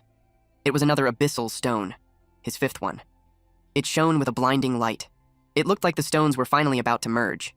He then obtained a broken abyssal key. It was meant to open a massive door, but some unknown force had destroyed it. Since it was damaged, he had no idea whether it could even be used. Meanwhile, players around the world received a special announcement. Xiao had cleared the level 50 Abyss Tier advancement trial. His reward was a legendary grade item, the Heroic Godstone. Because of this, Great Xia Nation gained +1 Warzone point. Another announcement followed, declaring Xiao as the first player in the world to break through level 50. He also received a blessing from the World Sanctuary, gaining +1,000 free attribute points. At the same time, the Warzone system officially activated. After reaching level 50, players could enter their respective Warzone battlefields to obtain high-quality equipment and items. The players finally understood how silver gear was obtained. They now saw level 50 as the real tutorial stage. Only top-tier pros and heavy spenders could equip gold and dark gold gear this early.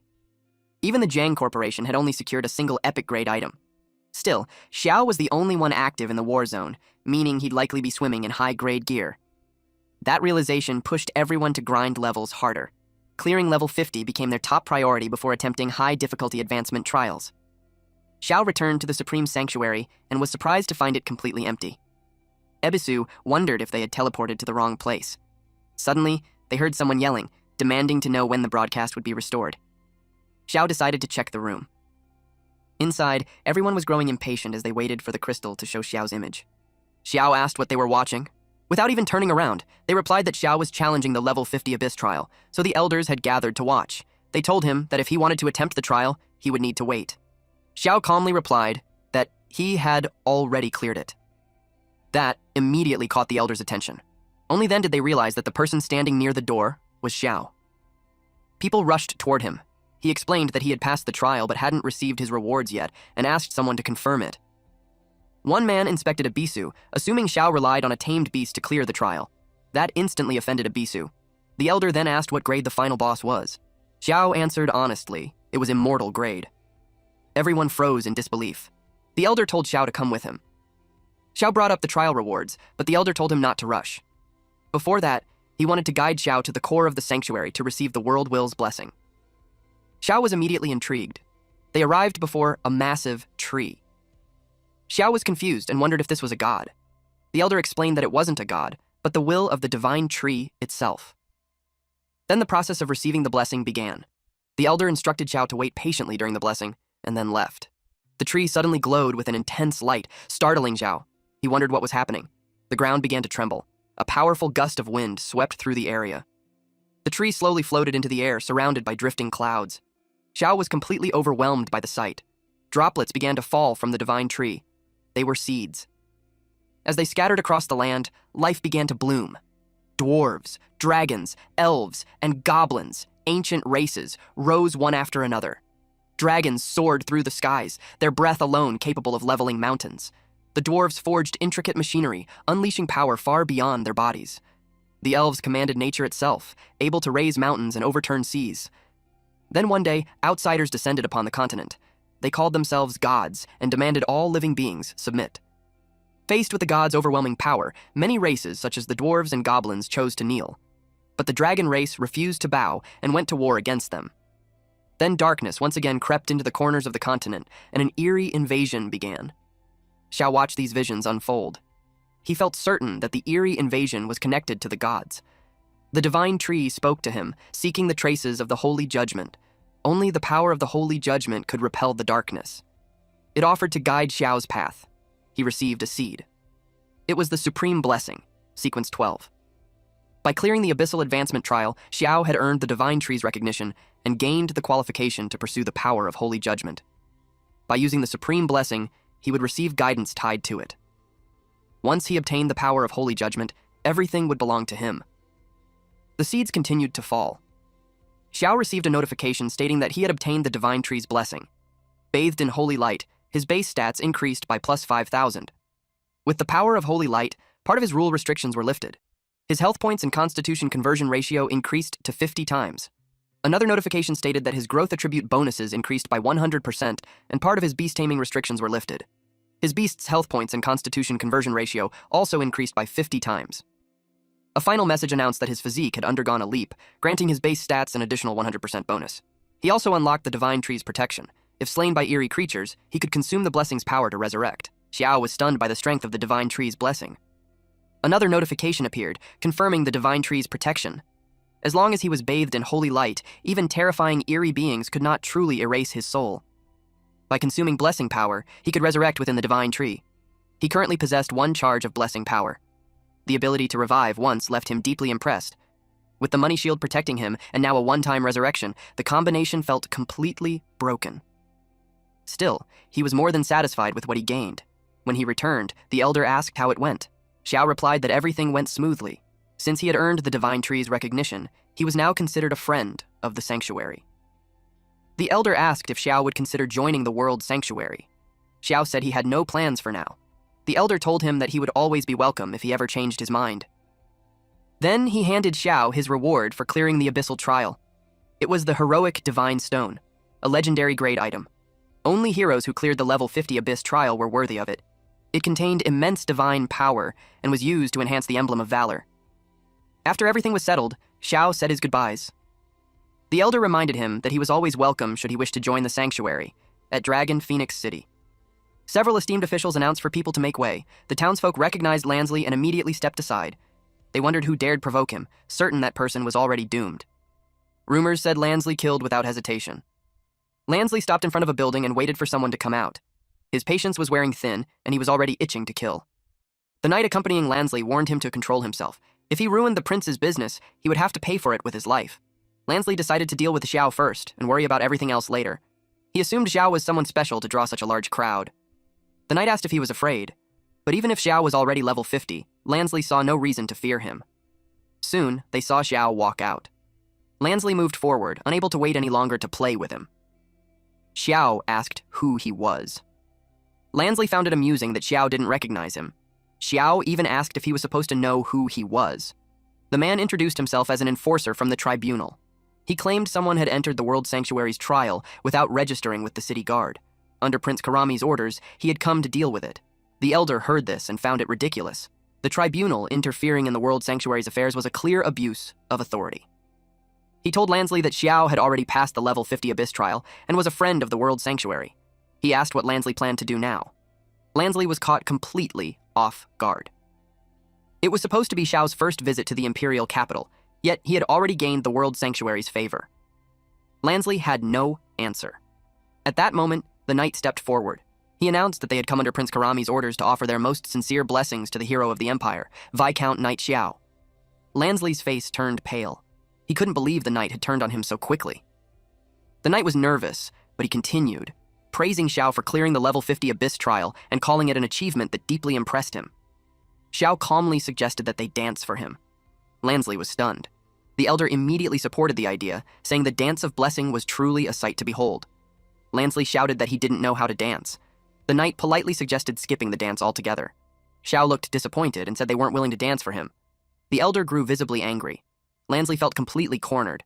In the end, he agreed to dance, shocking the knight, but Xiao stopped them. He suggested they perform on the main street, where more people could see. That suggestion shocked both of them. Still, they went through with it. The crowd burst into laughter at Lansley's awkward movements. Many felt satisfied seeing wicked people get what they deserved. Some even mocked him, saying his movements were graceful. Lansley was humiliated beyond words. He silently vowed that today's humiliation would be repaid 100-fold. Eventually, Xiao said he had wasted enough time on boring people and decided to head to the battlefield. Ebisu warned him that the battlefield was dangerous and chose to go with him. Xiao reassured him that if anything went wrong, he would pull him out immediately. Ebisu warned him not to joke about such things. They stepped into the portal. The moment they arrived on the other side, they saw corpses scattered everywhere. They had entered Realm City. A knight noticed Xiao was alone and asked which legion he planned to join. Xiao replied that he was still considering his options. The knight suggested joining the city guard, claiming it was the safest legion. The knight proudly showed off his armor, boasting that it was a level 50 gold tier piece. Xiao asked why the city guard was considered the safest. The knight explained that he had obtained the armor simply by standing guard for a year. In any other legion, he would have been forced to fight those monstrosities directly. Xiao said he wasn't interested in legions that focused on safety. For now, he decided to act on his own. The knight was surprised that Xiao planned to go alone. He asked where the nearest forge was. The knight pointed west along the city wall. He told him there was an old blind man there, famous for forging quickly. Xiao thanked him. The other knights thought he was crazy for heading out solo. But the knight who spoke with Xiao felt he would be fine. He only hoped Xiao wouldn't die on the battlefield. In some areas, people were lined up. When Xiao arrived at the place the knight mentioned, he was confused by how many people were there. He didn't want to cut in line, but he still stepped forward, and the man in front immediately got angry. The person behind the angry man told him to wait. He had noticed something on Xiao's chest. They saw the emblem of valor. They instantly realized he was the hero who passed the abyssal trial. The blind blacksmith couldn't see, but he could feel the powerful energy coming from the emblem. That made things simple for Xiao. He wanted to strengthen the emblem, and the blacksmith agreed without hesitation. The blacksmith then made a request, asking if Xiao was heading to the battlefield. Xiao decided to listen. The blacksmith explained that his son, John, had entered the beginner battlefield's Lord's Forest a few days ago and never returned. If Xiao could find him, he would reward him with an epic-grade piece of equipment. Xiao was delighted. He had triggered a hidden quest. The people around warned the blind man that he was sending Xiao to his death. Even the Holy Legion avoided the Lord's Forest. That place was packed with bizarre bosses, and even full legions had to move carefully there. Still, Xiao accepted the request. The blacksmith immediately began enhancing the emblem. Those waiting in line were stunned when they saw the emblem glow. From that alone, they could tell it was either epic or legendary grade. The blacksmith returned the emblem to Xiao. After multiple enhancements using the divine stone, it became far stronger. Its base stats increased to 800. All attribute resistance increased by 8%. Charm increased by +3. It also gained a passive skill called Heroic Strike. When a target's health drops below 50%, Xiao's damage increases by 20%, and he can forcibly strip 5% of the target's maximum health. When Xiao's health falls below 30%, his strength and spirit both increase by 30%. Xiao was satisfied. It was a massive boost to his overall power. After that, he continued on his way. He promised the blacksmith that he would look for his son. The people in line worried as they watched him head toward the Lord's forest alone. Some thought he couldn't possibly be that reckless. Suddenly, Xiao received a message from the supreme gift of heaven. He wondered if it was a clue related to the divine artifact. The message only showed fragments like a lively island, a shadowy forest. It sounded rhythmic, almost like a riddle, and he wasn't sure how to interpret it. He decided to set it aside for now and focus on leveling up first. He arrived at the battlefield entrance. The guards told him he needed to register before entering. He gave them his name. The registration went through smoothly. He was told that once inside the domain city, he must carry his token. Only then would killing monsters grant him battle merits. After he left, the guards whispered among themselves. They couldn't believe he was going in alone. To them, it was basically suicide. Xiao entered the domain battlefield. The land was bleak and desolate. Suddenly, monsters swarmed toward him. He was shocked to see that all of them were level 50. The domain battlefield truly lived up to its reputation. He summoned Little Luo. It immediately unleashed a blazing fire beam. The attack swept through several monsters at once, earning Xiao battle merits. As the monsters burned to ashes, battle merit notifications kept appearing. After that single attack, he earned 570 battle merits. Since he had no legion rank, or battlefield rank yet, the gains felt low. Even after killing so many monsters, he only earned a little over 500 merits. At this rate, exchanging for equipment would take forever. Fortunately, an elite boss soon appeared. Xiao expected it to grant far more battle merits. Xiao summoned Little Gray and ordered it to attack. That instantly fired him up to grind even harder. Meanwhile, a warrior had just taken down a monster. His name was Torwen. He felt satisfied after killing an elite boss. With today's gains, his battle merit ranking should land him in the top 1,000. But at rank 1,000, the name Knight Xiao appeared. Torwen froze, confused about where this person came from. At rank 1001 was Barbaru, pushing him down to 1002. Suddenly, Xiao's name vanished. Barbaru moved up to rank 1000, and Torwen shifted to 1001. Torwen frowned, wondering if the system bugged out. Since Barbaru still held rank 1000, Torwen guessed that Knight Xiao must have killed another elite boss. Meanwhile, Little Luo released a massive burst of fire. The flames slammed directly into a monster. The system notified Xiao that his tamed beast, Luo Hang, had leveled up to level 49. All its stats increased by plus 100. Xiao was pleased to see that his battle merits were already nearing 100,000. They continued pushing deeper into the battlefield. Soon, a world announcement rang out. Xiao had officially entered the top 100 of the level 50 domain battlefield battle merit rankings. Great Xia Nation gained +1 Warzone point. Players everywhere were shocked. In just half a day, Xiao's battle merits had already surpassed 100,000. At this pace, everyone believed he would easily reach the top 10. Not long after, he had already climbed further within the top 100. The speed was terrifying. It didn't feel human. Many had already heard of him from the Daxia Kingdom. Meanwhile, in Windleaf City, people erupted in celebration. Warzone points meant permanent attribute increases. Their admiration for Xiao only grew stronger. One player commented that Xiao was incredible. He had just arrived in the Imperial capital, yet he was already climbing the battle merit rankings. Wherever he went, he seemed to shine. At the same time, Xiao arrived at the Lord's Forest. Ebisu sensed something strange about the area and voiced his concern. Xiao told him not to worry. He expected several Lord-tier bosses to be lurking inside and decided to investigate. Deep within the forest, a camp had been established. A tall lookout tower stood at its center. The captain was stationed at the top when a subordinate rushed up to deliver urgent intel. The scouts reported that a Lord-tier boss was approaching their base, leading an army of over 1,000 monsters. The captain ordered everyone to prepare. A storm was coming. He announced to his warriors that the monsters intended to seize their legion's base. He called on them to defend the honor of the 3rd Legion. The soldiers roared in response. Soon, the monsters came into view. The scale of the horde was overwhelming. Deer-like beasts charged at the front. They slammed into the soldiers, confirming their identity as ice-armored dark elks. The Legion quickly formed ranks as large groups of ice-armored dark elks assaulted the camp. The captain felt something was off. He ordered Larn to lead the Shield Guard Legion, taunt in waves, and avoid direct engagement. Then he instructed Lei to command the archers and counterattack from a safe distance. They followed his orders, and arrows filled the sky. The projectiles pierced the charging monsters. For a moment, it looked promising as the beasts began to retreat. The captain ordered the archers to keep firing, but his right-hand man suddenly noticed something. The boss had appeared. It was the ice-armored Dark Elk King. The captain immediately shouted for full defense and battle readiness. The frontliners felt their hearts sink. The boss was massive, and for most of them, it was the first time facing such a creature, and it was charging straight toward them. Suddenly, a blast of fire shot toward the ice-armored Dark Elk King. The surrounding ice-armored Dark Elks were caught in it as well. The soldiers watched as the monsters were burned alive. The captain froze. The boss had gone down on its own. Even his right-hand man couldn't believe what he was seeing. The captain briefly wondered if the boss had used some kind of psychic illusion to confuse them. Then his right-hand man noticed Xiao. The captain instantly realized it must have been him, the one who killed the boss in a single move. The captain ordered his right-hand man, Wen, to go check it out. Wen was curious as well. He wanted to see what kind of godlike figure could instantly kill an aberrant boss. With the captain leading, they moved toward Xiao. Xiao noticed them approaching. The captain told him to wait. Xiao was surprised to see so many people suddenly appear. He was focused on clearing quests and leveling up. He didn't have time to deal with anyone. So, he ran. The captain shouted for him to stop. Wen asked what they should do next. The captain hesitated, unsure whether to retreat or continue fighting.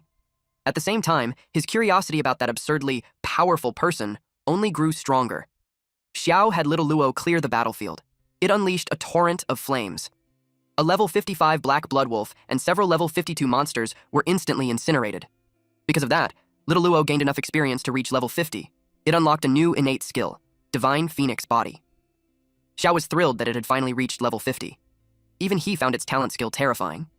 With little Luo's help, he decided to push even deeper. Back in town, players were constantly talking about Xiao. His battle merits kept skyrocketing, making people wonder if he even had a limit. His progress only kept accelerating. He had already reached 5 million battle merits, a full 5 million. That was enough to exchange for an entire set of level 50 epic armor. Everyone thought it was completely insane. By now, he had killed at least 3 lord-tier bosses, along with countless aberrant monsters. It was brutal. Inside the World Sanctuary, Abetz discussed the situation with a knight. Abetz admitted that even he couldn't kill aberrant monsters at that speed. A new star was clearly rising on the battlefield. The knight thought Abetz was exaggerating and asked if he was just being polite. Abetz denied it. He explained that killing level 50 or 60 lord-tier bosses was easy for him, but the speed at which Xiao's battle merits were increasing meant entire groups of aberrant monsters were being wiped out non-stop. Not even a large-scale forbidden curse could last that long or cover such a massive area. That explanation made the knight uneasy. He asked if Xiao was truly that terrifying. Abetz replied that if Xiao fully matured one day, he could achieve something no one in history ever had. The knight asked if Abetz meant facing the ancient monsters hidden deep within the Empire. Abetz confirmed it. However, he also noticed that the aberrant invasion was accelerating. At this rate, in a little over a decade, they might reach the final stage, back in the Lord's Forest. The warriors grew uneasy as chaos spread through the area. They suspected a new wave of aberrant invasion and considered retreating first before deciding their next move. The captain informed them that an extremely powerful individual was currently purging aberrant monsters throughout the forest. He suggested that each legion coordinate and advance alongside that person. Most of them didn't believe him. Someone single-handedly purging aberrant monsters? And the raging flames were all caused by that one person? It sounded impossible. The captain checked the battle merit rankings and saw a new name rapidly climbing. That confirmed his suspicion. He saw flashes of light within the flames and knew it had to be Xiao fighting another Lord-tier boss. The warriors were stunned when they learned he had already killed more than one Lord-tier boss. Seeing this opportunity, the captain proposed advancing into the forest and launching a counterattack while they still could. They agreed. The 5th Division of the Holy Legion decided to enter, even knowing the worst-case scenario was death. To them, pushing deeper into the forest would still be worth it. The 1st Division of the Skyfire Legion chose to follow as well. As they advanced, the captain noticed an enormous surge of fire. He suspected that the disturbance meant the strongest existence in the forest was awakening. Several monsters were burned to ash all at once. The system congratulated Xiao for reaching level 51. He gained 200 base stat points. Luo also reached level 51, increasing all its stats by plus 500. After leveling up again, Xiao decided to take a short rest. Ebisu was annoyed. He had been sleeping peacefully inside the beast space when Xiao suddenly pulled him out. On top of that, the heat was unbearable. Xiao just wanted to let him eat. Ebisu noticed thick black smoke spreading across the area. He immediately sensed something was wrong.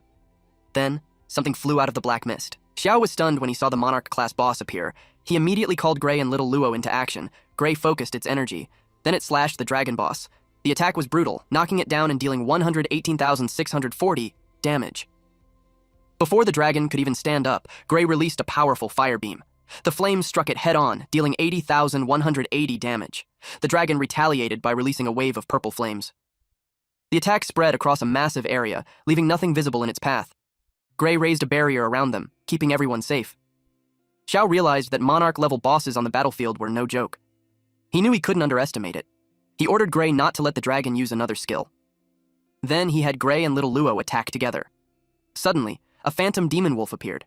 It was a trickster-grade monarch at level 56, with 3,200,000 hit points, 65,000 strength, 35,000 constitution, 45,000 agility, and 15,000 spirit.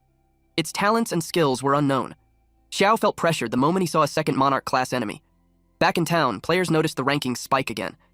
They were stunned, wondering what Xiao had killed this time. It felt like he was about to wipe out the entire battlefield.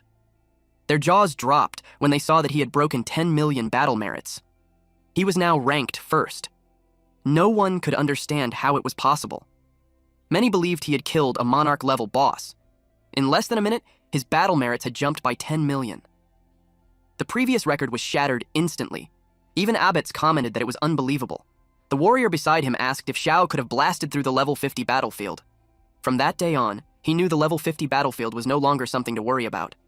Meanwhile, a massive bat monster swooped toward Xiao. It was the third monarch-class boss, a dark bat beast, trickster grade level 58. It had 4,300,000 hit points, 35,000 strength, 60,000 constitution, 20,000 agility, and 36,000 spirit. Its talents and skills were also unknown. Xiao noticed Gray growing restless. Gray breathed fire and blasted the bat directly. The bat countered with a sonic wave. Xiao felt like his ears were about to explode. He immediately unleashed Little Luo to return the favor. Little Luo fired a blazing beam straight at the bat. The flame struck the bat's open mouth. Xiao felt proud seeing Little Luo land such a clean hit. The bat's stomach suddenly expanded like a balloon. Ebisu warned Xiao to back off, saying it was about to explode. The bat detonated mid-air. Xiao grimaced and complained about the stench. He couldn't believe a monarch-level boss went down like that. From the wreckage, several small bats emerged. Xiao was surprised to learn that the bat could split into smaller ones. Worse, they seemed to carry venom. He immediately ordered Gray to restrain them. Gray released a sonic attack. The shockwave stunned all the bats at once. Xiao then told Little Luo to burn them all. Little Luo took to the air, weaving through the swarm. Every bat it passed was reduced to ash. The system congratulated Xiao for killing the level 58 Monarch tier eerie boss, Dark Bat. His level increased to 52, and he gained 200 free attribute points. Little Luo also leveled up to 51, gaining plus 500 to all stats. Gray leveled up as well, reaching 52 with plus 500 to all stats. The burned bat remains fell to the ground, and Xiao found them revolting. He was disappointed that not a single piece of equipment dropped. With that, all 4 Monarch-level bosses had been dealt with. He recalled both Little Luo and Gray. That was when he noticed someone ahead. A warrior called out his name. The man asked if he was Xiao. Xiao asked who he was and whether they knew each other. The man introduced himself as Yahello, commander of the 5th Legion of the Sacred Legion. On behalf of his legion, he offered Xiao his highest respect. Since Yahello was a legion commander, Xiao asked if he was responsible for the stationed troops in the area. Yahello confirmed it. The entire 5th Legion was under his command. Xiao then made a request. He wanted them to lure all eerie creatures from the Lord's Forest into a single location. Yahello was stunned. If all eerie creatures in the Lord's Forest were gathered together, it would be a nightmare. One warrior even said they would be wiped out within minutes. Xiao persuaded them with gold tier and dark gold tier equipment. He also promised that after the eerie creatures were killed, they could freely take any dropped equipment below epic grade. The warriors were shocked. Xiao wasn't just planning to wipe out all the eerie creatures, he was also giving them all sub-epic loot. Xiao then told them to lure monsters from the entire Lord's Forest, and even from the broader realm battlefield. The warriors immediately committed. For equipment like that, they were willing to risk everything. Xiao asked if there were any remaining concerns. Yahello admitted that they still couldn't survive against such overwhelming numbers. Realizing the issue, Xiao adjusted his plan. He instructed them to lure only as many monsters as they could, while guaranteeing their own safety. He also told them to contact nearby legions and have them lure monsters as well. As for loot, Xiao made it clear he didn't want anything below epic grade. Yahello swore that the task would be completed. Xiao finally relaxed. Ebisu noticed just how exhausted he looked. At the camp. Yahello contacted the other legion commanders and explained the situation and the plan.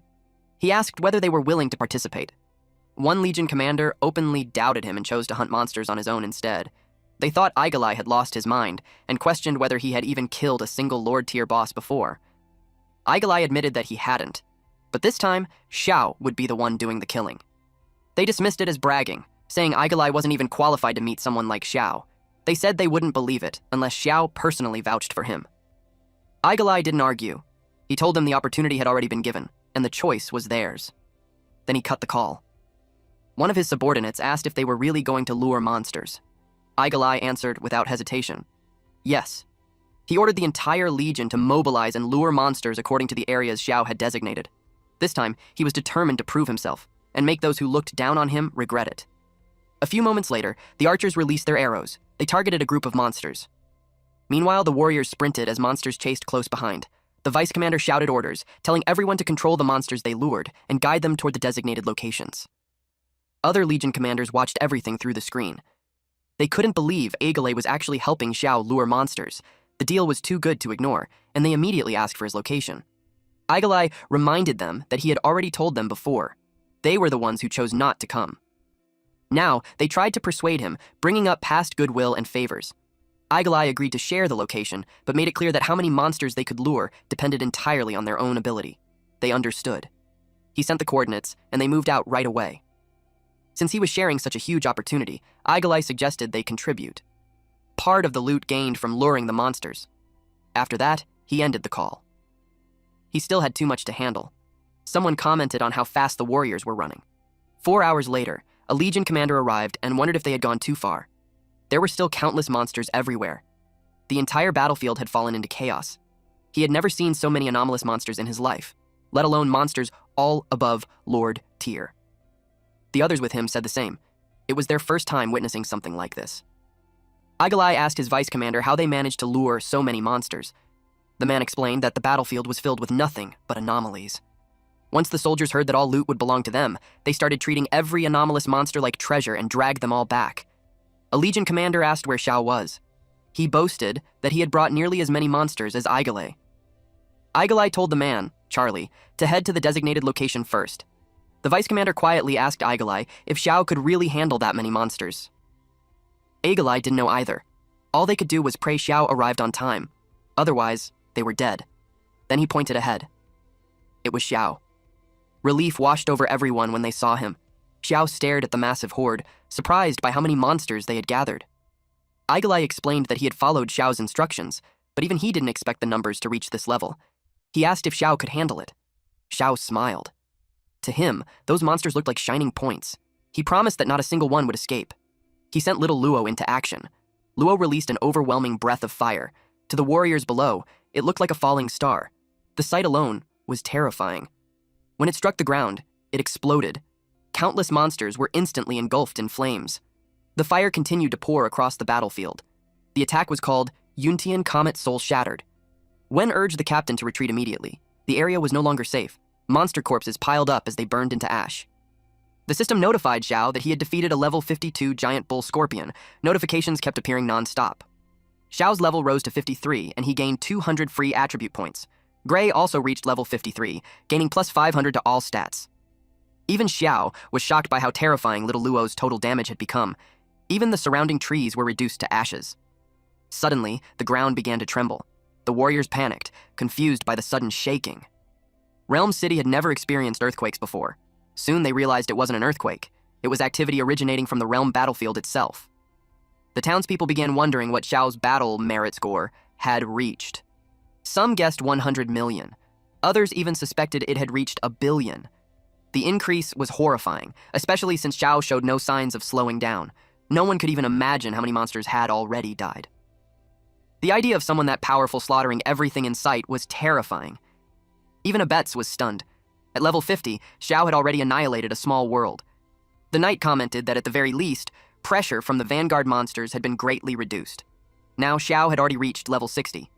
The knight admitted that such leveling speed was beyond imagination. Suddenly, an eerie sensation spread across the battlefield. As the scorched ground cracked open, a sinister existence slowly awakened. Xiao frowned, wondering what was happening. The captain also hesitated. At first, he thought it was an earthquake, but then he sensed a terrifying monster aura. Suddenly, the ground exploded. A massive, towering creature burst out from below. It let out a deafening roar. They quickly realized what it was, an immortal tier boss. None of them expected a creature of that level to exist on a level 50 battlefield. Panic spread. They couldn't understand how this was possible. This was the most terrifying existence the battlefield could produce. A legendary, immortal tier monster had been hiding beneath the Lord's forest. For most of them, this was the first time they had ever seen such a being. The captain turned to Xiao and asked what they should do. Since it was an immortal tier boss, he suggested retreating immediately. Xiao calmly asked if it was really that strong. He had just wiped out multiple monarch tier bosses in one go. He didn't expect a single immortal tier monster to dare show itself. Xiao summoned Gray. He let it vent its anger freely. Gray charged forward and slammed into the monster. Xiao urged it to apply more pressure. Gray attacked again. The monster gathered power in its chest. Gray instantly raised a barrier to block it. At the same time, Xiao sent Little Luo into the fight. As the monster's condensed power grew denser, Xiao ordered Little Luo to attack. Flame surged forward. The fire wrapped around the energy orb. Then it exploded. The warriors watching were completely stunned. Only now did they truly understand how terrifying Xiao was. The captain admitted that either one of Xiao's tamed beasts could wipe out their entire core within minutes.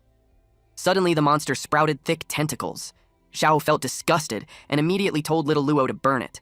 Little Luo launched multiple fireballs. They slammed into different parts of the monster's body. Gray followed up by blasting it with fire breath. The monster's torso suffered massive damage. Its tentacles burned away and dropped from its body.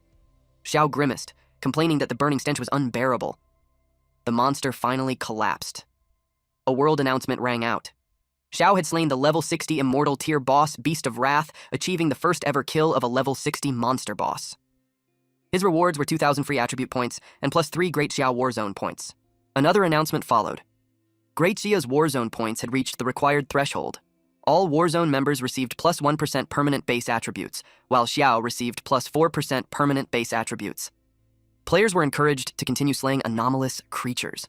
Only then did it truly sink in. Xiao had killed a level 60 immortal tier boss. When the warriors realized this, they erupted into cheers. Their excitement quickly turned to curiosity about the loot. Many believed that from this day onward, the level 50 battlefield would become much safer. Xiao collected the drops. Among them was a legendary equipment piece called Fang of Wrath, a legendary grade item. There was also a strange crystal. Xiao didn't know what it was for, so he planned to show it to Thor after returning. The captain approached him and asked if they could help collect the remaining loot scattered across the battlefield. Xiao reminded them of his promise. All equipment below epic grade belonged to them. He gave the signal to begin cleanup. The moment the captain heard that, he shouted orders. The warriors rushed forward, scrambling to grab equipment. Everyone moved fast, afraid that someone else might snatch all the good stuff first. The warriors rushed to collect the loot. The vice commander shouted that anyone who dared slack off would taste his iron fist, forcing everyone to move even faster. Suddenly, Xiao felt tremors again. The ground cracked violently. It looked like the realm battlefield itself was about to collapse. The warriors screamed for everyone to run. The captain immediately ordered a full retreat. Evacuation to a safe area became the top priority. Xiao pointed toward a nearby mountain and told them to head there. It should be safe enough. The captain relayed Xiao's order without hesitation. The warriors sprinted with everything they had. Slowing down meant death. They reached the mountaintop. Once they were finally safe, they turned back, stunned by what they saw. A massive black vortex had formed, radiating an ominous presence. Xiao sensed extreme danger and urged everyone to return to the city using the teleportation array. The captain agreed. That power was far too terrifying to face outside the city. He ordered everyone to retreat immediately. Deep down, Xiao felt that the battlefield's collapse was unnatural. He suspected it was linked to the massive number of anomalies he had killed. It felt like the battlefield had lost the power sustaining it, causing it to collapse on its own. At Realm City, people began asking who the person was that caused the battlefield to collapse. At the same time, they thanked Xiao for eliminating the monsters outside the city. Unexpectedly, the blind blacksmith approached him. He thanked Xiao for saving both the city and his son, John. To repay him, the blacksmith handed Xiao a book. It was called Page of Cruelty. It was an epic grade item that increased base attributes by 5%, critical damage by 10%, and critical rate by 10%. It was a fragmented page, clearly part of a larger book. Because of its incomplete state, its bonuses were weaker than typical epic items. If the remaining pages were found, it could unlock something far greater. Xiao noticed that the patterns on the page matched his emblem perfectly. He realized that the remaining components of the chapter of cruelty weren't limited to the Fang of Cruelty alone. Suddenly, both the book and the emblem began to glow. They fused together. Their attributes surged. The chapter of cruelty evolved into Heaven Destroyer grade. Its effects became terrifying. Attribute bonuses increased by 30%, with all attributes gaining an additional 10%. It gained a passive skill called Power of Cruelty. This ability granted supreme dominance, causing all skills to trigger critical hits by default, with a base critical rate of 50% and critical damage increased to 150%. Through cruel slaughter, Xiao could channel the chapter's power to deal 200% spirit-based true damage instantly. The critical rate for this damage was doubled. If the critical rate exceeded 100%, the excess chance was converted into critical damage at double value. This attack had a 15% chance to trigger instant death, and if the target's health dropped below 25%, instant death was guaranteed. The cooldown was 8 days. Xiao asked the old man where he found the Page of Cruelty. The blacksmith said he discovered it while groping around inside a monster cave. Xiao thanked him for the information and gladly accepted the gift. Next, Xiao headed straight to the War Merit Exchange Hall with only one goal in mind: to splurge. The guard recognized him immediately and asked how he could help. Xiao said he wanted a full set of level 50 epic equipment for the Beast Tamer class. Then he asked if they sold beast-taming eggs. The guard quickly escorted him inside. When the shopkeeper saw Xiao, he greeted him warmly and asked what quality of beast-taming eggs he wanted. Xiao answered simply, he wanted all of them. The shopkeeper froze in disbelief. Xiao repeated himself, saying the quality didn't matter. He wanted everything they had. The shopkeeper explained that it wasn't about war merits. Each person was limited to exchanging 10 beast-taming eggs. Xiao hadn't known about that rule. He accepted it and asked for the highest quality available instead. He preferred Transcendent tier eggs or higher, Monarch tier if possible. The shopkeeper told him plainly that they didn't carry Monarch tier eggs. They only had 3 Transcendent tier eggs, and even those were limited to 1 per person. Xiao grew irritated. Even that had limits. It made the war feel pointless. He demanded to speak with the person in charge. Before anyone could respond, an old man walked in. The shopkeeper stiffened when he saw him. It was the hall master. Xiao had just met the person in charge of the War Merit Exchange Hall.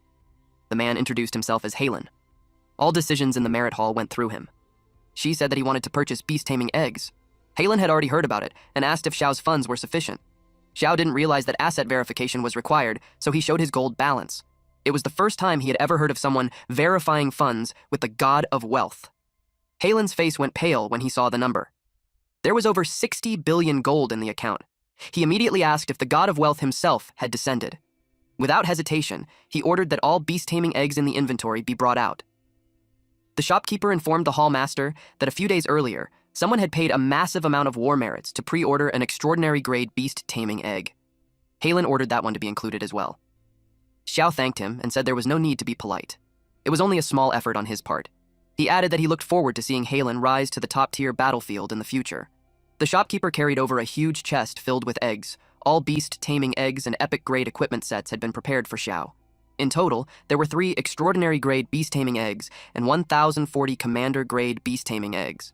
The shopkeeper explained that the eggs couldn't be stacked and asked how Xiao planned to take them away. Xiao replied that it wouldn't be a problem since his storage space was extremely large. He absorbed everything into his storage. After transferring the money, Xiao thanked them. Holland could only comment that Xiao was unbelievably rich. At Dragon Phoenix City, that was where Xiao teleported. He saw how prosperous the imperial capital was. As he walked through the streets, people began to notice him. They knew he had entered the battlefield, so they were confused to see him return so quickly. Some thought the information must have been wrong and that he never entered the battlefield at all. Others argued it was impossible, since someone had personally seen him enter the teleportation array and the direction he came from matched. Xiao entered a building. A bald man stopped him and asked what he was doing there, then asked who he was. The man introduced himself as Lucas, the person in charge of the trial passage. Xiao said that he was there to take the level 60 advancement trial. Lucas was stunned. From what he remembered, Xiao had only just cleared the level 50 abyss trial. Xiao confirmed it and asked if there was a problem. Lucas then noticed Xiao's level. Sweat poured down his face when he saw that Xiao was already level 60. He exclaimed that the leveling speed was faster than a rocket. He told Xiao that he would arrange everything immediately. He shouted for Backman to hurry up and prepare the process. He threatened that if it wasn't done within a minute, Backman wouldn't get paid for the month. After that, Lucas rushed off to report the situation to the Elder. The Elder asked why he was panicking, especially inside the Holy Hall, a sacred place that carried the will of the Divine Tree. Lucas reported that Xiao had entered the level 60 advancement trial, and it was abyss grade again. The Elder was shocked.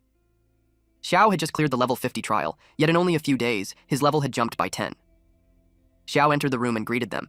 They immediately set up the projection for the level 60 trial. The level 60 trial location was a barren testing ground. Jagged stone spires stretched forward, curving inward like broken fangs. Xiao noticed that the monsters were only small mobs. He wondered where the bosses were hiding. Then he sensed something behind him. It was the corruptor of the abyss. He was relieved to finally find a boss and summoned his tamed beasts to attack. They released fire breath at the same time. The boss was dealt with easily. Xiao was disappointed that it only dropped a single fragment again. It was a fragment of the Stone of Annihilation. Its grade was unknown and couldn't be appraised. He had no idea what it was for. He decided to think about it later. Soon after, a world announcement rang out. Xiao had passed the level 60 Abyss Advancement Trial and obtained a legendary item, the Heroic Divine Radiance Stone. Some players cheered because their predictions were correct and they had won their bets. Others were furious after losing everything. New bets immediately started on whether Xiao would reach level 70 on the same day. The elders were stunned when they saw Xiao come out. Xiao was confused by the crowd gathered in the hall. The elder pointed at him and accused him of turning the entire battlefield upside down. Xiao suggested that they talk things out calmly instead of acting on impulse. The elder from the World Sanctuary noticed Xiao's heroic divine stone and immediately brought over a top-tier blacksmith. Xiao was impressed by how thorough their service was. The World Sanctuary's blacksmith introduced himself. Then he began forging. Xiao was surprised at how quickly it was finished. It truly showed the skill of a top-tier blacksmith. Xiao checked the stats of the heroic emblem, now at legendary grade. It was proof of a true hero. Only those who passed the purgatory level trial were qualified to obtain it. It represented the supreme glory of the Empire. After being reinforced multiple times using the heroic divine stone, its power increased significantly. Its base stats were plus 1,500, with 10% elemental resistance and plus 3 charisma. It had a passive skill called Heroic Strike. When a target's health dropped below 60%, Xiao's damage against them increased by 20%, and he could forcibly strip 5% of their maximum health points. This effect could only trigger once. Another effect, Heroic Power, activated when Xiao's health fell below 30%, increasing his strength and spirit by 30%. The elder linked arms with Xiao and said they needed to leave, telling him to review the details later. He personally escorted Xiao toward the battlefield. Xiao told him not to get too excited and asked him to let go. If people saw him being dragged like that, they might get the wrong idea. When Xiao stepped outside, people immediately began talking. They were shocked that he was already heading back to fight. Someone commented that he was terrifying, saying that passing the Ascension trial was child's play for him. Level 60 players were eager to strike it rich. Some even spent fortunes swapping their gear for agility-focused builds and stocked up on talismans. They were clearly hoping Xiao would have them lure monsters again. They told Xiao they would be waiting for good news. Xiao thanked them for their support. He entered the portal. He was surprised to see so many people gathered. For a moment, he wondered if they were there to welcome him. The third corps of the Holy Legion reported in. The Slaughter Legion and the Shadow Legion followed. He was informed that between 200 to 400 warriors had assembled. Xiao cleared his throat and announced that the operation would begin. Everyone was fired up and ready to act.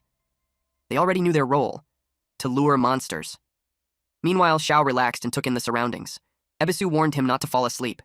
If a massive horde appeared, he wouldn't be able to handle it in time. The commander of the Shadow Legion approached him and reported a problem. Xiao asked what was wrong. He was told that the objective couldn't be completed. Xiao looked at the man, Ellison, a top-tier assassin and the Shadow Legion's commander. He asked what he meant and expressed his disappointment. Ellison explained that they had tried every possible method. Even engaging in close combat to draw maximum aggro before retreating didn't work. Xiao quickly realized that the monster's behavior had changed. That made him suspect the battlefield rules had shifted. Since that was the case, he decided to investigate personally. He walked through the area. He noticed that there were no monster groups at all. He spotted a lone monster flying overhead. Gray took care of it. The bird was roasted instantly. Xiao observed that the monsters were scattered. He hadn't encountered a single boss. It felt like they had developed a unique defensive pattern. For now, he decided to return to the city. People were waiting for him and asked how it went. He told them that the bosses were hiding and much harder to find than expected. The adventurers were caught off guard and didn't know what to do next. Xiao advised them to disperse for now while he thought of a solution. He was exhausted and needed rest. Meanwhile, Prince Karami soon received news that Xiao had reached level 60 and even caused the collapse of the level 50 realm battlefield. He also learned that monsters on the level 60 battlefield had changed their behavior, slowing Xiao's progress. To the prince, this was good news. If Xiao rushed to level 100, he would become truly frightening. But at level 60, no matter how strong he was still manageable. Prince Karami ordered his knight, An, to track Xiao's movements. The moment Xiao dared to leave the imperial capital, they were to strike and kill him. Meanwhile, at the Duke's mansion, Sophia was relieved to see that Xiao had finally returned. Xiao greeted her. He admitted that he hadn't expected her to wait for him the entire time. He thanked her for her hard work. She told him she had heard everything he did in the imperial capital. Just as she expected, wherever he went, trouble followed. The collapse of the level 50 battlefield would greatly reduce pressure on the front lines. Xiao replied calmly that it was nothing more than a piece of cake. She asked him if he had returned to Windleaf City for a reason. Xiao said he wanted to ask her for a favor. He needed her help contacting beast tamer merchants so he could purchase a large amount of materials for beast cultivation. She asked how much he needed. Xiao listed his requirements. He needed 3 transcendent tier beasts and over 1,000 commander tier beasts, all cultivated to their peak state. She was startled by the scale of his request, but she quickly reassured him that it wouldn't be a problem. He could trust her with it. That was a huge relief for Xiao. After settling the matter, he said goodbye. She told him that once everything was ready, she would send someone to notify him. Next, Xiao went to the workshop. Thor was surprised to see him back so soon. Xiao told him that he needed his help again. He took out several pieces of equipment. Thor was stunned when he saw that every single one of them was epic grade. Xiao asked him to enhance them. Thor said it wouldn't be a problem. After that, Xiao showed him another item and asked if he recognized it. Thor immediately identified it as material used for writing forbidden spell scrolls. Forbidden spell scrolls were ultimate-level skills. Magic-based professions could normally only use them in real combat after reaching divine rank. Unless he was mistaken, the crystal Xiao showed him was the mana source. When ground into powder, it could be used as ink to inscribe forbidden spells. However, writing forbidden spell scrolls required more than just materials. The scroll itself had strict requirements and needed a special kind of hide. That hide had to come from a rare creature. On top of that, the writer must personally possess the power to cast forbidden spells and have absolute mastery over multiple elements. Since the item was a mana source, Xiao decided to consult someone far more knowledgeable about magic. Meanwhile, Dolores was trying on a new outfit. Suddenly, Xiao teleported in. She complained that whenever he appeared, he always brought trouble. Xiao told her that he had a question. He asked if she had ever heard of a mana source. Of course she had. She asked why he was asking. Xiao showed her the crystal. She immediately cursed. She couldn't believe he managed to get his hands on it. She demanded to know where he found it, saying she wanted one too. Xiao explained that it dropped from an immortal tier boss. That instantly made her curious about where he had been wandering lately. Xiao noticed she hadn't been going out much. She replied that she was busy maintaining her health and hadn't paid attention to outside affairs. He then asked if she could write forbidden spells. She answered honestly. Not every divine-level mage could write forbidden spells. It required not just power, but extremely deep understanding across multiple magical disciplines. She confidently stated that she met those requirements. Xiao wasn't surprised. He had always known she was capable. Dolores told him that the mana source alone wasn't enough. He also needed the hide of an elf king. However, she already knew where to get one. Xiao was delighted and urged her to tell him immediately. She warned him to let go of her hands first. She explained that she was the only one who knew where to obtain elf king hide, but she had one condition. The amount of mana source Xiao had was enough to write multiple forbidden spell scrolls. She would retrieve the elf king hide herself, but when the time came, he had to share some of the scrolls with her. Xiao proposed a 50-50 split. It was a deal she happily accepted, and she left right away to get the hide. Xiao could only wait for her good news. He was impressed by how decisive she was. While waiting, he decided to check on his beast eggs. Ebisu was busy directing the maids, repeatedly warning them to handle the eggs gently. If the shells cracked, the beasts wouldn't hatch. The maids followed his instructions carefully. Xiao was pleased to see Ebisu managing things so well. Ebisu hadn't expected Xiao to set up a full hatchery, even though he was already working for him. It turned out Xiao had planned everything ahead of time. Still, Xiao pointed out that when it came to beast experience, Ebisu was far more knowledgeable. He told Ebisu that everything was almost ready. Soon, they would head to the island of Divine Grace to search for the holy artifact. While he was gone, Ebisu would be in charge. Ebisu complained about being ordered around, at the docks. Xiao checked the ships since the island of Divine Grace lay at the edge of the Sea of Despair. This journey would be made by sea. He couldn't help but marvel when he saw the sea god's vessel. It was truly magnificent. Alright, that's it for today's story. If you want the weekly chapter updates for this series, those will now be uploaded on my second channel, Manhwa Updater. So if you don't want to miss what happens next, make sure to check it out and join the update gang. Thanks for watching, stay cool, stay awesome, and I'll see you in the next one.